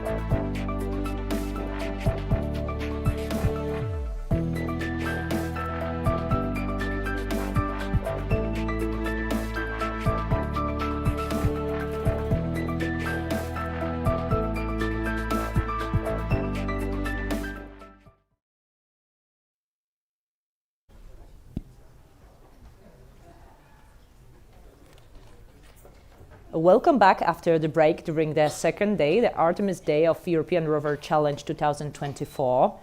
And this is one of the biggest robotics and space event in Europe that is directed to science, technology, but also to general public. And we are very happy to have you all here. And also would like to greet our people who follow us, our broadcast. And it's my great pleasure to welcome the keynote speaker of this, the first keynote speaker of this afternoon, Joe Cassidy, the Executive Vice President of Explore Mars and also the Director of Civil Space L3 Harris, with his keynote speech, Back to the Moon and On to Mars, how Artemis is making the dream come true. Joe, the floor is yours. Thank you. Thank you. I'm really pleased to be here today. I want to thank the organizers for inviting me. I'm very excited to be able to have the opportunity to tell you a little bit about what we're doing with the Artemis program and, as the title implies, how that's going to also, even though today's Moon Day, obviously we're focused on going back to the moon right now, but it's also getting us ready for an eventual human voyage to Mars. So I'll speak a little bit about that today as well. With this intro chart, I think you all know that we flew the Space Launch System and the Orion vehicle very successfully to the moon, returned the vehicle to Earth, and this is actually a shot of that launch, seeing the part that I'm more close to, which are the 4 RS-25 engines there, and of course the large solid rocket boosters. 8.8 million pounds of thrust that took Orion out to the moon and got her on her way. So we can say from that flight that all of the things that we wanted to achieve with that flight were met. We basically hit the bullseye. The precision of the insertion was very good, so good that Orion was able to conserve much of the fuel. And I think you all know that Orion is actually a joint effort between our Lockheed Martin in the United States, who do the crew vehicle, and ESA, who provides the European Service Module, which is built in Bremen. So it was all put together, integrated, and worked extremely well.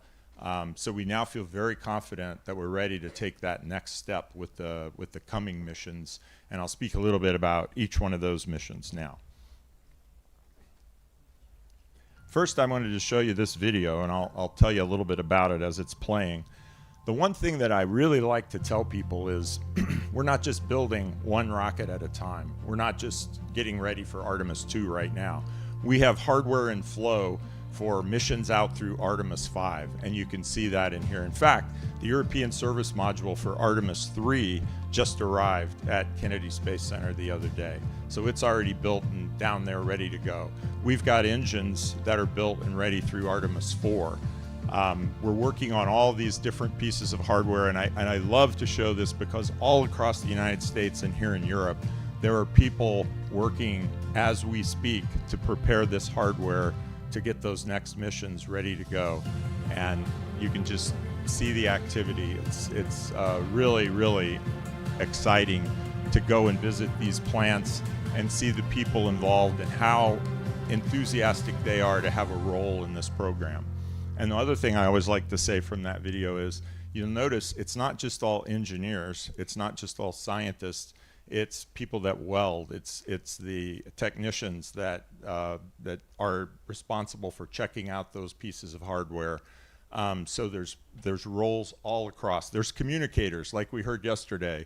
It's important for us to have all of these people involved in this program to make it happen.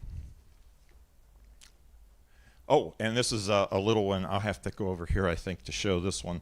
Speaking of engines, I have to brag a little on this one. This was our new engine, which we've just now done, using more additive manufacturing techniques than we had available to us back in the shuttle days. So here's a test of the RS-25. It's actually operating there. That's 6,000 degree gas coming out the bottom. But of course it's hydrogen and oxygen, so it's extremely clean burning.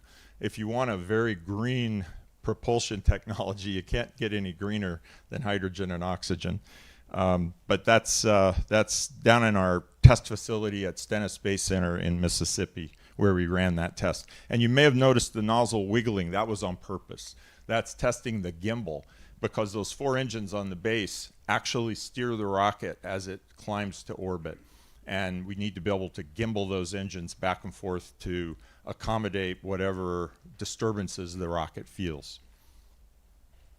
So let's talk a little bit now about where are we going. Okay, so we've been to the moon with the uncrewed rocket. Everything worked well, so we're feeling pretty confident we're ready to take that next step. And that will be Artemis 2. So with Artemis 2, we're going to have the crew on board. We're going to fly the vehicle with the environmental control and life support systems that weren't all in there on Artemis 1. So we'll test all those out with actual living, breathing human beings to prove that that all works. We're actually going to fly and not go into orbit around the moon on this one. The Artemis 1 mission was about 21 days long. We did most of the orbit around the moon, which is about a 6-day orbit for the actual landing missions. So we proved that the vehicle would go into orbit, and then the vehicle could leave orbit, again, using the European Service Module to do those maneuvers. On this mission, we're going to keep the mission a little bit shorter duration. We have the people on board, but they will go out beyond low Earth orbit for the first time in 50 years. And they're going to go further beyond the moon than anyone has ever gone. So it's a very exciting mission. Along the way, we're also going to do a little test where we take the upper stage and we back off from it with Orion, and then we come back together. So we do what we call rendezvous and prox ops operations in deep space. Operating out in deep space is quite a bit different than operating in low Earth orbit, as we've been used to doing for the last 30-some years with the space station and all the missions we see today. So we're going to go out there and test those things out. Again, each mission is designed to provide risk reduction for the next mission. We're getting ready gradually to go back and land on the surface of the moon. And we're very excited. I mentioned that we have the crew for this mission, and this is the crew. Oh, and I'd be remiss at this point if I didn't say hi to crew back in Virginia. But at this point, we have this crew, which are just 4 fantastic people that's going to fly on Artemis 2. And it will represent something unique in this sense, too. We have the first woman and the first person of color who've gone out to the moon. And that was a very important step that we're taking. And we have an international astronaut, Jeremy Hansen from Canada. So we're looking forward to these future flights, having more participation from international astronauts, just as we've seen this morning and previously on the space station missions. Another video talking about what we're going to do on Artemis 2.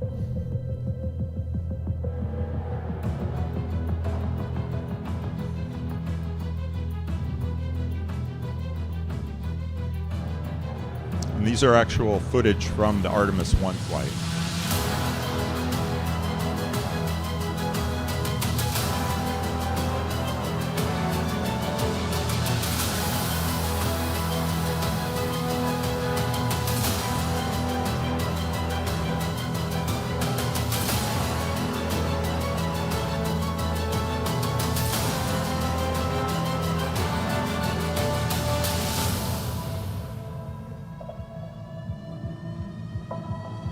Coming up here, you're actually going to see the splashdown. There it is.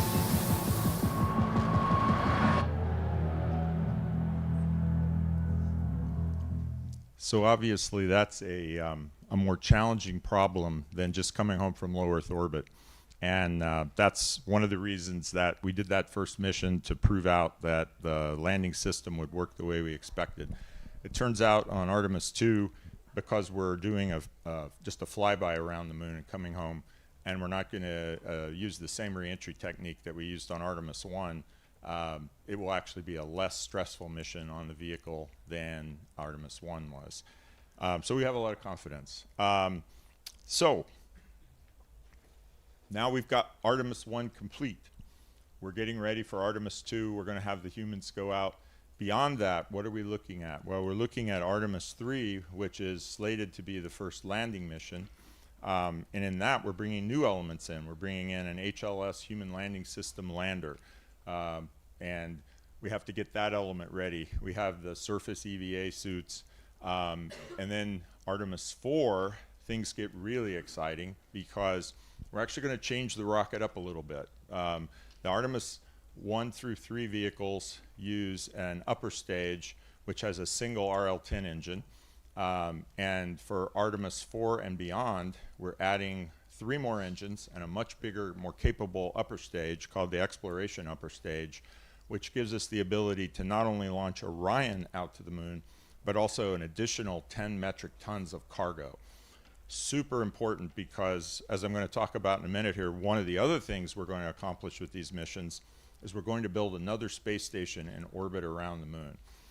Not quite so big as the International Space Station, but still significant because it's going to be the first time, again, we've ever done anything like that in deep space. And it also facilitates us doing frequent and sustainable missions to the surface because we can use it as a way station. We can use it as a place to keep landers if we want to reuse landers, refuel them, and I'll talk a little bit about the role that Europe plays in that. So Artemis 4 and 5, Artemis 4 will be the first flight of that Block 1B SLS vehicle. We are actually slated to fly the IHAB, the International Habitat, being supplied by ESA, along with Orion out there with a crew, and we'll be able to do an assembly mission. The first 2 elements of Gateway will be launched prior to that, and we'll talk a little bit about that in a moment. I have a chart on Gateway I'm going to show you on a commercial launch, and they'll already be out there waiting for Artemis 4. So Artemis 4 will go and attach the IHAB. And then Artemis 5, and obviously we're doing landings as part of these missions.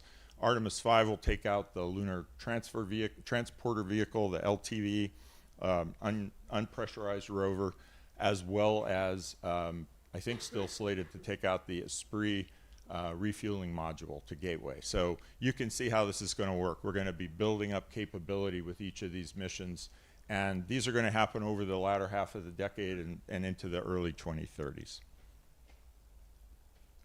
Just a little bit more about Artemis 4. Remember the chart I showed you a moment ago on Artemis 2. So now we get really, really kind of interesting here. We're going to fly out, and again, remember, this is with the Block 1B. So we're going to have 2 pieces. Orion will tug the IHAB out. It'll go into a near rectilinear halo orbit, or NRHO, as we like to say. You can understand sometimes why we use acronyms, because try saying near rectilinear halo orbit 10 times fast. Doesn't flow off the tongue all that easily. This orbit is really special because it syncs up well, and it gives about every week or so a landing opportunity and a return from the surface opportunity. And the surface missions we're looking at doing are not equatorial missions anymore, which is what we did on Apollo. These missions will be going to the south polar region of the moon, where we think we can find resources like water ice. And water ice is important because we can break water ice down into hydrogen and oxygen. And remember that rocket I talked about at the beginning, it uses hydrogen and oxygen. So it's a super way for us to begin to live off the land out in space. And in situ resource utilization is a big part of what we're trying to do. By the way, that's ISRU if you're keeping track at home. So we're going to go to NRHO, we're going to go down and land on the south polar region of the moon, and we're going to use ISRU to make rocket fuel.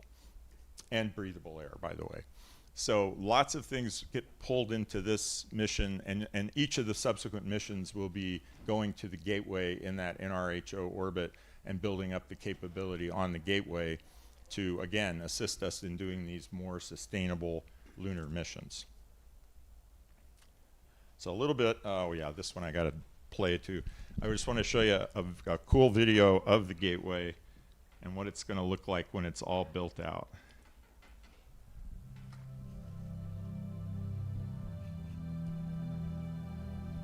By the way, those are solar electric propulsion thrusters, which we're building now for the power and propulsion element. That's actually going to carry 20 metric tons. The first two elements of the Gateway will be transported from Earth orbit to lunar orbit using solar electric propulsion. It's a super critical technology for us to demonstrate if we want to transfer cargo around the solar system. And this just gives you a good look. There's the Canadarm3 coming from our partners in Canada. The IHAB module you saw a minute ago there, as well as the HALO module, which is the first habitable module that's going on the co-manifested launch with PPE.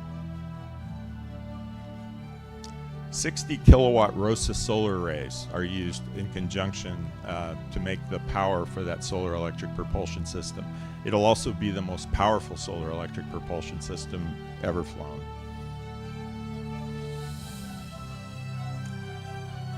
There's our thrusters again swinging by. One thing I always say about this video is we hope we never have the Gateway actually spinning like this. That would be a bad attitude control problem. I think it was done for video effects, right?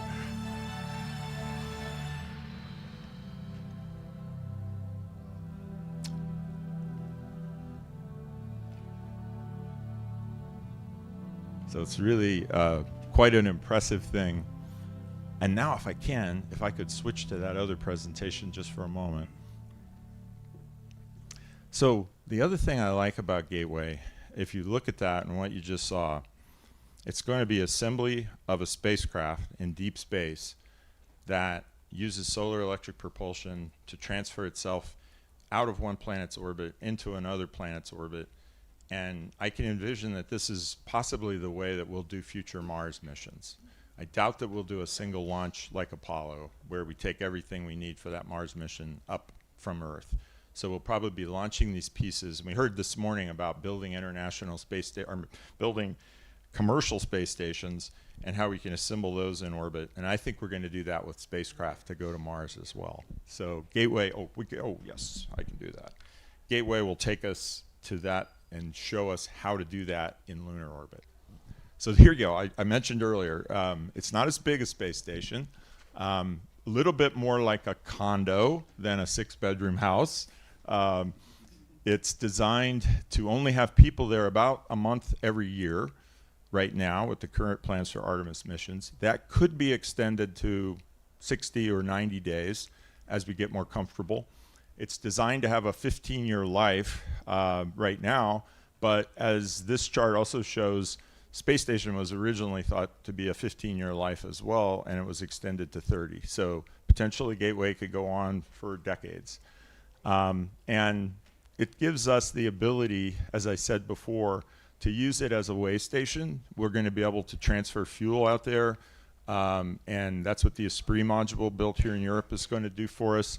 And so we can actually refuel it.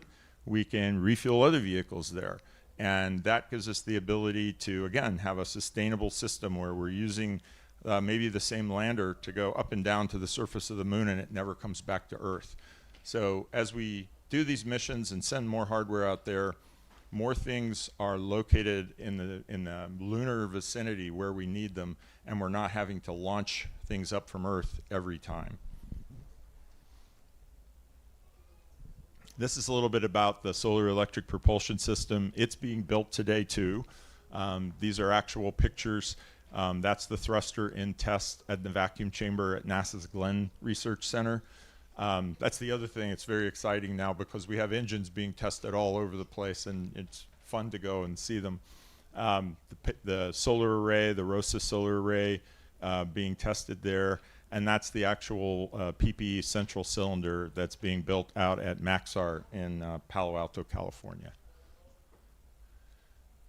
I wanted to talk a little bit about the science on Gateway because in addition to preparing us to do these operational things that I spoke of, Gateway is unique because we can have people out there, and even when we don't have people there, we can have instruments that are going to teach us a lot about one of the big problems. And we heard that on another panel too, that when we try to send humans to Mars and we're looking at 2 to 3 year total duration for any mission we can conceive of right now, even short stay missions at the Mars.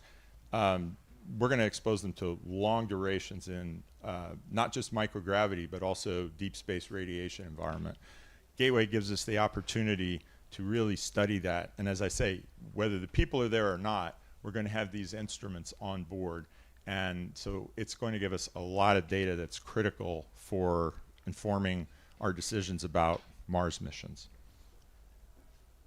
And again, you can see a lot of these are coming from right here in Europe. So it's a very exciting collaboration between our countries, all of the countries involved in the Artemis program. Here's the IHAB, also under construction. You can see the flight cylinders there, as well as the actual ECLIS system work that's going on and being contributed by JAXA in Japan. And then a little bit about Esprit. The one thing I think is pretty cool about Esprit, in addition to it being a refueling module, it also has the window. so I think somebody along the way figured out, they said, wait, there's no windows in Halo. We better put a window in. So it's a great idea, because you don't want to be out there orbiting the moon and not be able to look out the window and see that beautiful moon down there, as well as look back at home and toward Earth. Some of the best pictures we got out of Apollo were of Earth, right? I mean, that's kind of when we first saw ourselves as this spaceship Earth, where we're all living. So this is truly the moon before Mars. We're building out this capability. We're going to get data that's critical for our understanding of how to do Mars missions. And at the same time, we're building a sustainable system that will allow us to routinely go from Earth to the moon. And that's what we really want, right? We want to go out there, we want to do some pioneering work to determine what resources are available to us on the moon, use that to do further exploration, but then also let the commercial industry come in behind us, similar to what you heard with the commercial space stations in low Earth orbit. International Space Station will be retired. That was primarily a government-run activity. Now we're going to go to commercial space stations in low Earth orbit. We envision a very similar path at the moon. We'll get the principal questions answered with some of these exploration missions about resources, about operational things that, how we're going to work and rove around on the moon and drill and figure out, how to access those resources. And then hopefully we can hand that off to commercial folks who will come in behind us. So all of these things we put in place, it's really like building out the infrastructure that's going to enable that to happen. And then we'll be ready to go on and take off and go to Mars. So at this point, I think I have to switch back to the other one for the...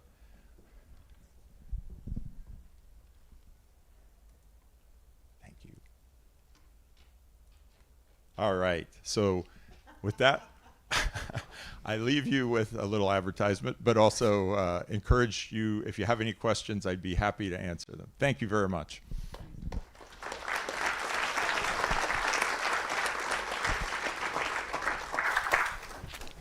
Thank you, Joe. I already see a hand of Artemis to ask about Artemis mission. Yeah.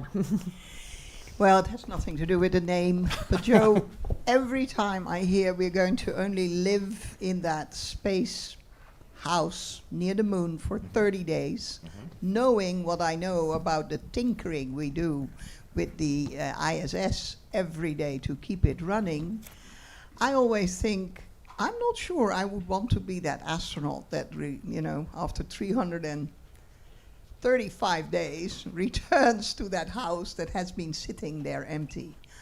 Is there enough hardware tech that we can make sure that we don't need the plumber over and the carpenter, etc.?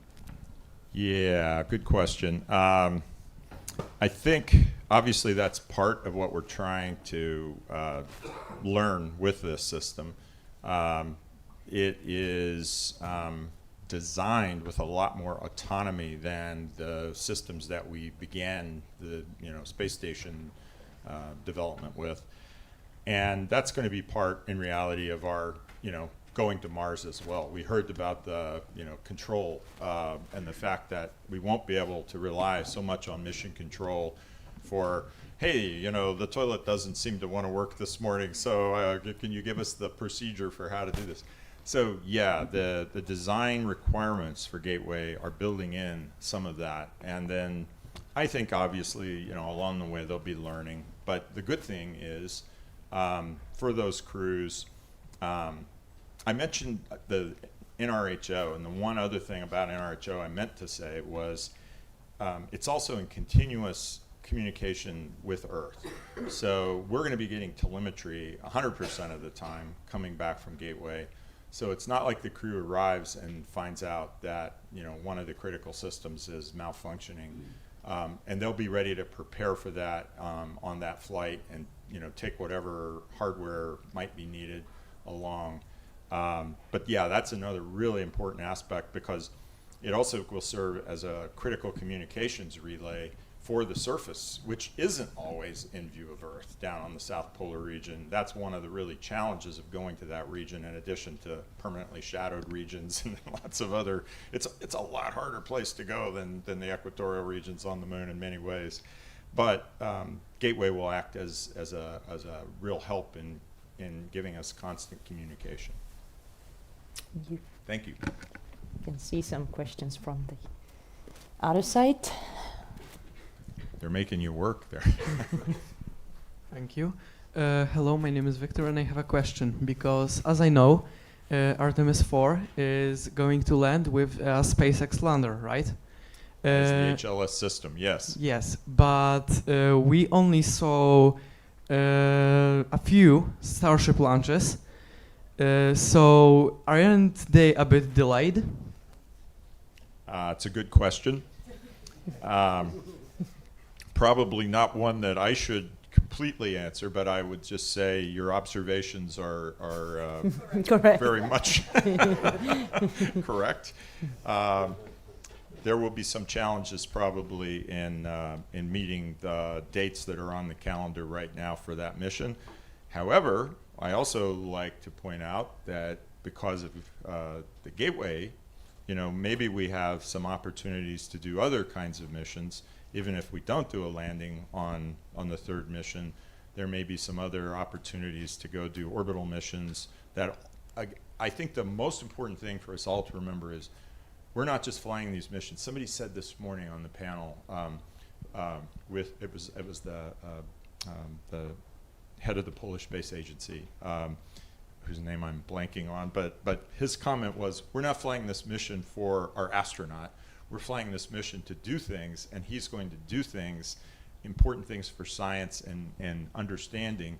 And that's exactly what we're doing all these Artemis missions for. Sure, we'll be taking crews out there, but the really key thing is what we're going to do on those missions that reduces the risk for future missions. And at some point, we'll get those landers ready, and we'll do the surface mission. But thank you. That's a good question. Hello. So are you confident that before Artemis 3, the first two models of Deep Space Gateway will be deployed? I would say that the hardware in flow that we're seeing is tracking pretty well to the middle to late 20s, and that there are no showstoppers there. So yeah, that's where I'm saying, my position is we know what we need to do to get those ready. There's no new technology that has to be proven. We could get those built and launched, and we'll have a destination then, regardless of whether it's a surface mission or not. Thanks. Okay, sure. Thank you. Just one more. Hello, my name is Maciej, and I have two questions. First, will the crew of the Artemis 2 will be the crew of the later Artemis missions? Oh, no. So Artemis 2 crew is for that mission, and then we have not yet named the crew for the Artemis 3 mission and the subsequent missions. Okay. So those decisions will get made, at some point when we're a little closer to the actual flight. So you still have chance. Yeah, absolutely. And the second question, have you developed the new spacesuit for the Artemis missions? So you heard a little bit about that. Maybe you weren't here this morning when Simon from Axiom spoke. There is a new EVA suit that's being developed for lunar surface missions. And then there was a second contract. I'm not sure of the status of that for if, and another point I didn't make, but there's also an airlock module on Gateway that is now being supplied through the United Arab Emirates, another interesting partner that we've brought into the Artemis Accords. And until we have that airlock, we won't actually be able to do EVAs on Gateway. But there is a in-space EVA suit under development as well for those activities. Thank you. Thanks for your question. And the last question before the debate. Great. So, yeah, That's more fundamental question. Why orbital gateway instead of the permanent base on the surface? Could you repeat that? So why are we building the orbital gateway instead of the permanent base on the surface of the moon? Oh, I see. Well, actually, the orbital gateway is to facilitate the building of the permanent base. I didn't mean to imply that we weren't going to do the permanent base. Beyond Artemis 5, there are more ambitious missions through 10, at least right now, and each of those begins to build more capability on the surface. There are things like for ISRU, we're going to need a lot of power. For most of those activities, even just the habitat on the surface needs about 40 kilowatts of power. So one of the things that we're looking at is actually developing and landing a fission reactor on the moon that could provide those kinds of power levels to things like the HAB or ISRU. And again, I think the goal of this is that each step along the way, we're adding more capability that then we can use to do our exploration missions. And the rover, the first rover, the LTV that I showed on that chart, is unpressurized. There's a pressurized rover, which Japan has recently come in and said they will partner with. And so there'll be a ability to traverse hundreds of kilometers once we have those kind of capabilities on the surface. So we need the power, we need the mobility, and that will allow us to put a habitat and the kinds of things we need to have crews stay on the surface for longer missions. The big thing on the surface of the moon is what we call survive the night. So with a lunar, 14 days of darkness, 14 days of sunlight, it's more than likely we're going to need some kind of a nuclear power system in addition to whatever solar power we have. And then, that drives things like thermal, because you have to be able to survive those very cold temperatures for 14 days. We've already seen some of the small landers that have gone to the moon recently die because they weren't able to survive the night. So that's the kind of thing we're looking at. Gateway really is just a really important node in that overall plan. Thank you. Yes, thank you for your question. That made us very smooth to the topic of our debate about the lunar base, actually, and all the challenges that is related to that. So thank you for your talk. Thank you for all the questions.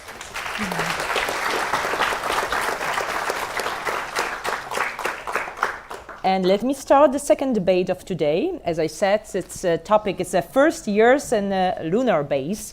So the first speaker is Joel Cassidy from L3 Harris, that you already know. And let me invite the remaining panelists, Mrs. Anna Krzyżanowska from Danish Technological Institute and Euro Spaceport, and Armin Wedler from DLR, and Bernard Foying from Dunex Euro Moon Mars Airspace Innovation. And we will have also one speaker that is joining us online, and that's Maria Antonietta Perino from Thales Alenia Space. So let us give 1 or 2 minutes to make a connection. Or Maria Antonietta, you can hear us? Let's check how it works. I can hear you. Okay, perfect. We can hear you as well. I don't know where shall we... I have already many comments because I heard my friend Joe Cassidy speaking before, and I'm really eager to complement some information. So that's how that's how we're gonna actually go through our debate. So yeah, we have also Anna Krzyżanowska from Danish Technological Institute, And I think we have enough microphones, so I will leave this one to you. There's one to you. And if you don't mind, I will stand because that's somehow easier for me because we have also online speakers. So,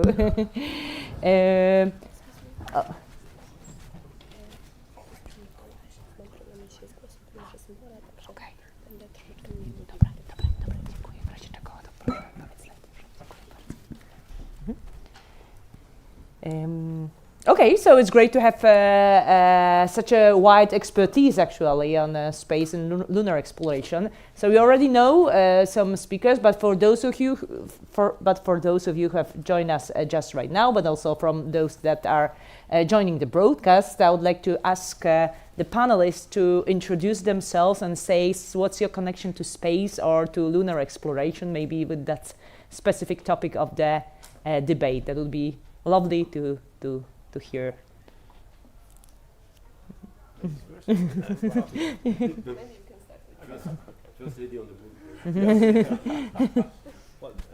Welcome. Thanks for having me in this debate. I'm Armin Wittler. I'm from the DLR, so German Aerospace Center, the Institute of Robotics and Mechatronics in Munich, or next. It's actually off, I think, right? Okay, now I start again. Oh, yeah, now it's better. Okay, my name is Armin Wittler. I'm from the DLR Institute, so German Aerospace Center, Robotics and Mechatronics, next to Munich, Oberpfaffenhofen, and I'm there since 15 years. Currently heading the planetary exploration activities, and I'm active in the robotic development for space applications. So, and my team and I am working on bringing autonomous rovers further to planetary surfaces, and of course we envision to support Artemis, a permanent base on the idea, and I present tomorrow also at 12 something on our activities. Thanks. Hello, my name is Anna Krzyżanowska, and sorry for my voice today, but I am a little bit cold. I'm senior specialist researcher at the Danish Technological Institute, and we work with printed electronics, and my connection to besides this, I'm also partner in Eurospaceport, startup that is aiming to build a launchpad platform on the sea. And at Danish Technological Institute, we aim to develop smart skin for protection robotic arms in space. Hello, everybody from the moon. So I'm Bernard Franks. So I've been working 30 years at the European Space Agency, ESTEC, where I served as a chief scientist. I was the lead of the first mission to the moon, Smart One. We launched 21 years ago. I was part of some mission to Mars, Mars Express, ExoMars, some payload on International Space Station, and also solar and astronomy mission. I've left ESA for a new life.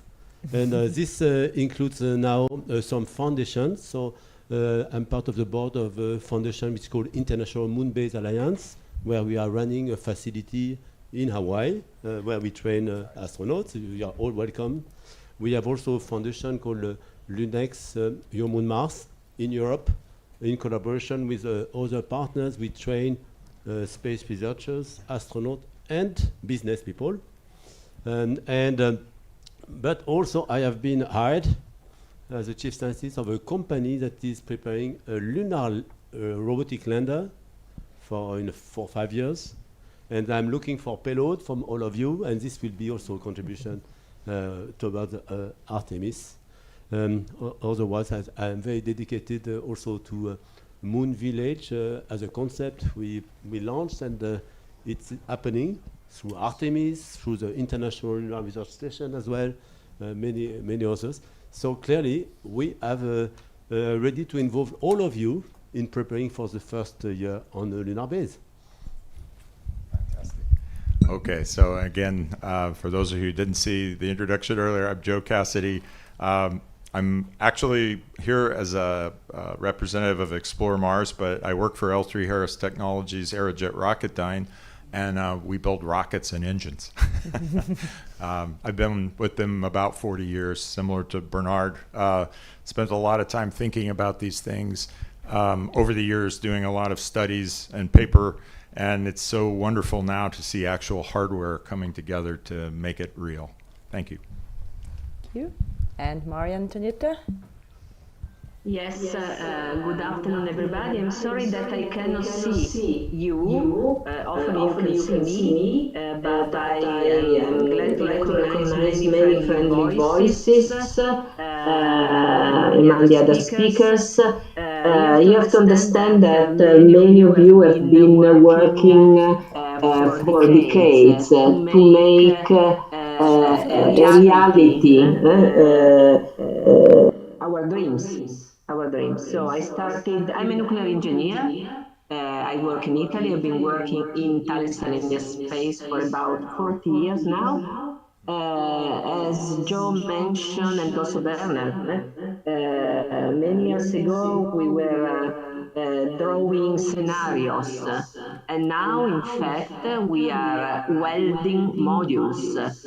So I don't know if I will have the opportunity to share my screen, but the important message that I want to convey to the people, to the young people, that will follow us in this beautiful work. The important news is that you have to believe we are welding the modules for the gateway.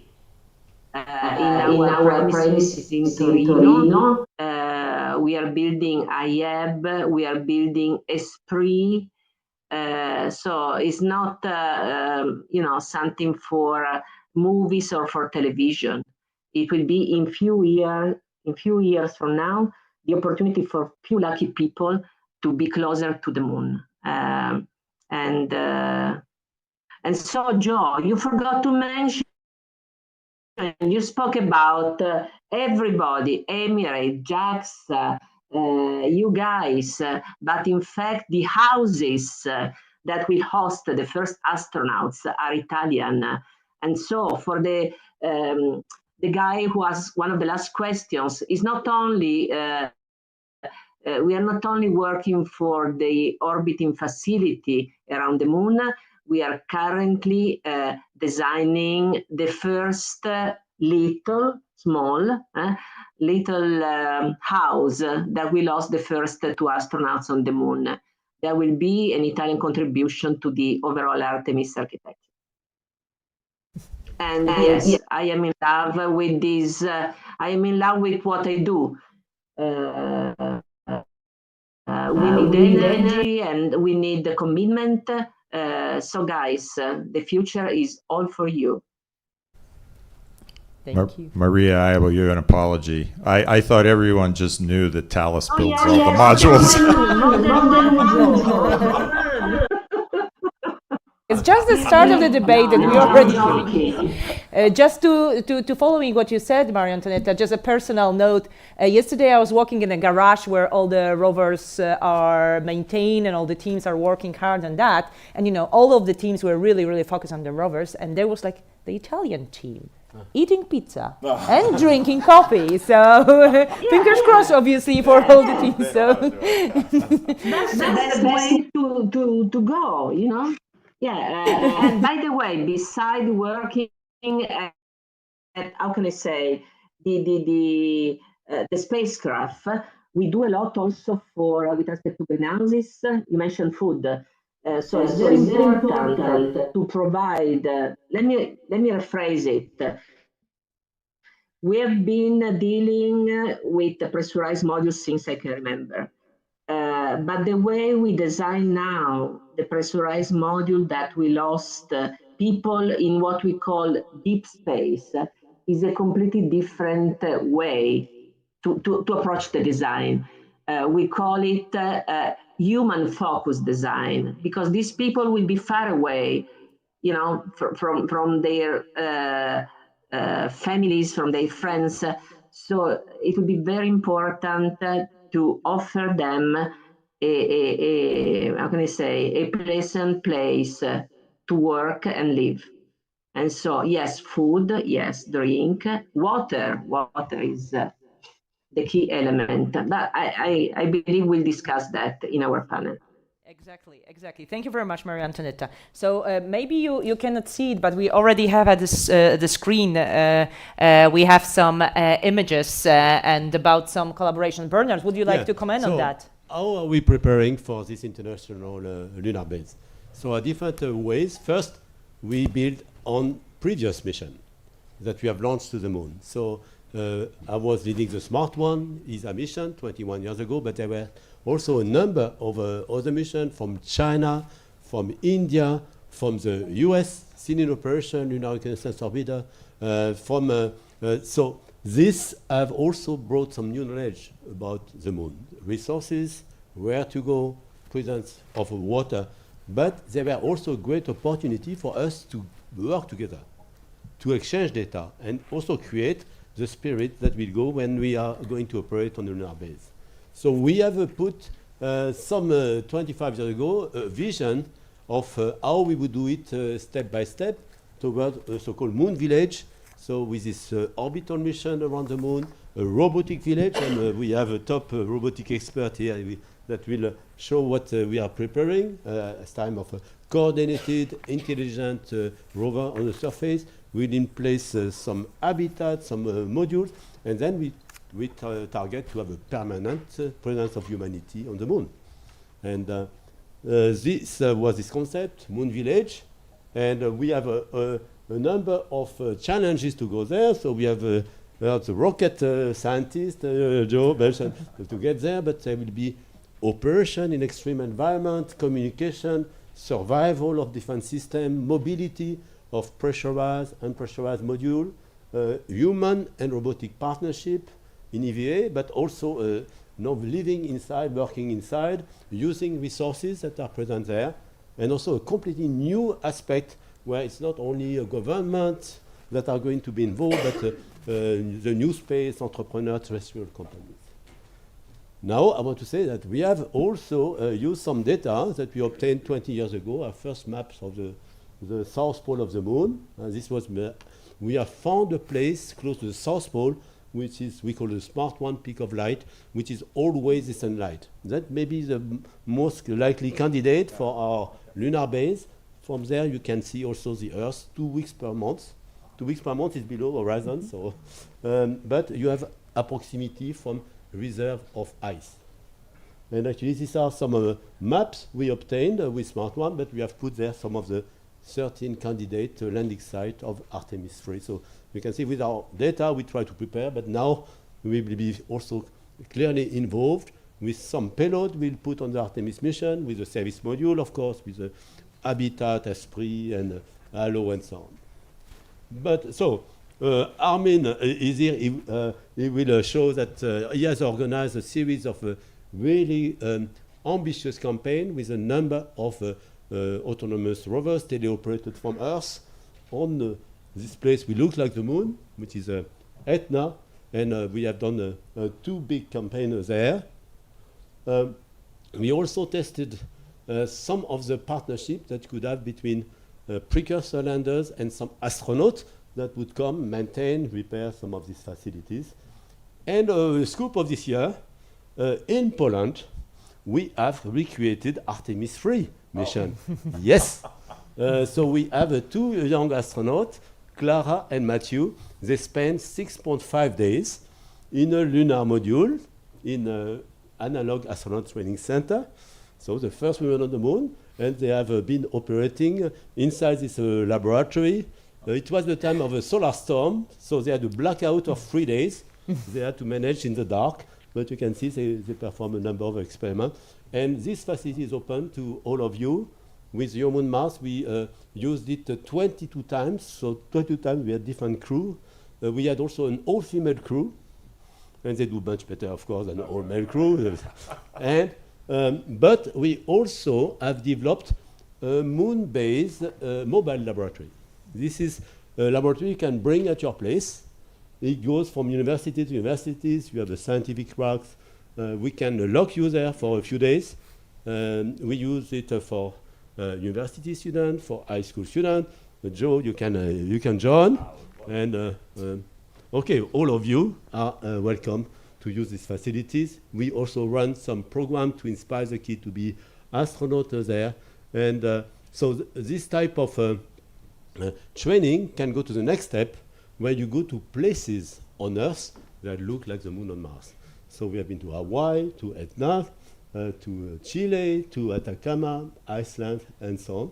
And we are operating this base, International Moon Base Alliance, ICES, where with NASA earlier we have done some simulation of 6 months, 12 months acceleration. Now we target more 2 weeks Artemis type of missions. And for instance, we had our 10th expedition last year, right after a gigantic eruption. But we were there. It's now recommissioned, and you are welcome to propose experiment and also to participate that as a crew to train to what we'll be doing on the international lunar base.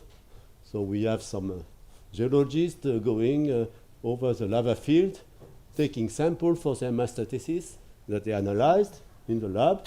And even all these activities that we have described, this could contribute to create a lunar academy, your own Mars Academy. Each of you can contribute at high school level, at university level, at lifelong learning level. We provide some modules where you can learn to be a space researcher, an astronaut, or an entrepreneur.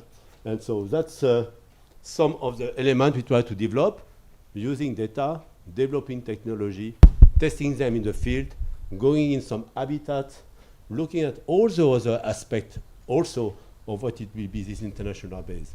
Diplomacy, economy, peace, and also even we invite humanities and art to join. So that's some of the aspects that where you can visualize the big promise of preparing together this international lunar base. Thank you. Thank you. Thank you very much. So, well, we already have quite a big overview of what's going on in terms of the collaboration and establishing, let's say, a lunar base in the future. So I wanted to ask, so, oh yeah, sorry, I want you. Maybe we could also show the video. Yeah, because the video is, yeah, okay. And then, so I let Dr. Armin Weller to introduce this robotic village. No, the last slide of the first presentation. Yeah, sorry. The very last slide. Maybe I step in here, Bennett, and just try to make the connection, because I think what was mentioned by the stays and also the presentations yesterday already, I think we are really facing the phase where now more missions are accumulating, and I think we need to take all the knowledge we accumulated from our previous mission, as you mentioned, like the knowledge we have already, but somehow now more and more will be acquired. And I think one step, I mean, before making really a mission, we as European, unfortunately, we do not have managed to really bring many things to a surface of planetaries. We are looking for this analog campaign. So, and as you said, Bernard, have organized, and also to Maria Antonella, it was in Italy on Mount Etna, which is a marvelous place to do analog campaigns, and also, I mean, it makes a links to your URF campaign here.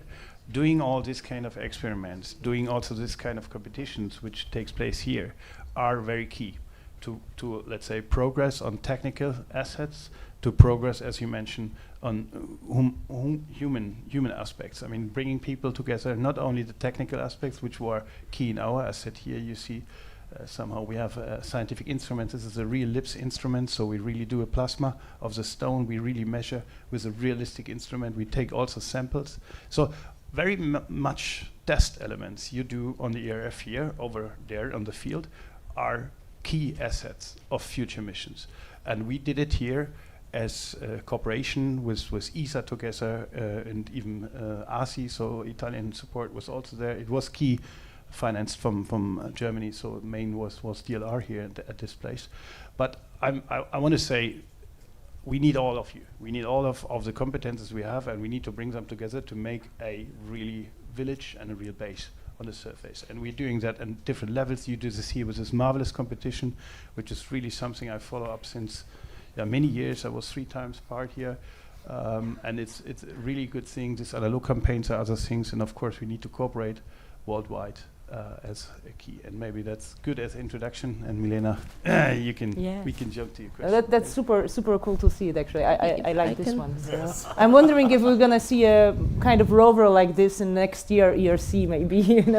I will have I try to make a link to my presentation tomorrow. I have a talk at 12, and I will present this rover outside, which is could be one of the first European rovers we bring to the Martian moon. Phobos launches 26, landing 28. So that's a real mission. So we are building up on our knowledge, up on our, let's say, assessments, and we try, of course, to fly that. But as we have heard in many talks also this morning, financing is maybe sometime the challenge.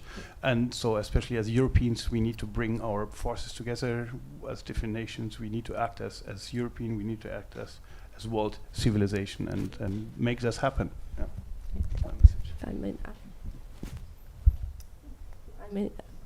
It's working. Yeah, it does. It's on. If I may add a little comment, such a brave mission, which is lunar exploration, should be tackled with not only international countries' collaboration, but also including private entities, because it's a huge challenge, and we need to use a lot of effort. We need to test a lot of many technologies to be well prepared for this task. So we've heard about like many initiatives, many like using the knowledge that we have already, our experience to build some first rovers and also transportation system to encounter all these challenges that were mentioned actually in one of the slides. I liked one of the slides of Bernard. And so let me rephrase the question this way. What's the plan, like in general, in terms of having a lunar base? It's like first we're gonna have gateway, then we're gonna have some habitats, and then we're gonna have kind of base. And the idea is to have like a permanent, let's call it crew, people living there, or they're gonna rotate as it is an ISS. So what's I would call it like the approach we're having right now as a like humanity? I'll start and then let others chime in. I think if you look at NASA's big plan, they have phases in this lunar exploration, and so a lot of what I talked about this morning is kind of that initial phase, getting us down, getting us back to the moon. And then beyond that, I think we start to move into what Martin and Bernard are talking about, which is infrastructure development and things like, where are we going to put this base? There's still a little bit of a debate about, do we have a single central base and we use rovers to go explore around it, or do we have sort of a distributed base? And I don't think they've completely decided on that. But I think things like what Bernard mentioned about the data showing, locations that might be better than others, this peak, will eventually contribute to making that decision. So it's a little bit of an evolving plan at this point. Yeah, so it's a plan that builds also on the discovery that we do, filling some knowledge gaps that we still have. And for this, there is a very visible part, which is the part where you will have astronaut in orbit on the surface. But there's also a very important part is the infrastructure you in place also with robotic asset. And in parallel to the Artemis program, also linked, we have now a commercial lunar payload service program where every year we launch 3-4 missions to the moon. That's from the US and partner side, but there are also other initiatives in China, other countries, commercial. There will be a lot also of robotic assets in the build-up phase. And this helps also to develop some of the infrastructure for this moon village that could include different bases. And indeed, there are some strategic areas like the Smart 1 peak of light. It's very tiny, maybe 1 square kilometer. Many people will want to go there. The first that is there doesn't own it, but can have scientific experiments, so it has a kind of like a priority. Right. But there are also other places super interesting on the moon from the scientific point of view. There are some also lava tubes where eventually in the future you could place cities underground. So the moon is large like a continent. It's as large as Africa. And so there are many places of interest. So we have to develop also eventually for the first base. We'll go to the pole for different reasons, but after there would be ways to develop another whole village in different parts of the moon. I can add to this that what is really important, we should take into consideration resources, because we aim to build habitats, and we want to send people on this lunar surface. So resources are crucial for deciding where are we gonna place the habitat or gateway. Mm-hmm. Yeah, I fully agree. I mean, I think this place it's not finally decided as far as I know, and we need to be very wise in thinking of where is the first landing spot, and of course on a permanent illuminated base. That's if we consider solar as main power source, it's probably key. I would even. I mean, that was this question to Joe. Your talk first. I mean, we need to develop really this landing capability, the permanent up and down. There's some questions if it's continuous gateway, surface connection. We need to establish a communication infrastructure on the surface, very important. Also considering localization maybe and some other aspects, timing. We need to work on this human robotic cooperation. And I'm from the robotics, so I don't want to defend the robotics always, but somehow it's a cost question. If we always talk about costs, I mean, I usually like to say it's like at least a tenth of a human flight mission are a robotic mission, because all these healthcare systems are the key in safety and are the key who produces the cost. So considering robotic mission as the explorer as the first one, but we need to be efficient on the surface in resources, and I think that's why it's important to work on this human robotic cooperation, a part of also national cooperation. Mm-hmm. And let's say on the ISS even, I just want to bring this short example, is you know, even the different modules, Svesta module and the Russian module, we have different voltages, right? Oh, we have different plugs, we have different, so it starts with the USB thing. Interoperability should be the driving. I'm in two ISEC committees talking about, let's say, we need to be compatible in many aspects. We need to work together. That's talking about communication. If you want to command a robot, you might command a Canadian robot as the same commands as you command a German robot or Danish or French, Italian. So that are, let's say, boundaries. We should do better than we did on Earth, and we should progress humanity. I should comment just on Bernard, if I may, I totally agree. Artemis before raised a very important question to Joe with regards to the gateway. She asked, but when this astronaut will board the station after many months without any people on board, will they find a place ready to host them? And the answer is for sure yes. And this is because we will have robotic staff that will maintain the place in the proper way. So all these new important technologies, including artificial intelligence, machine learning, and so on, are really a strategic asset to allow people to operate in an environment that is really hostile, is really not benign.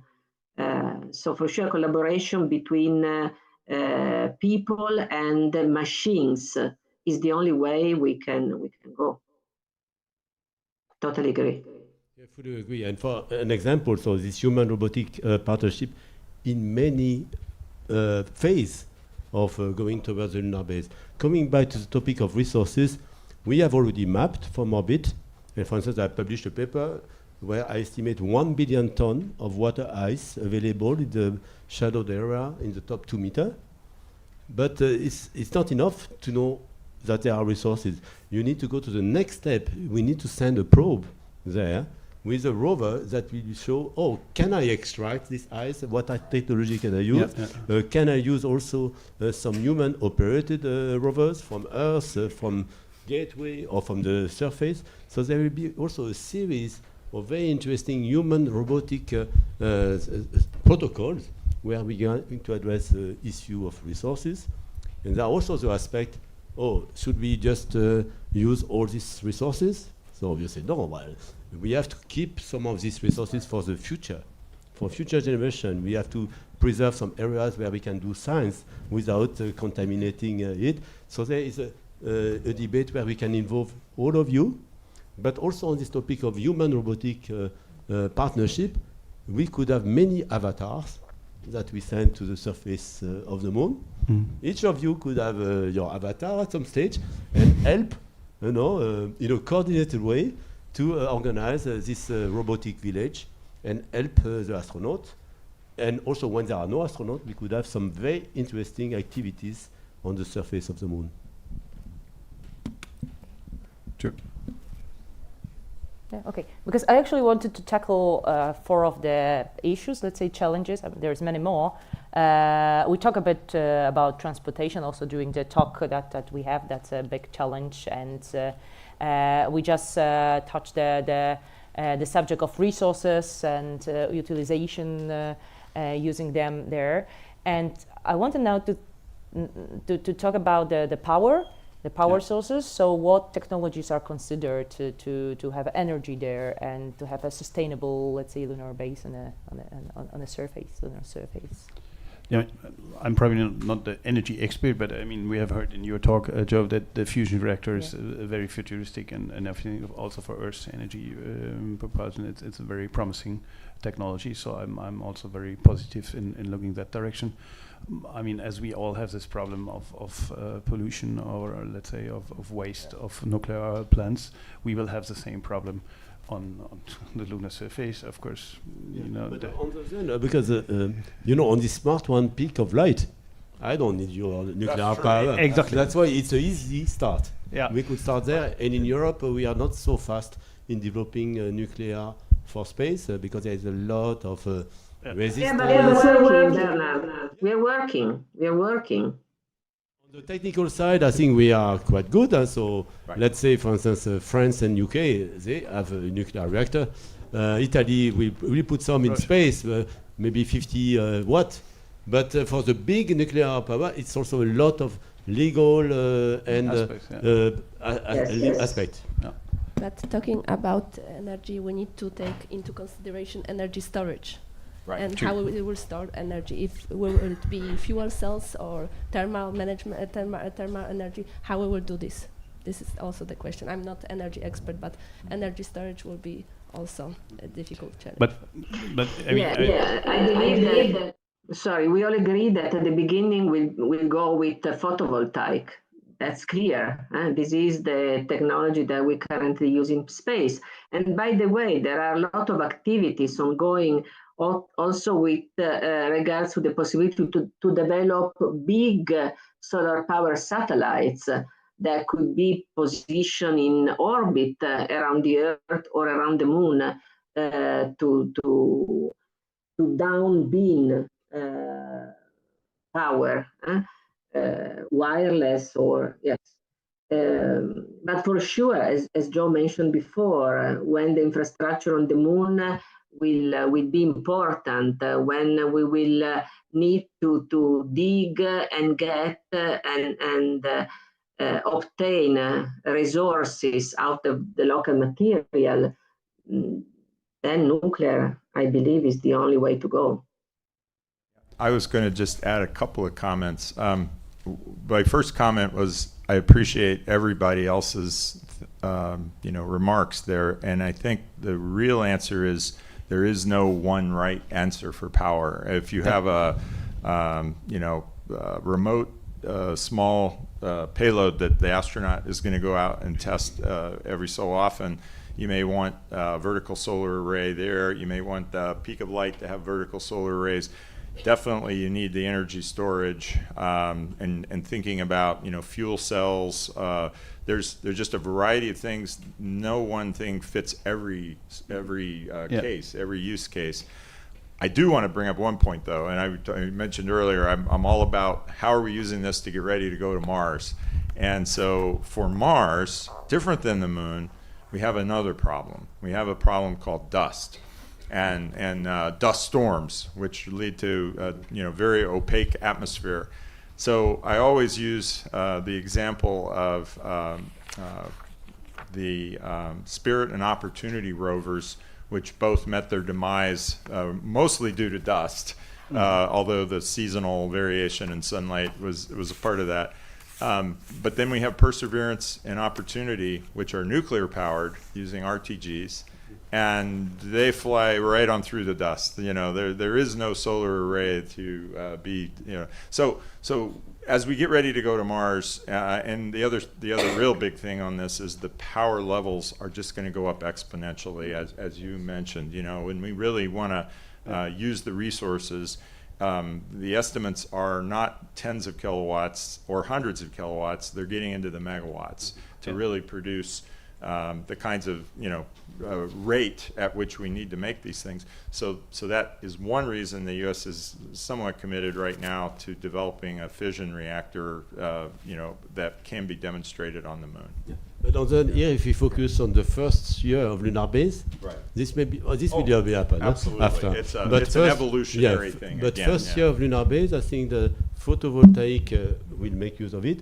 You talked about storage. Also, I ran a study at ESA where we found ways how to efficiently, in an area which go into day and night, you can store from the heat in the underground and then release it during the night. So clever ways, like also isolate your houses. That's the main source of loss of energy.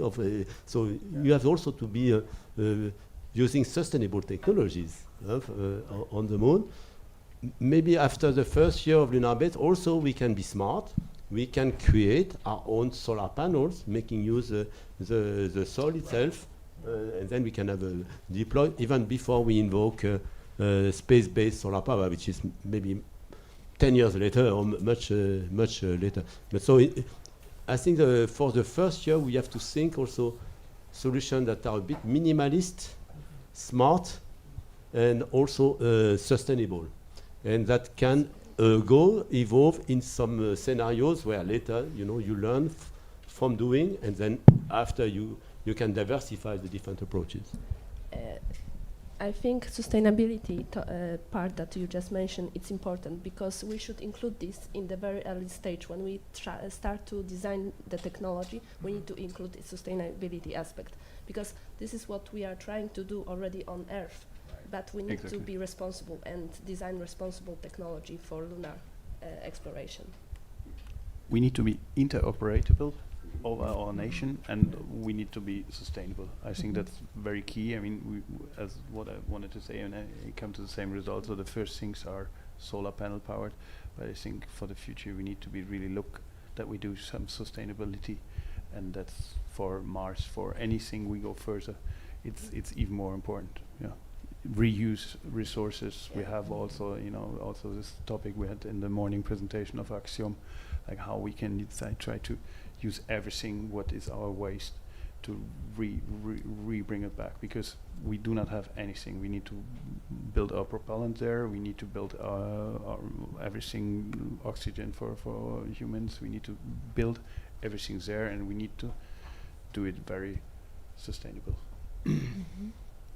And with all these technologies that we're developing now, we're going to test on the moon. Which technologies can be used later on for Mars exploration? I mean, we know there's different condition, delays, everything, the distance and so on. But do you think actually all of the solutions that we talked about can be used later on Mars, or With our European Mars program, we tried to test the human factors. And there is one factor which is the travel to Mars, which is extremely very difficult, the radiation aspect and so on. But once you have arrived on Mars, so some of the challenge of living on Mars, working on Mars, we can also test some of those on the Moon. Like for instance, you know this peak of light where you see the Earth 2 weeks per month, just move 50 kilometers to the far side and you never see the Earth. So if you are fed up with the Earth, just go there. But we could build a small Mars base preparation there, and we could test many protocols, emergency and so on, and then train many future Marsonauts before they go to Mars itself. Well, we should build the things in that way that we can reuse it on different planets, but of course Mars has an atmosphere, have this dust problem Joe mentioned, and Lunar doesn't. I mean, we have Io, we have Europa, we have different others, so I think we should benefit in robotics saying, I mean, I always say is Mars a bit more red rather than grey moon, somehow for the perception and for autonomous navigation that doesn't matter, so the methods we develop are multifunctional, but of course we need to adapt. The temperature ranges on the lunar surface are very challenging, radiation as well. I mean, there are differences, but we need to be sustainable for any kind of future activity. And I think that the step way of ISAC and our pathway, go first to Moon and then go to Mars is very wise. The lunar surface is here. We have a communication delay of a few minutes to Mars. We have like this 20 round trip time, 40 minutes. So that's of course involving more autonomy if we don't do teleoperation of human cooperation. So the technologies and methods we should do that for future space missions. One point I forgot to mention, which is maybe the big difference between Moon and Mars, is planetary protection. Right. True. Because there might be life on Mars, so we have to be extremely responsible if we go with humans there to go in specific areas when they don't communicate with this putative life, that not also with the water table that could contaminate everything. But some of this protocol of planetary protection we could test on the Moon, and then we would know how to act responsibly when we go to Mars. So Maria Antonietta, any summing up words from you? Because our time is actually running. Yes, if I may, I would like to share one picture. May I? And that's not a question to me, but can we share? I don't know. Can you see something? No. Probably it will be a bit problematic. So, but we can use our imagination. Doesn't matter. So I may try to describe the picture. Only a few weeks ago, in our premises, we had both halo structure completed to be sent to the United States, and IAB coming into shape. So the last message that I want to share with everybody is that it's real. It's real. It's not just a panel, a conference, a technical note, a protocol. In few years, people will be back to the Moon, and this is amazing for me. I think that this is the basic message that is in my heart and that I like to share with you all. And we will be able to, together to solve all the issues: radiation, thermal, temperature extremes, psychological issues, power. But yeah, we are going. Let's hope for a peaceful collaboration and with all the countries, agencies, private sector, also to ensure effective approach to lunar exploration. So I can see one summing up word also from Anna. One comment from me is just we should see this as opportunity also for Earth, because as we know from the history, many technologies that were developed for space we use now on Earth. So this is also a great opportunity for us for developing something that may solve our problems here on Earth as well. Very, very good. So on this topic, we have proposed to the UN a new Sustainable Development Goal, 18, that's space for all on Earth and beyond. And come to Italy, to ISC in Milano, where we are going to have many interesting sessions, human exploration organized by Maria Antonietta, organized lunar science and exploration, many interesting sessions. Also many sessions for young professionals and a great booth with many of the companies will be present. And we see also some of the hardware being developed towards moon and Mars exploration. You bet. So, ci vediamo a Milano, no? Ci vediamo Ci vediamo a Milano, Bernard. Yes.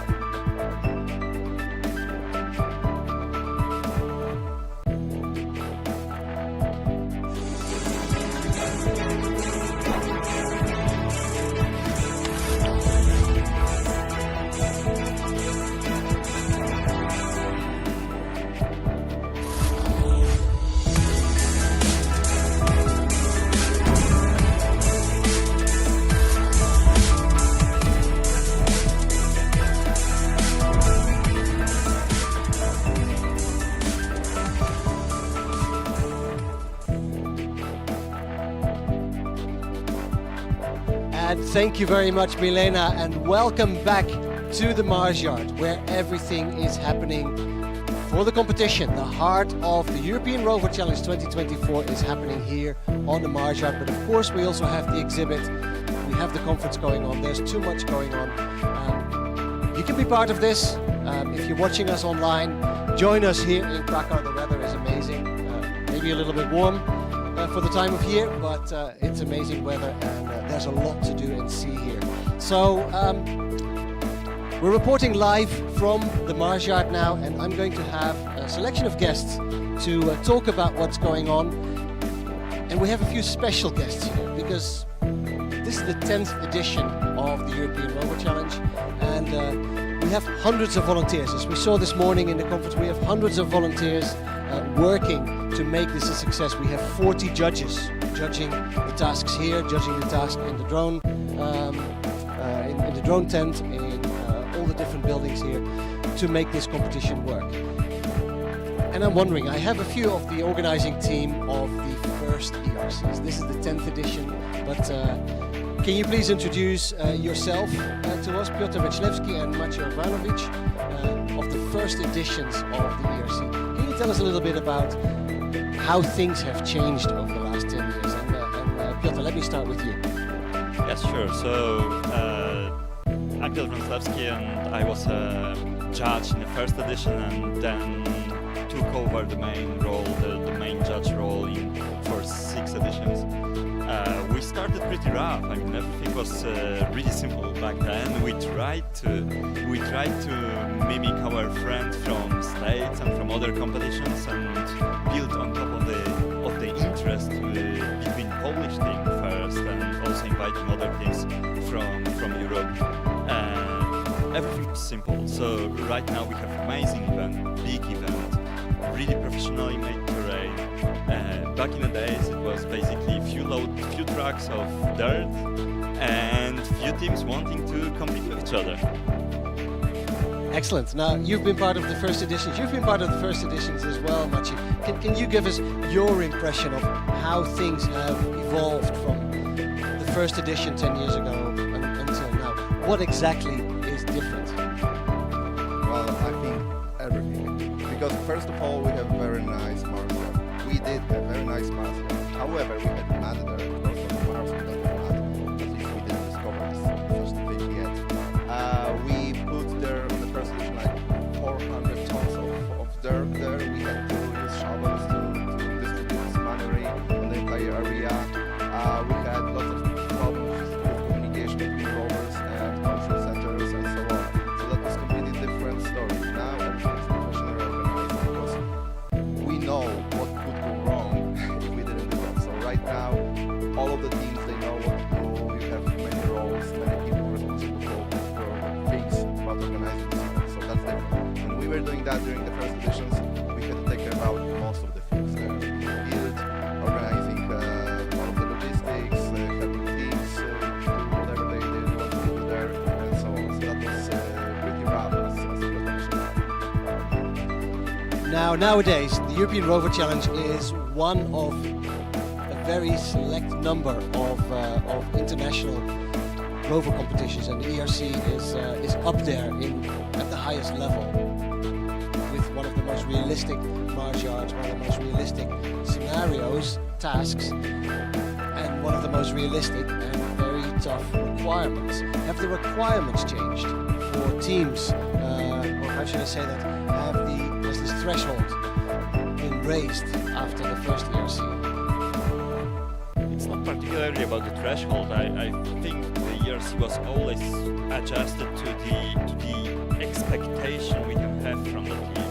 And at the beginning we had relatively low expectations. I mean, many of the things were inspired by other competitions, and we knew what we can expose teams. So right now ERC is much more autonomous event. There is much more push for different aspects that we wanted to push for. So through this year everything evolved into having more emphasis on industrialization, on the aspects of the work of students that will be useful for them in their future jobs. So everything was adjusted to kind of not to follow others, but to actually build everything in a kind of way to mimic what industry is doing in everyday work. Okay, so it's not just the challenge itself that has evolved, but also the relationship that this event has with the space sector. Mainly industry, you mentioned industry, but of course we see a big involvement of institutes as well. The Polish Space Agency is here. I talked to the president of the Polish Space Agency earlier, so the industry is very involved. Now what you also mentioned, and that's very important, is workforce development. And let me ask you, Maciej, because I know you have done quite a bit for the, how should I say this, the development of the Polish space industry, at least the perception that people have of space in Poland. Can you tell us a little bit about how your career evolved from your volunteering in the ERC and then into your later career until today?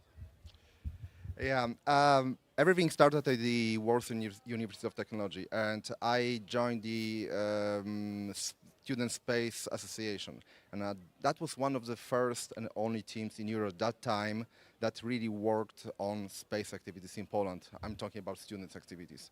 And we had several projects. One of them was PWSat, the first Polish satellite, a CubeSat. That was 2007 when I joined the team, and we launched the satellite in 2012. So really 1 kilogram of a small satellite being built for such a long time, that's not a very efficient thing. But that's where we were at that time in our development, in our advancement, in our knowledge and all of the heritage that we had from other projects. We were just at the beginning of this road. And right now, I think everything is different because we have access to knowledge, we have access to experts. We have many companies, space companies in Poland that can actually support you. And that was something unbelievable at that time because we were not a member of the European Space Agency at that time. So my career was aligned to this kind of development of building, a satellite, doing other projects, and also trying to support other initiatives outside of the university. So supporting some R&D projects outside, working together with a couple of first startups in the space industry in Poland. So we were rolling out these things, and that was not an easy job. And now we are in a completely different place because we know what to do, we know how to do it. Of course, there are some other problems, but we learned how to solve problems that we had, some basic problems many years ago. So now we work on way, way more difficult problems. Excellent. Well, thank you very much for that little piece of history of the ERC and how the ERC evolved, but also how at the same time the Polish Space Agency and Polish place in the global space economy has changed drastically. And we heard from Professor Roczna this morning. You were part of the first Polish satellite. Now Poland has launched 16 satellites. You were part of the first space startups in Poland. Now we have over 400, I heard. And that's just the first 10 years. And as Professor Roczna said, we have only just begun. So we see this in Poland and we see this in all countries. So I think the ERC and yourselves, as part of a very big team, have contributed to this great feat that we now see all over the world. So thank you very much for showcasing that. We are moving on to our next guest, and I would like to invite my next guest, Professor Bernhard Voing. So thank you very much, gentlemen. Now, if you don't know Bernhard Voing, then you have clearly not been paying attention. Because Bernhard, you are involved in a lot of stuff. Officially you have retired, but of course officially you have not retired at all. So indeed I worked 30 years at the European Space Agency as a scientist, as a chief scientist, as a lead of the first moon mission, Smart 1, 21 years ago, mission to Mars, space station, astronomy. But now I have a new life where we try to develop also some projects for the next generation. So we developed an academy called Euro-Moon-Mars Academy. It was supported by ESA, by NASA, by universities, and more recently by the European Union. We have developed a program where we can bring you to space. So here I see also a number of very advanced young professionals developing rovers. I think they know much more about robotics than me, but I can bring them to space eventually. And we have also a foundation, so Lunar Express Society Foundation, where we train, we organize master research classes, or also some campaign where you can train you to become an astronaut. So close to here, actually, close to Krakow, in collaboration with the Analog Astronaut Training Center of Agata Kolodjechik, Matt Aramsinchuk, we have done experiment where we lock for 1 week a crew of analog astronauts and in a place without window where they run experiment, when they learn how to work as a team from different backgrounds, different countries. And that's also the way we are going to prepare for the next generation of explorers in space, on the moon and beyond. Let's talk a little bit about that, because you mentioned analog missions. Now, not everybody watching this live stream might realize what an analog mission is. Can you give us the 101, the basics of what is an analog mission and why is that so important? Yeah, so analog research is a very broad field. From one, you can go to places on Earth that look like the moon and Mars, and you bring your instrument there, you take samples there and see how you could adapt this instrument for later sending them on some robotic missions. But you have also other analog research where you test human factors. So one human factor is for isolation. So this you can actually do it in your cellar. You can lock yourself and be completely isolated from the world and learn how to live in complete isolation. Then you have other bases where you have a very representative laboratory like the one we will want to build on the Moon and Mars, and you perform a research experiment. You will have the cycle of working, living, eating, and where you learn how to simulate how we have to prepare ourselves for the future.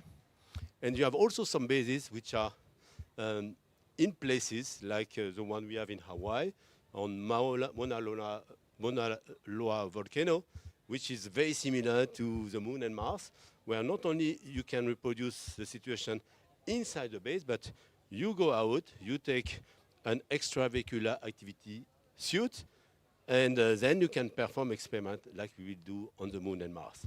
So these are some of the aspects. Now also, you don't go alone. Sometimes you go with a crew, so you test all the human factors, health, performance, how you interact, how to solve problems together. And these skills that you need as an astronaut, you can also apply them in your professional and daily life. So even though these analog missions look like massive role play things, this is actually serious. There are space agencies that organize this. The base in Hawaii that you mentioned is run by NASA. Yes, actually, so NASA contracted us to build it, and we developed, for instance, one activities for where we isolated astronauts for 6 months, 12 months in complete isolation, and this helped NASA to see what is the profile of astronauts they will have to select for the trip to Mars. Now we went to a model where we do shorter mission, like 1 or 2 weeks, which are very similar to what will be the surface mission in the Artemis program. And this is also very interesting, because this way you can see how we can organize the whole planning of activities daily to have a good balance between research, good health, efficiency, safety first, and eventually comfort. For me, comfort should not be the top priority, should be just an ingredient that helps you to ensure safety and performance. But in the long term, we will look also for long-term mission to fill it with special experience, in particular for non-professional astronauts, because we want to include also all of us to share this experience. Well, that's important, and that links to the last topic that I want to discuss with you. But first of all, many kids want to be an astronaut, and the opportunities for astronauts at the moment are still limited, but the opportunities are wider than people think. So analog astronaut is an actual thing that people can become and can get involved in, or analog mission team. So don't focus on just wanting to be an astronaut, because every astronaut has a team of 10,000 people behind her or him, including these analog astronauts. Now let me talk about careers. Yes. And the advice that you may have for the children, for the teenagers of right now who may or may not aspire a career in the space industry. What would you tell them? How do we inspire them to become part of that future space workforce? A little note. You want to be an astronaut? You are an astronaut. When I was 12, I went in a summer camp in the south of France, and we lay down on the grass watching the stars. And then I realized, the Earth is part of space. We are on Spaceship Earth, so we are all astronauts on Spaceship Earth, and we have to take care of Earth. And so that's a way where, by default, you are astronaut. But next step, if you want to develop some of the skills of your careers, clearly some motivation, studies, joining some group projects, and there will be also more and more possibilities to pursue your dream with hard work, but also with fun. And indeed, there will be also astronaut a possibility to travel to space. This is going to be democratized, and in any case, what the astronaut experience, this we have to share it much more with all of us, because the astronauts, they are our eyes looking at the moon and this experience, but this we are going to share more and more. Also, if you can send some robots, some avatars in other places and start to explore it with new eyes. So curiosity is important. Also observe the nature. Nature is the first school toward astronomy, toward space, and yes, study some areas of humanities, can be science, a mixture of them, but also exploit your skill to work within teams, and this the European Rover Challenge is a great feast for teamwork, also for technical, but also you need to organize yourself, and so all aspects of what makes a team successful. Excellent. Well, thank you very much, Bernard, for that important advice. And the one thing that I hear you say, there's a place in space for everyone. We need not just the engineers and the technicians that build these rovers, but we need everyone. Yes, so to the UN, we propose an action, Sustainable Development Goal 18, space for all on Earth and beyond. Exactly. All countries, all disciplines, all ages. And that is the space sector of the future. That includes everyone, and that includes you as well. So if you have a passion for space, there is a place in space for you. And if you want to know how, contact Bernard, contact myself, contact any of these people that are here to learn about how you can become part of this space workforce. Thank you very much, Bernard, for your insights. And we are moving on to our next guest. And this is a pretty exciting next interview that we have here, because we're going to talk about robotic exploration, but we're also going to talk about skin. And skin, that is something that, well, all of us have. That is an important part of our body, but how does that relate to the robots that we see here? And I have with me Anna Krzyżanowska from the Danish Technological Institute. So where Denmark and Poland meet, I would say. But let's talk about smart skin and nanosensors and this human-like technology. Please, can you introduce what this all is, Anna? Okay, as you already mentioned, we are talking about skin for robots. In the first iteration of space exploration, we will send machines such as robots. As we all know, we need to also protect machines, because sending machine into space is extremely expensive, but also difficult. And in order to protect those machines who should serve us in the future and help us for the future space exploration, we gonna develop smart skin for robotic arms in for two cases scenarios, intravehicular and extravehicular. I don't know if you heard about printed electronics before. Tell us. Okay, so I could spend hours and hours talking about printed electronics, but we all know about standard types of electronics which we have in every device. But printed electronics it's something that we can print. So basically, we use nanomaterial for printing, and we can apply this technology to almost any kind of surface. And this project is between different departments in Danish Technological Institute, such as robotics, printed electronics, but also 3D printing. So we are aiming to develop skin which will protect not only robots but also humans, because we are also making human-machine interface and also different kind of sensors. So we're talking about skin, but we're not talking about the skin that is burning in the sun right now. So I think you brought an example. Can you tell us a little bit about what you brought here? And I'll hold the microphone. Okay, so this is the first prototype of part of our smart skin for robotic arm in space. So here we have printed force sensors that are extremely sensitive. So basically, if we will recognize that the robotic arm is going in the direction that can cause some damage, both to robot but also to humans, it also reacts. We also need to remember that in space we have different conditions. So besides printed skin, which is the advantage of this technology, is, as you can see, it's printed on the textile, so it's extremely lightweight.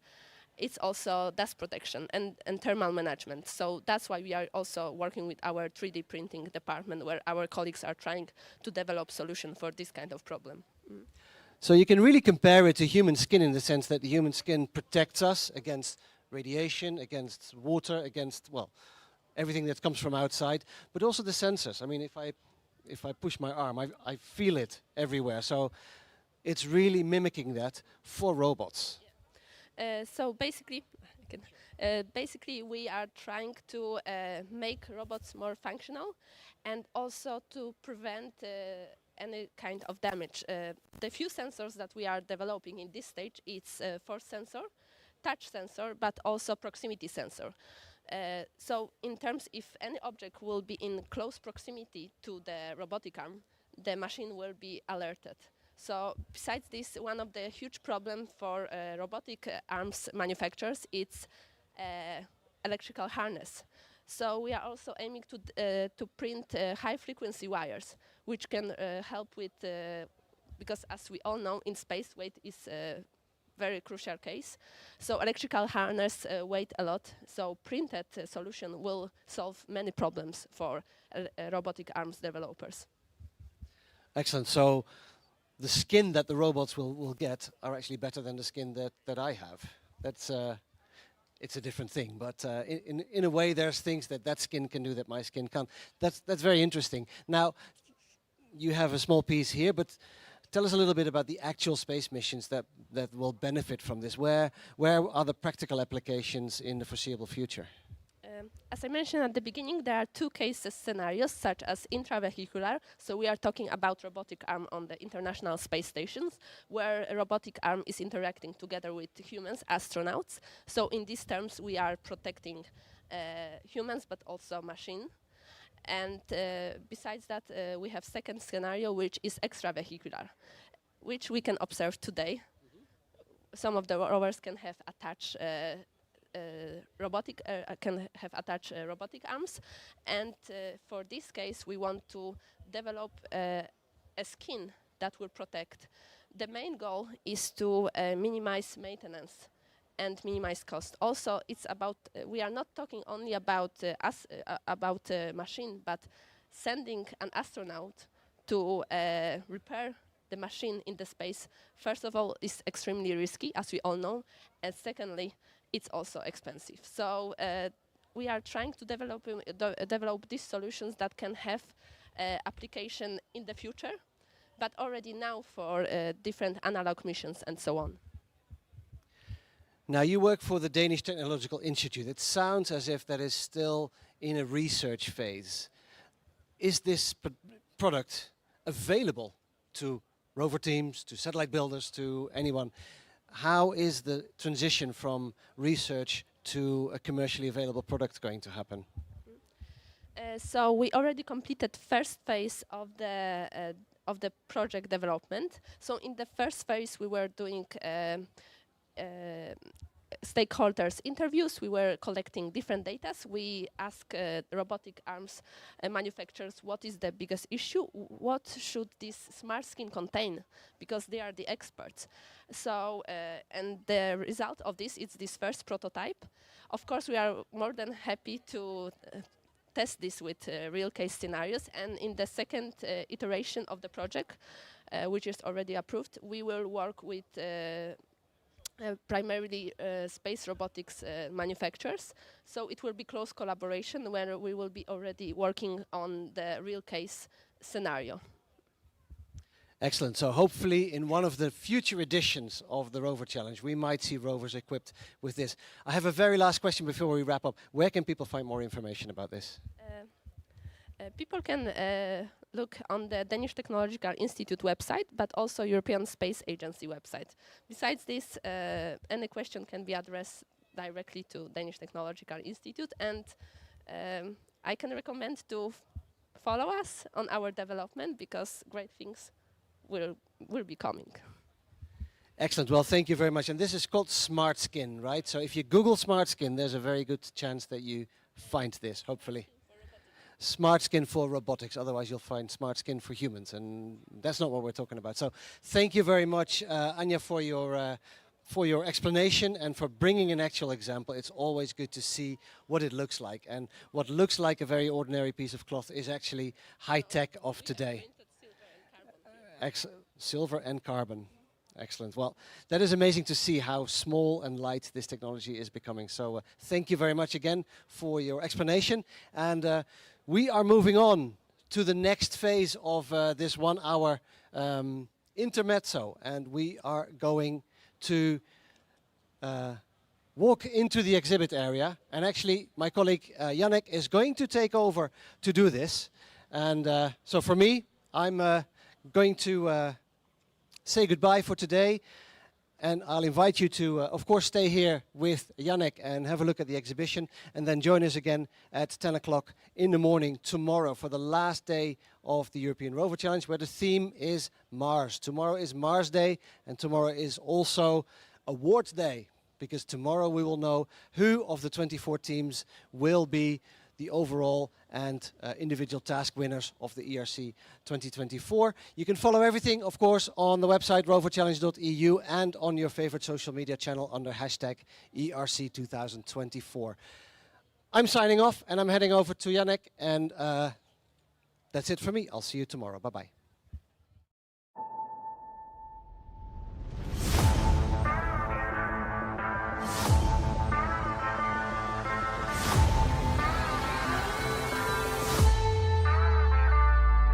Space industry is booming all over Europe.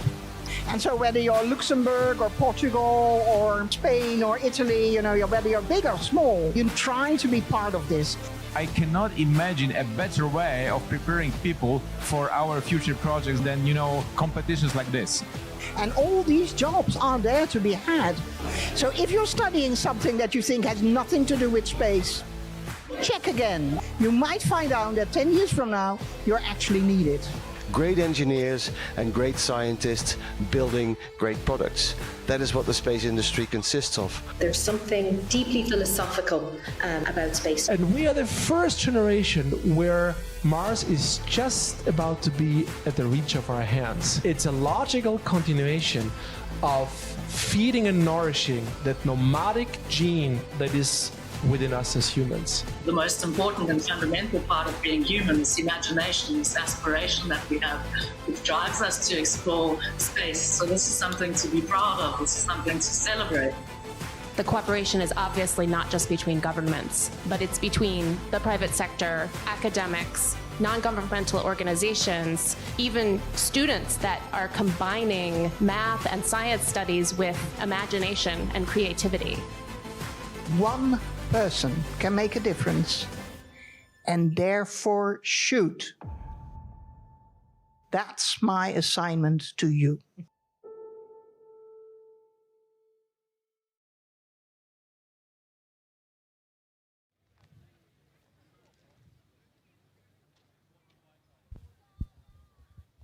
Hello, hello.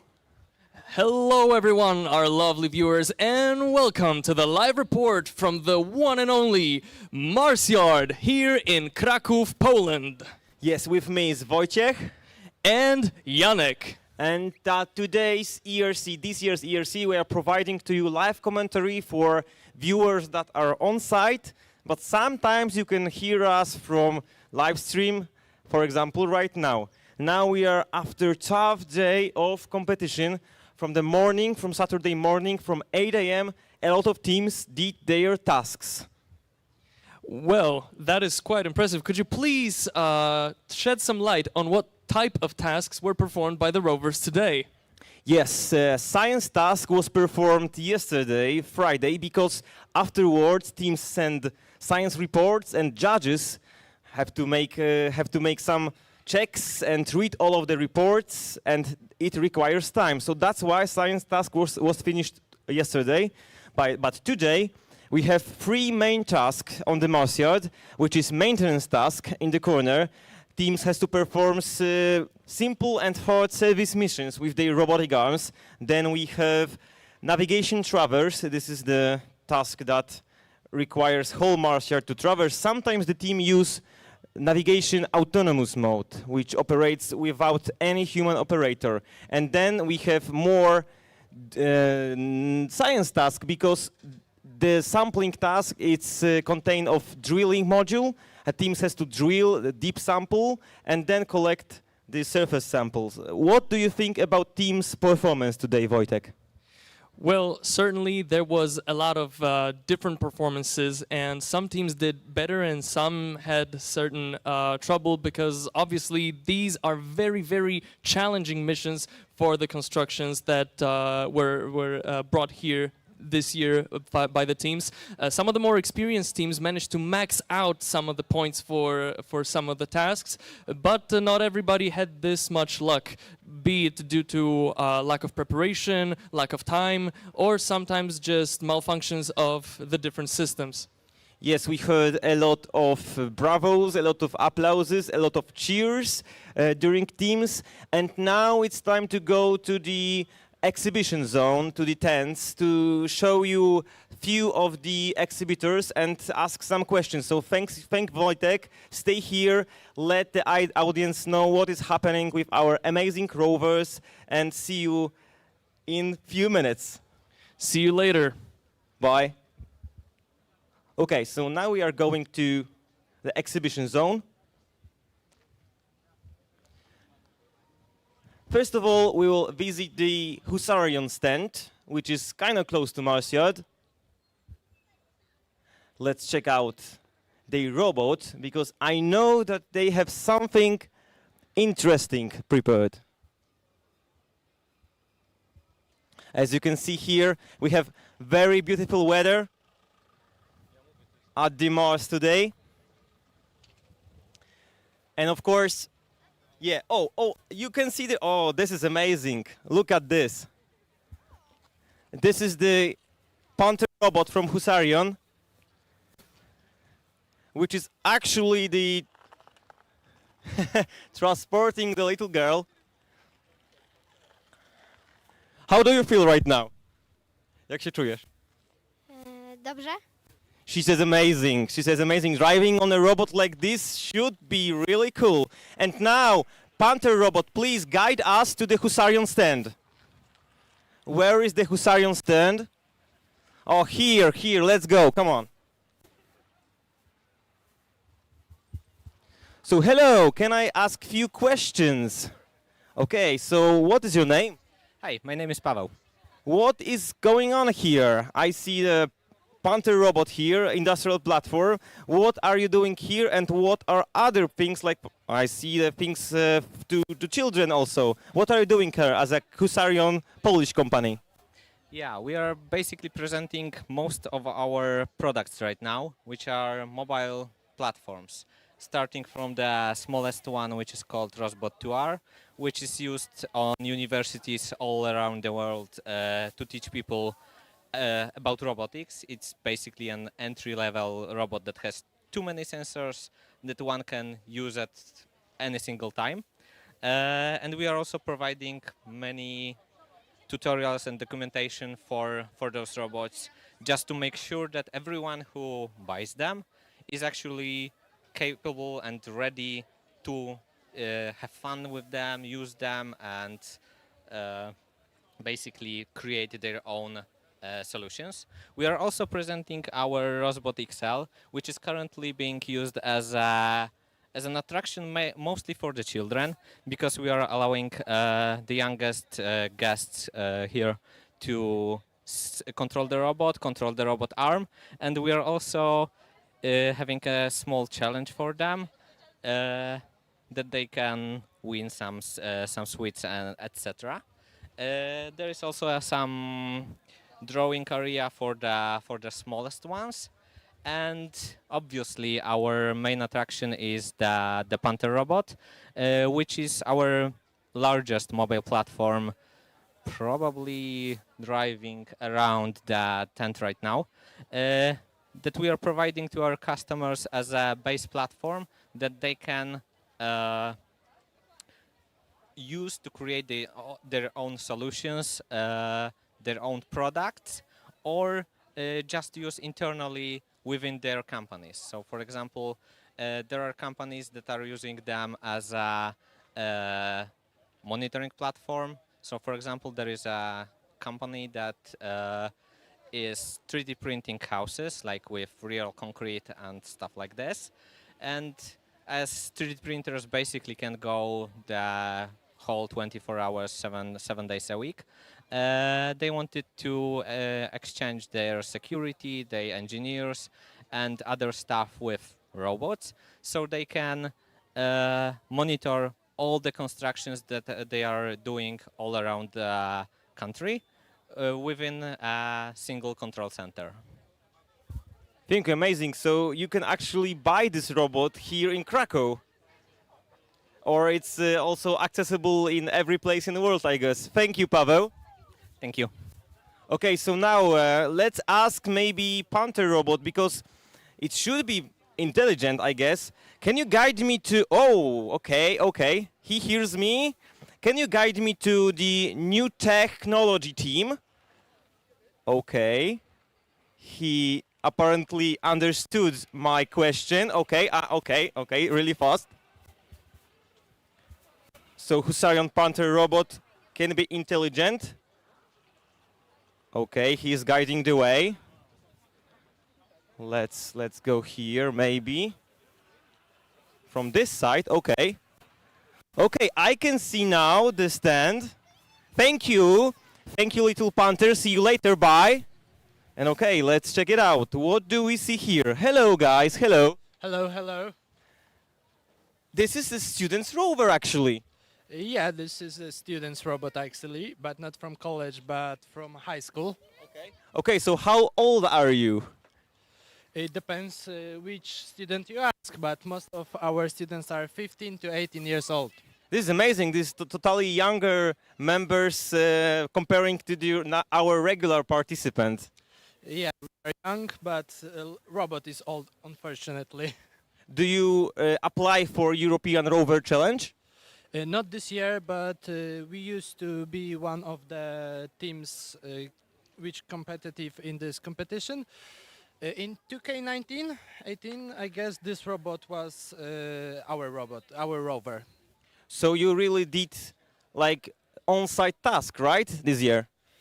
Yeah, we came here to see how other robots are looking, and the next year we want to join the competition. Tomorrow, the official task, if I'm right, finish at about 4:30, I guess, or earlier, at around noon. Are you planning to go to the Mars yard to play with other rovers and other robots, maybe with some ropes and fights like this? I hope we can try this.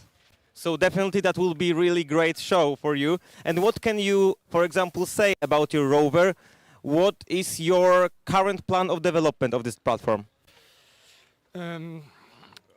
To be honest, we won't do anything with this one platform. We want to build completely new robot.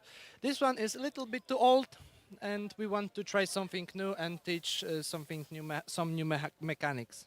What else do you have at your exhibition? Please tell me. So there are the stages that students can teach in our school. Like if you can see on the left side, there are Legos. Like most of students are really scared, the rovers, the biggest robots. So we show them you can start from the beginning and end up building rovers at college. Actually, I remember that I started with robotics with Lego Mindstorms, so I guess this is similar. Yeah, this is similar, and it's also for another competitions. For another competitions, like other robotics competition in Poland or abroad? It's not in Poland. It's probably in Italy this year, and it's named World Robotic Olympiad. Wow, so amazing! Like the college team, not college. It's a high school team. High school team participates in such events and even creates their own rover.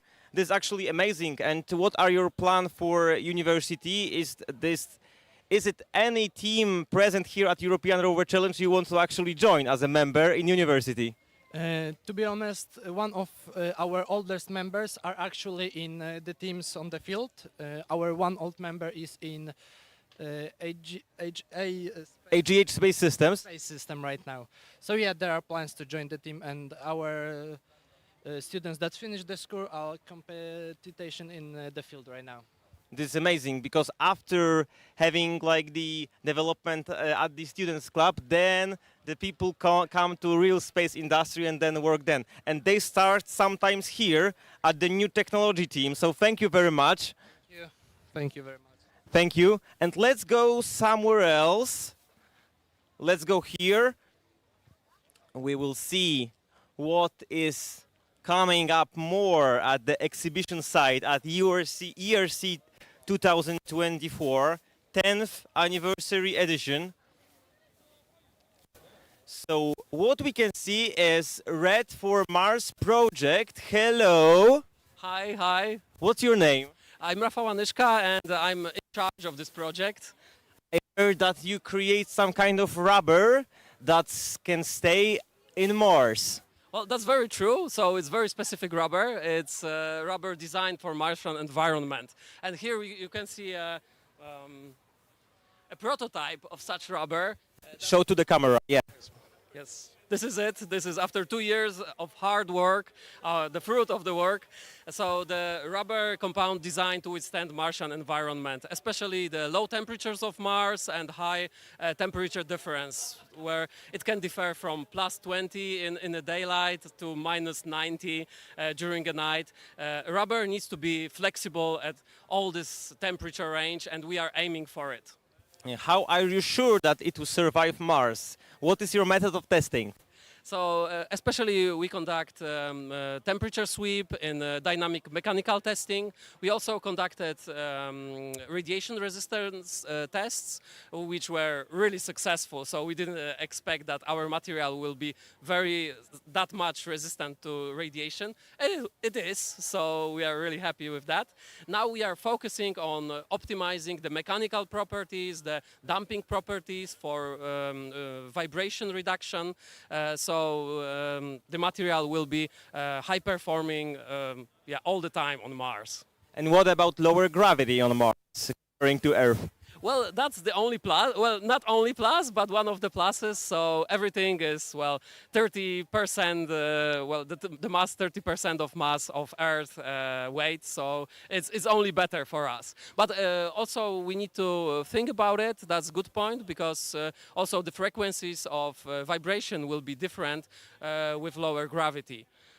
Yeah. So maybe let's mention some use cases here. I see some information. Can you say, of course, wheels on Mars, right? So the currently driving rovers at the Mars has wheels from titanium, I believe, but you plan to introduce a real rubber, like, for example, car wheels on Mars. Is that right?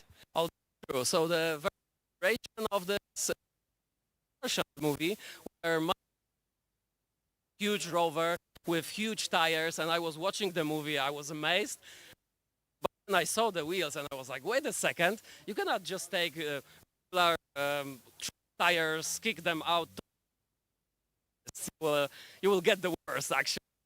As a person experienced with rubber, I thought, well, maybe my duty to design such rubber, and this is how it started, actually. So for rubber are one of them, but also the dynamic sealing system. So for now, all the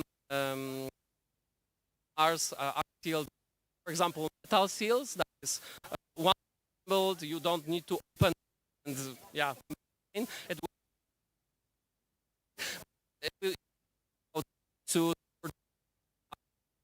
that you need dynamic, which means that.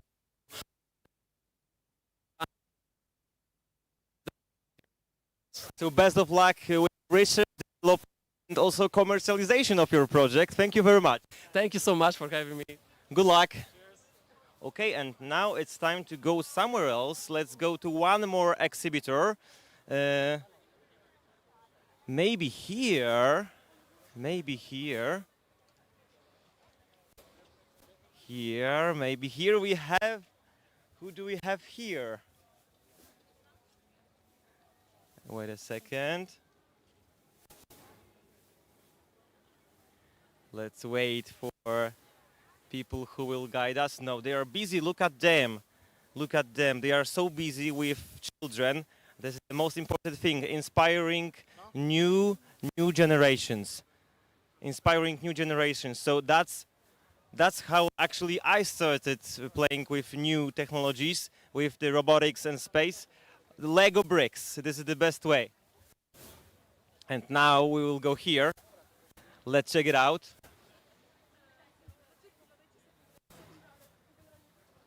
Here we can see some scientists conducting some astrobiological development.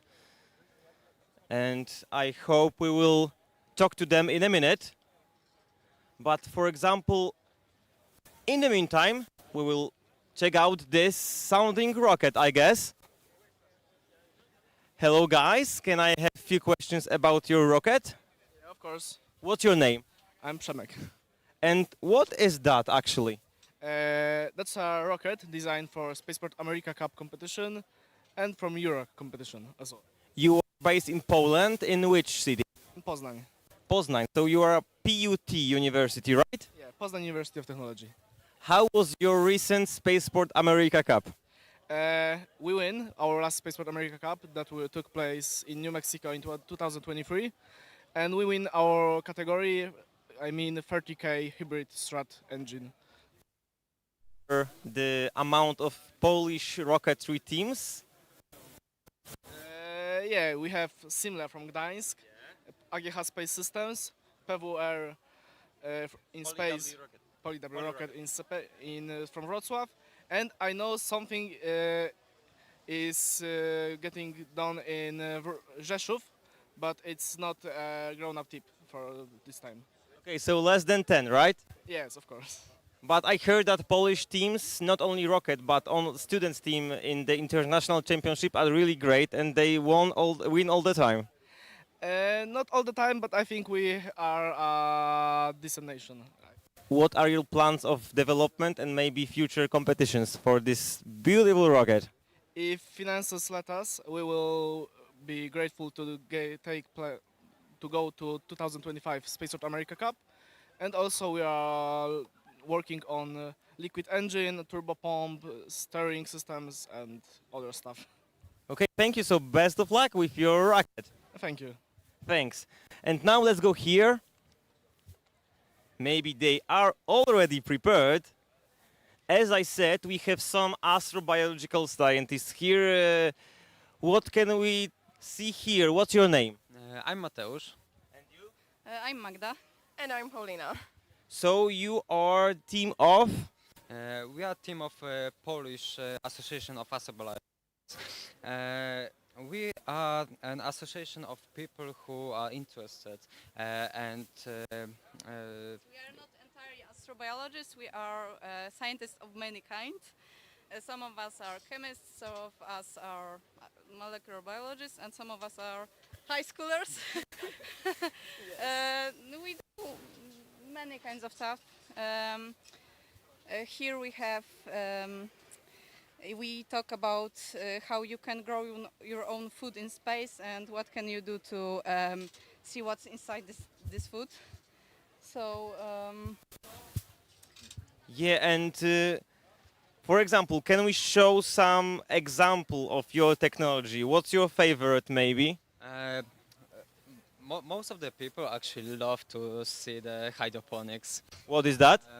Hydroponics is a way of growing plants in water, mainly just in water. So it is more. It can be made more easily in space, especially on the other planets, because on most planets we have some sources of water.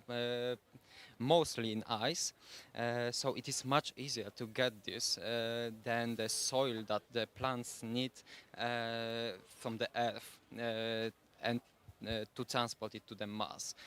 So this is a more efficient way of growing plants in space. So your direction is exactly planet Mars or other places in space? Actually, whole galaxy, actually everything, whole space. we cannot exactly find life outside of Earth yet, but we can make progress to make that happen quicker than we now. We can show you. Let's show. We can show you a little technique that we can use on aircraft, airspace. Continue. What's the technique? The technique is chromatography, and this one that I'm gonna show you is very simple because we do not have a laboratory here. So the technique in summary is that we have some components of these plants, like jaki jest barwnik? dices, many dices, and here we can see chlorophyll. How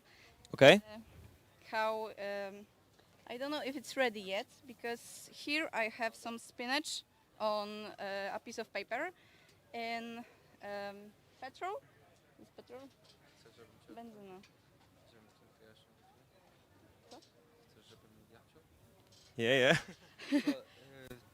Yeah. So this is a method of chromatography. This is a paper chromatography. We have the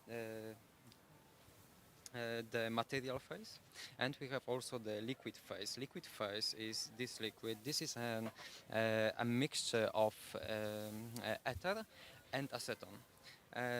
It is a mixture that dissolves chlorophyll and dyes that are inside of plants. They are used. Some of them are used for the photosynthesis. Some of them are used for the sustaining the plant while the daylight is present. And we can distinguish them thanks to it, because they dissolve in. They are as dissolvable in this mixture, so it spreads apart because one is slower and the other are faster. Okay, so really theoretical stuff. More of your work should be available online, I think. Yeah, surely. We have a website. It is a PT Astrobiology .pl. There you can join us, or you can just check out what we are actually doing. Okay. There's a lot of info. I hear one more small voice from there, so thank you very much. You're welcome. Panther Robots want to say something. I think Panther Robot suggests me to pass the voice to Milena back to our studio in the main building on the conference. So thank you very much. And here we have 10th anniversary edition of ERC 2024. Thank you.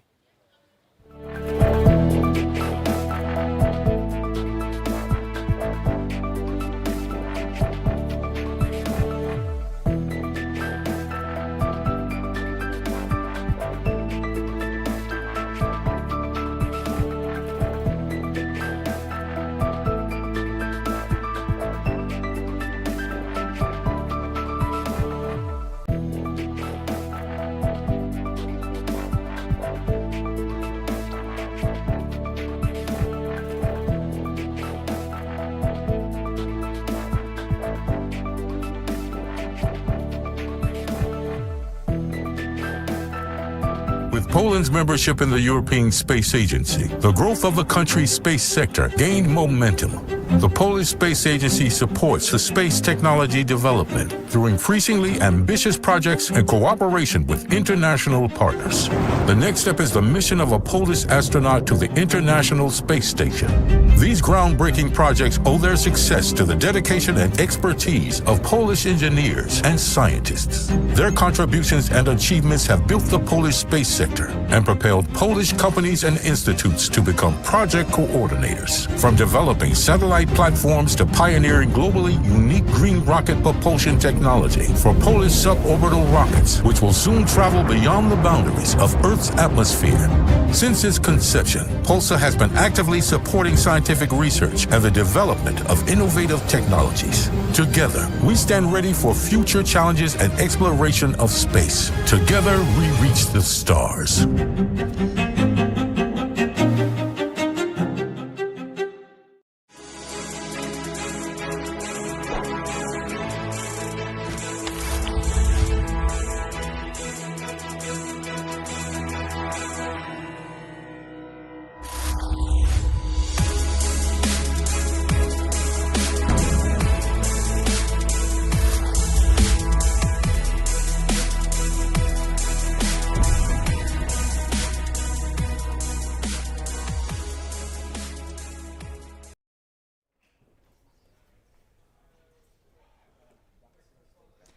Welcome back during an exciting afternoon at the European Rover Challenge 2024. There's a very special surprise awaiting for us during the second day of ERC, so during Artemis Day. As you know, we already talked about lunar missions, and we already talked about the preparations for lunar explorations, and one of the preparations that we as a humanity do are also analog missions. And today we have a great privilege to meet here the members, the crew members of the largest analog missions in the world, called Colony 1, that was actually simulating the first lunar colony. So let me invite here on the stage all of the crew members. It's 30 people of this mission, together with the mission director, Dr. Agata Kołodziejczyk from AGH, and the Analog Astronaut Training Center. Big applause to all of the members, and please come here.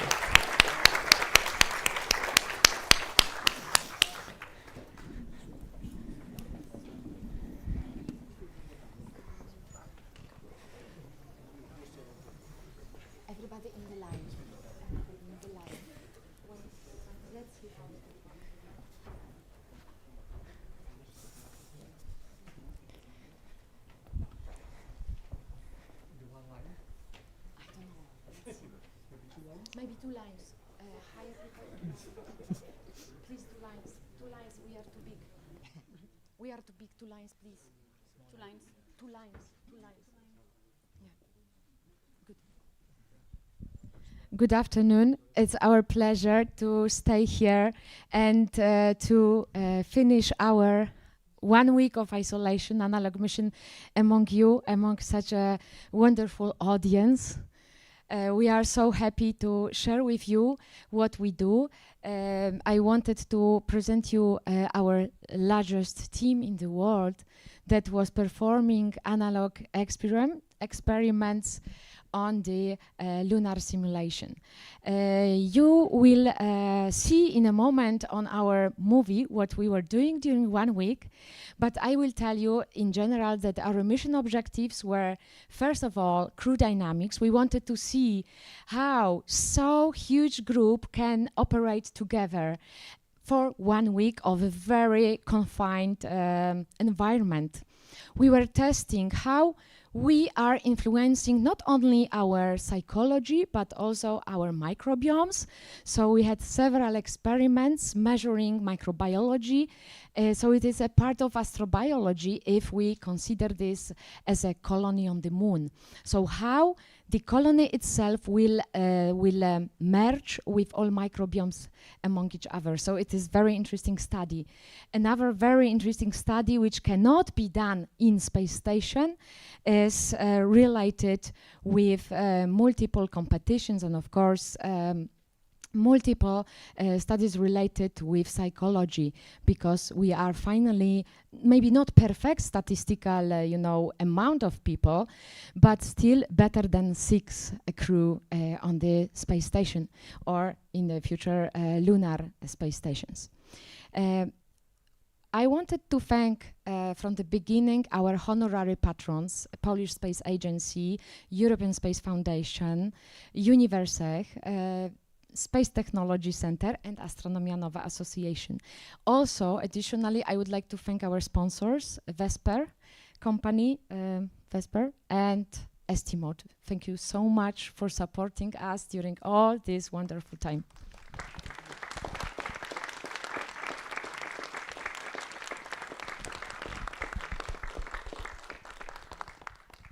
And now, if it is possible, please show us the teaser.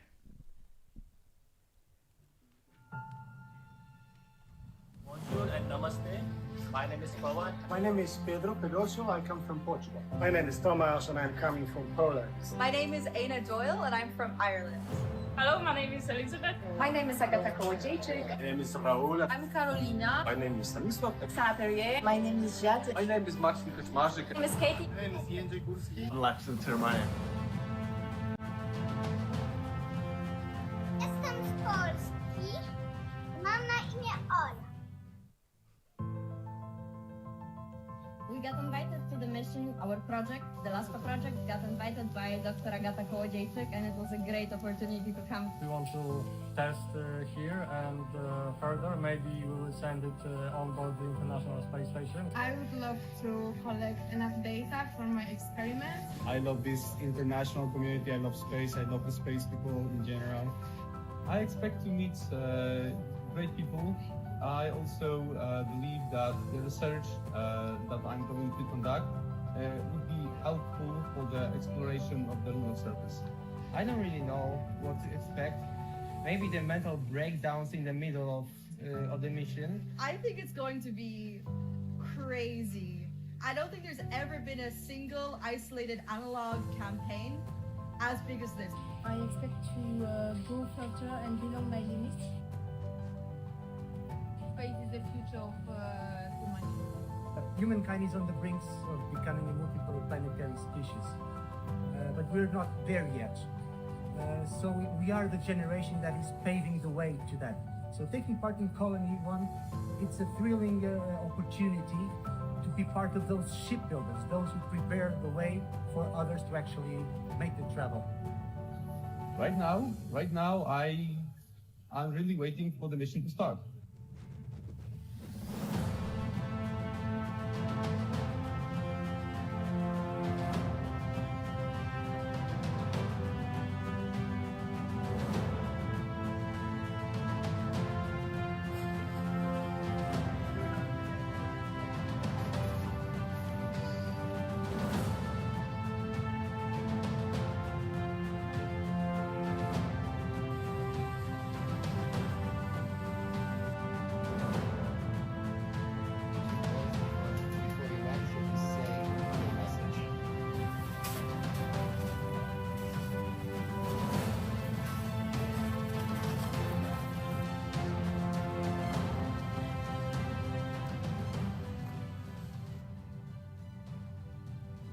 Passionate.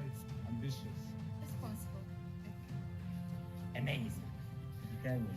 I'm a botanist. Inquisitive. Ambitious. Determined. Special? Adventurer. Passionate. Relentless. Come on.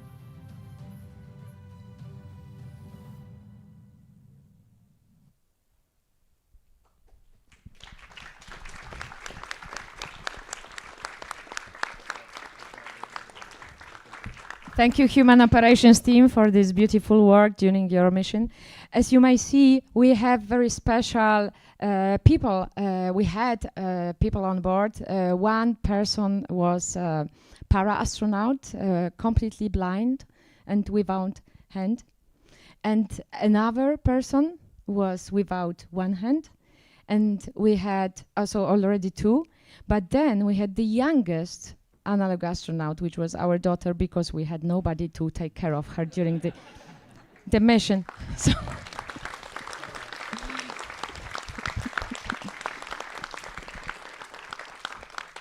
this mission was also very special because we had one family on this colony, we had several couples, and we had several professional people working in space sector. So it was super diverse and really interesting. If you have any questions, just after the celebration, we are now giving the certificates to everybody. You may think of questions which would you like to ask, and we are very, very open to answer. And of course, we would like to thank all our collaborative research centers, universities that were helping us, supporting all the time during the mission to perform the highest quality possible level of collection of data, which now will be processed, analyzed, and I hope published very soon. So please stay tuned and think about the questions. Okay, so now let's celebrate.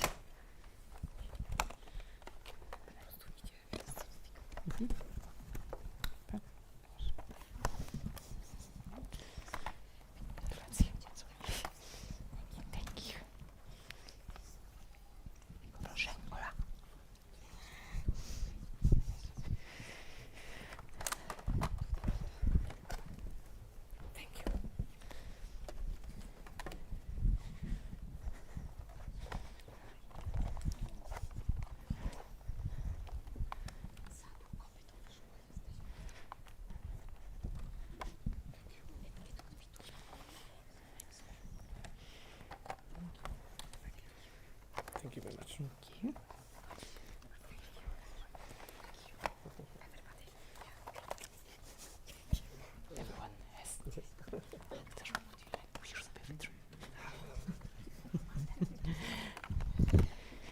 So thank you one more time, analog astronauts. Thank you all for being with us at this very, very important moment for us. And I wanted to introduce you our mission commander. Maybe our commander wants to say some words. Yes, thank you very much. It was a great honor to be with you on the mission. And what we did here is something extraordinary. There was no such a big analog, and there's no plans so far for the next one. So we did something new, but this is not the end. We are planning the next analog colonies, and I hope that we will see those astronauts also pursuing their careers in space sector, but bringing also to the publishable science, which is the most important from this mission. So we want that those things, those researches that we did, we want to share with the world in peer-reviewed published journals. So it's not only a fun, but it's also a science, and science which matters. Thank you very much, crew.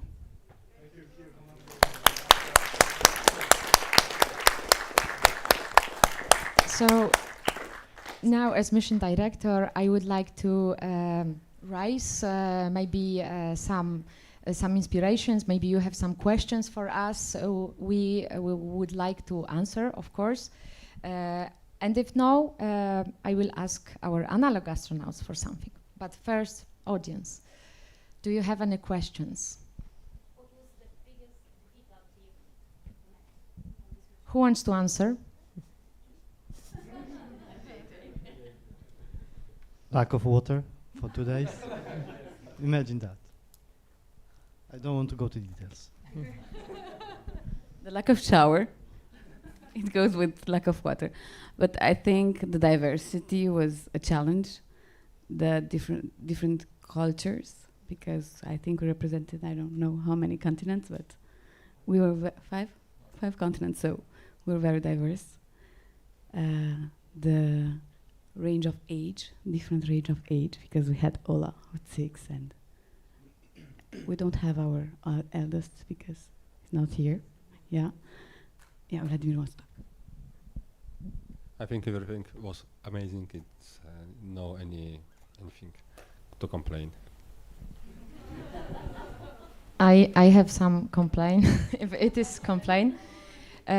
For future organizers of missions like Colony, please do not be director of the mission and leader of some group and analog astronaut. It's impossible. So I was very bad leader. I'm sorry, science team, for that. Yeah, definitely was a challenge, I would say. I would like to repeat that we conducted 18 different experiments while doing every single task every single day. So I think keeping up with the schedule and keeping up with the science, the quality of data was really important as well. So we wanted to ensure all that at the same time. I think that was the biggest challenge, but I think we have fun and we created good science while doing so. Well, what I want to say is if you want to do something, you need to take initiative. Don't wait people to do it for you. Meet people, go to such missions or adventures, let's call them adventures, and take control of your life and do this, and then you'll get where you want to get. But I'm happy that I met a lot of people actually. I have gained some friends for life, for sure, and looking forward to the next colony.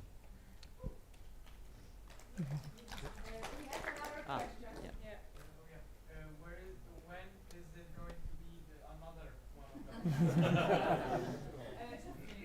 already welcome you. It will be for sure in the next year, and probably more or less the same time. Because we need to prepare, and now we know much more how to make it super cool. With more food? No, not that. We have the same issue with water. Yes, Mary?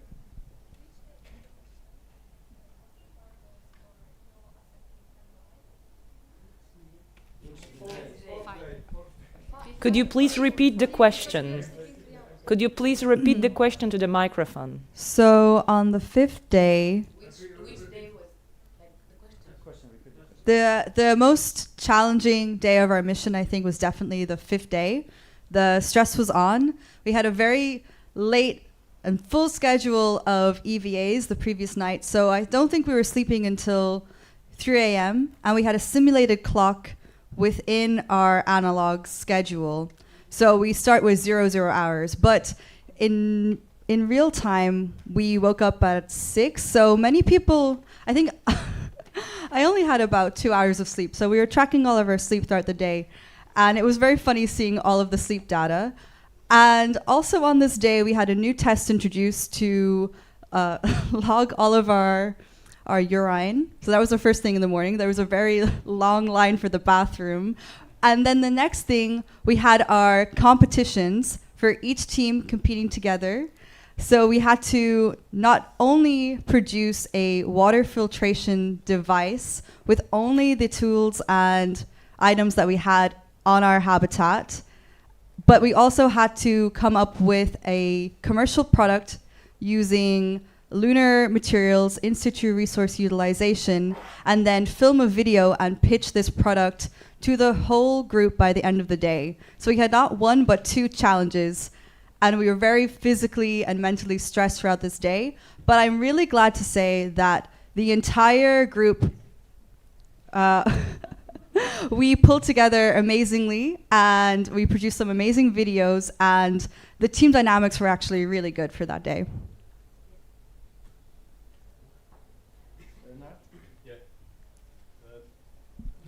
Oh, you can. Yeah. What was the typical reason of the day?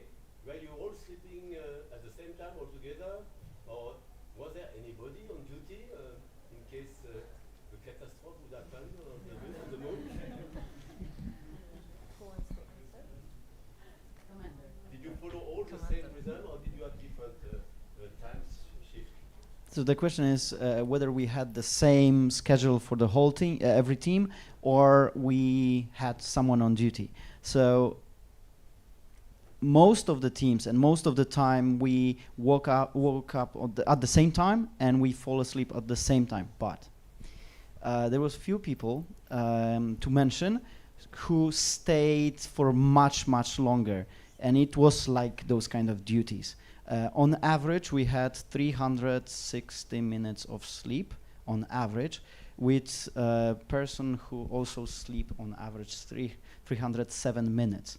That's 5 hours average for the whole week.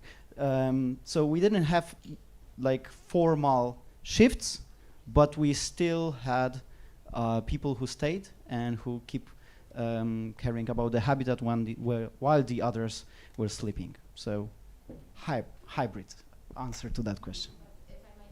If I may add, our habitat was quite safe. We only had not safe experiments. Maybe our Marcin wants to say what kind of experiments he had in blind. Okay. So the most important of my experiments was the one with attempt to solder an analog lunar regolith, and it was a success. It was demonstrated that it is possible, but it required a special insert to the ordinary microwave, so it can be done even at home with additional devices. Not to mention that it is possible on the industrial scale. So the structural materials may be produced out of lunar regolith. So I have a question to Ola. Ola, co się tobie najbardziej podobało? Tutaj, z tej strony jestem. So what did you like the most? Tutaj, Ola. O, zabierzesz mikrofon? No. Co się tobie najbardziej? What did you like the most? EVA. At least I don't have to translate it. So I want to add that Ola was performing the most EVA of all of us. So she's the most experienced spacewalker. And she also had her own spacesuit with a helmet, with proper gloves, isolated, everything. So nearly all crew was building spacesuits for Ola. So it was also incredible joy to make it together, something that really resembles the real flight suit. But coming to EVA, we have EVA leader. Do you want to say something about EVAs? You're expert from other EVAs in the world. What are your comments on that? Well, what can I say regarding EVAs? It was a challenge. There was 6 of us in the EVA team supposed to do the maintenance outside the habitat, but of course all the other crew members were keen on doing an EVA, so going for a spacewalk. So the biggest challenge for the EVA team turned out to be getting everybody to go outside at least once.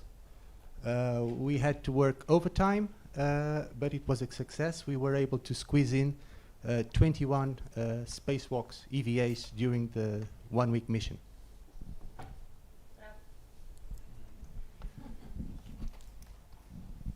And what was the most surprising result of any of your experiments that surprised you the most?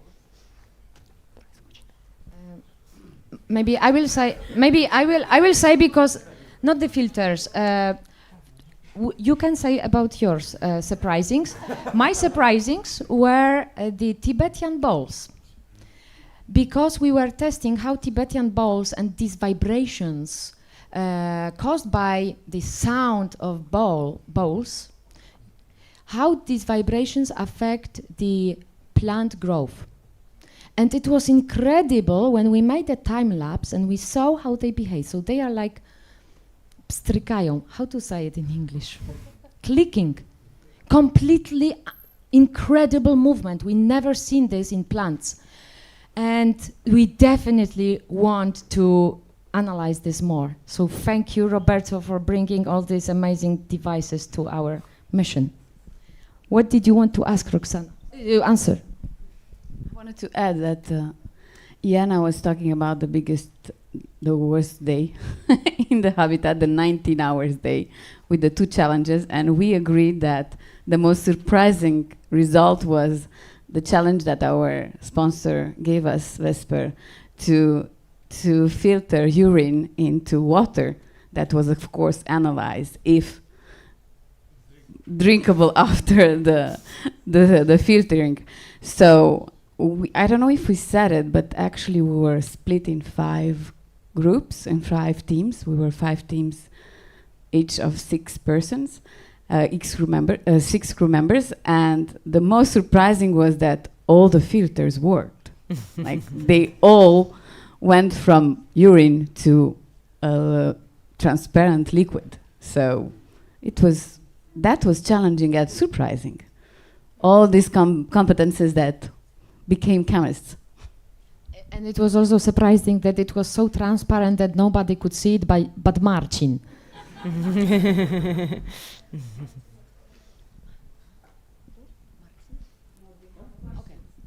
Yes, please. There was a question somewhere there. I know. Please. Would you do it again if you had an option? Yes, of course. But for longer. Longer, yes. Less water. Only with water, please, yes. Yes?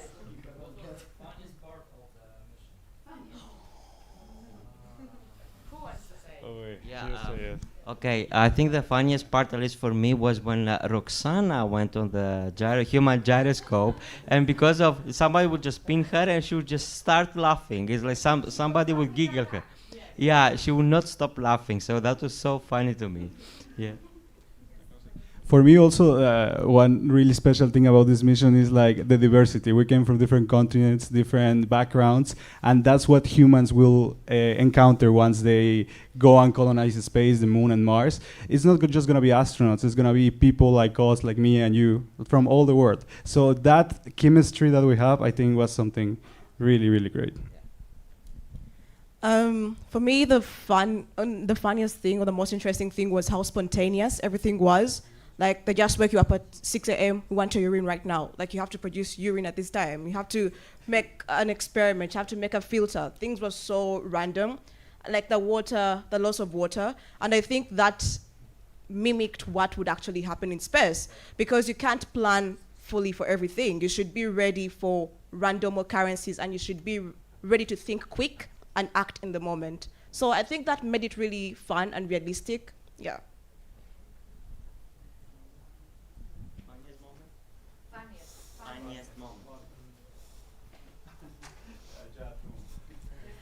For me, the funniest moment is the fact that we know each other for only 1 week, which is not that much. And we had some issue with water, and we had all to find a way to evacuate our waste from the body. And we were talking about it like it was nothing.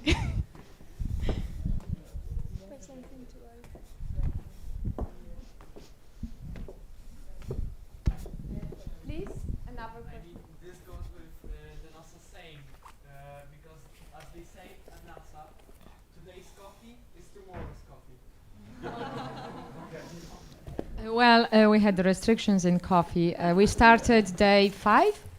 When we started to cheat? Day 4. Day 5 was the day of 19 hours. Yeah.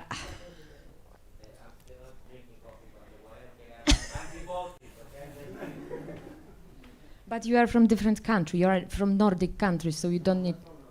I know that is why you are different. But you live there.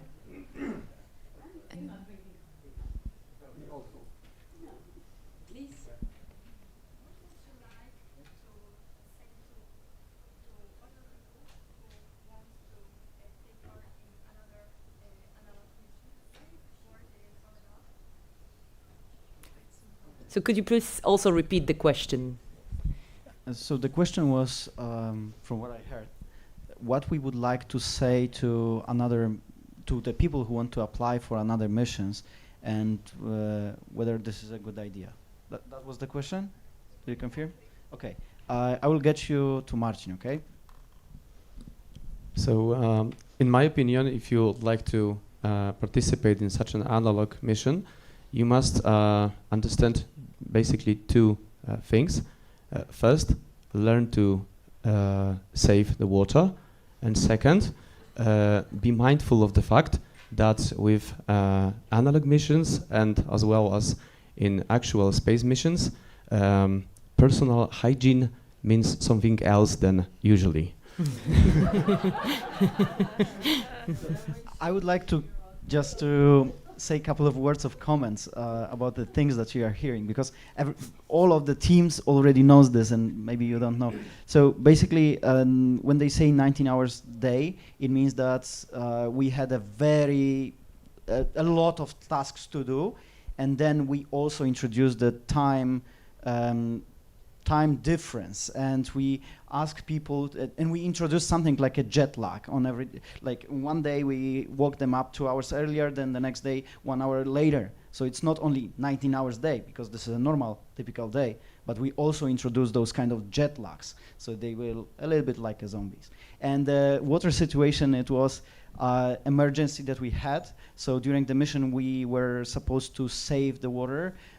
We had around 2,000 liters of water to use, but unfortunately this water, it was not simulated emergency. We literally ran out of the water on the 2 days before the end of the mission.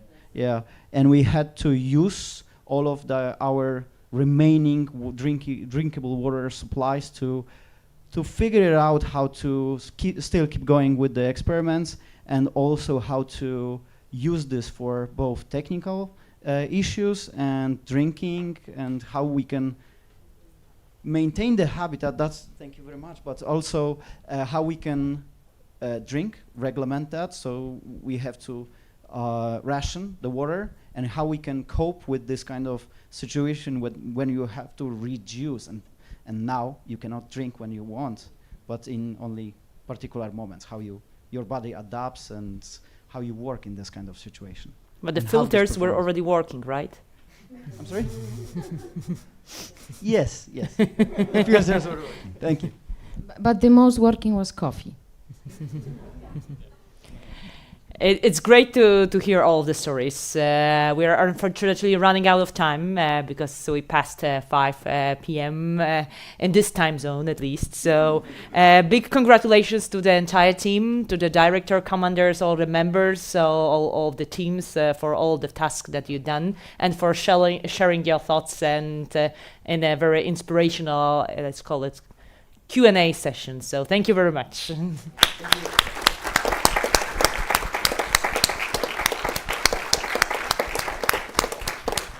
We can make it like a photo moment, right? For yeah, Agata will manage that, and I will use this opportunity to also to thank everyone involved in today's day of ERC 2024. So to the Artemis Day, thanks to all of the partners, patrons, organizers, all of the teams that are still fighting there at the Mars Yard, all of the speakers, panelists, and the whole public that was also joining our discussion here, and also the people that are watching us live. And today it was Artemis Day, and we had a special partners of the event. It's U.S. Consulate in Krakow and also Polish Space Agency that was a patron of today.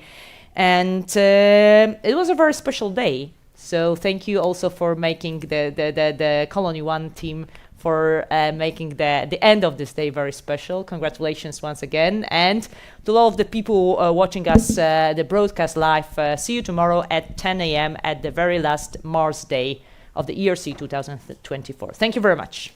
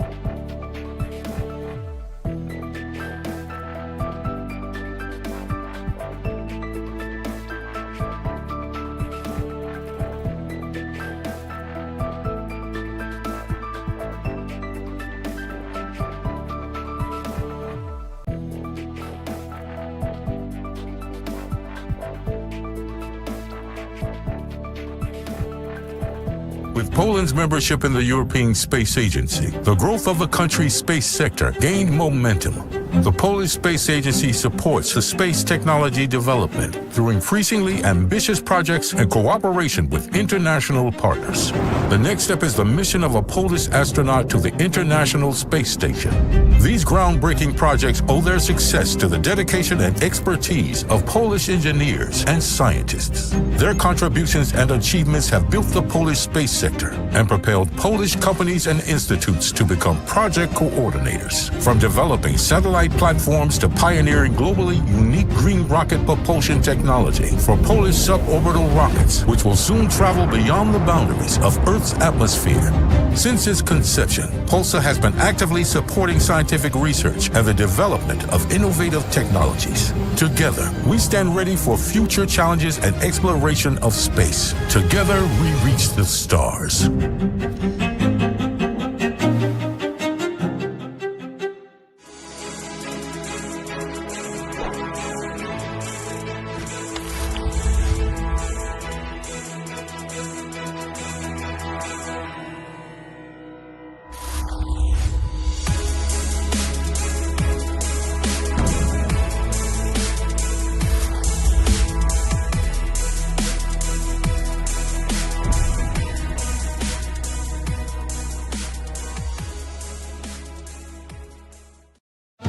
We're wide open for culture, for fun and adventure, and priceless treasure, for the art of masters, bold colours and flavours, to share memories and celebrate life, offering vibrant local culture, history, architecture, and a land that is yours to explore. Experience Krakow. Visit Polska.